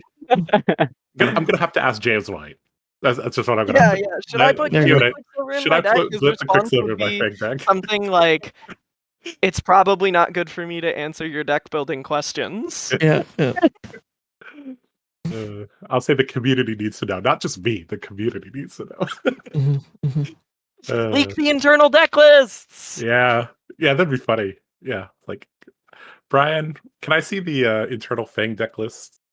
Who Did it have scrubbed Clip the the Fang Quicksilver? block? You're like, yeah, we had one. I'm like, oh, that doesn't solve anything. Oh, that'd be very funny. Like funniest possible. It's like we played one, Clint. It's like, oh no. Well, Just to Josh, mess with people. Yeah. are you headed to Memphis? Yep, that's the plan, to head to Memphis and play in the Friday calling and With see how it Fang? goes. Or what do you think? Or is that a secret? Well, either Fang or Dorinthia are my top choices right now. Bolton got hit real hard by Kabuto. Well, this might just be my bias, right? It's like how many warrior bears do I play? Like less than 5 a year. So Right. Bolton is still fine. But It's certainly it's still devastating. Yeah, it felt bad. And then Kasai and Olympia. I feel like Kasai's in a decent spot, but she's better when Guardians are better. And then Olympia is Olympia, so like Olympia is Olympia. BDIF. I play Olympia in the league that means nothing for a reason. So I'll probably take Fang or Dorinthia, depending on how many cards I can get, because it's difficult to get all the cards for Friday calling. So we'll see. Well, what about you, Pudding? Will you be in Kobe? Yeah, Kobe, of course. Yeah. And are you playing Katsu? Can we get Sand Living Legend and bring my bonds back? Right. Yeah. Right. Maybe that happens, right? Yeah, If please, ZL LS. Yeah. Guys, just send to LL, and I'm trying to ask them to bring back my bonds. So there we go. Yeah, and bring back my Art of War. We all have a very respectable requests in our final sign off here. Bring back Art of War. Bring back bands. Bring back bonds. Bring back Art of War, but only for Bolton. Can only for Levia. Only for Bolton. Solar Plexus. I need to resolve Solar Plexus Art of War again. Yep. Those were the good old days. Yep. It was beautiful. The good old days 8 months ago. Yep. Good old days. Yep. All right. Well, everybody, that does it for another incredible show match. These are really like they're the starting point for everyone's journey into CC as they start to go to pre-releases, start to pull Majestics and Legendaries and like look for decks to build. They always look towards these show matches to navigate that early phase of the meta. And they're so much fun to watch and participate in. And it's huge thanks to, like we said before, Blue Pitch, TheCardGuyz, Josh, Michael, like just everyone who puts in the work. So honored to be a part of it. Me too. And thank you. Thank you for having me back for this this seasonal tradition. It's a blast every time, and I love getting to hang out, watch some fun games of Flesh and Blood be played on the cutting edge of the format. We have one final question from chat before signing off. So we'll do a rapid fire and then say goodbye. So they want to know, what do you think is the strongest hero from the Hunted in CC? Now that we've seen the show match, we've seen kind of where they all lie. Ellie, you go first. Specifically from the Hunted or hero benefiting from the Hunted? It says from the Hunted in CC is the question. I assume that means from this insular set. So you got 4 choices. I feel like it might be Arakni slipped through the cracks, but my heart wants it to be Fang as a longtime Warrior fan. I felt like both of the assassins, I haven't played enough games to really know, but they both have like play lines that are like really deep and interesting. Fang is kind of, I attack for 1. Oh, let me guess. You're gonna give it go again. Wow. It's like the Kasai thing where she like swings her sword and you're like, let me guess, Blade Runner. Wow. And Blade too. Wow. Aren't we courageous today? But yeah. So I feel like the highest skill expression will be from one of the Arachnis. but then it can be counteracted by good players understanding what those decks want to do. Like New is a very, very good deck, but like if you have enough knowledge in that matchup, you can kind of make up a bit of it. But yeah, I think either one of the Araknis would probably be my choice. Although I don't think Fang is bad. Cindra might just not be solved. I don't know. I think Cindra's just not there yet. Yeah. I think she hasn't been solved. I'll be the contrarian here. I think the Runaways solved Cindra. And if they play the internal list for Memphis, I'm not sure they think it's fully cooked yet, but there's some really fun ideas. I think even Noah was talking about it on the podcast that has me convinced that Cindra's good. And it's a bit unconventional. So I'm hoping that that's what we see. I'm hoping they end up taking it because great players, they'll be awesome to watch on camera at Memphis anyway. So I'm hoping they've cracked it. But who knows? Who knows? Because if they didn't, then she's definitely quite low. All right, but Pudding, what is your call? Well, I think you already know my answer, so Sure. I have to be Cindra, right? Cindra, The ninja, of course. Yeah, of course. I think Cindra is pretty good. I do some playtests, and actually, I think she performs way better than I thought. So I think she's actually a competitive deck. Yeah. Okay. Ooh, exciting. I look forward to seeing it. Well, dang, now we really need to LL Zen because if you're not playing Katsu, you're playing Cindra, and that's just like a win-win for everybody. So, all right, everybody. That has been it for the show match. Thanks for sticking around. There's still over 200 people just listening at this point, which is awesome. Great viewer retention. The Card Guyz, I'm sure, are loving those stats. So with that, everybody, it's been a long one. It's been a great night. Bye-bye.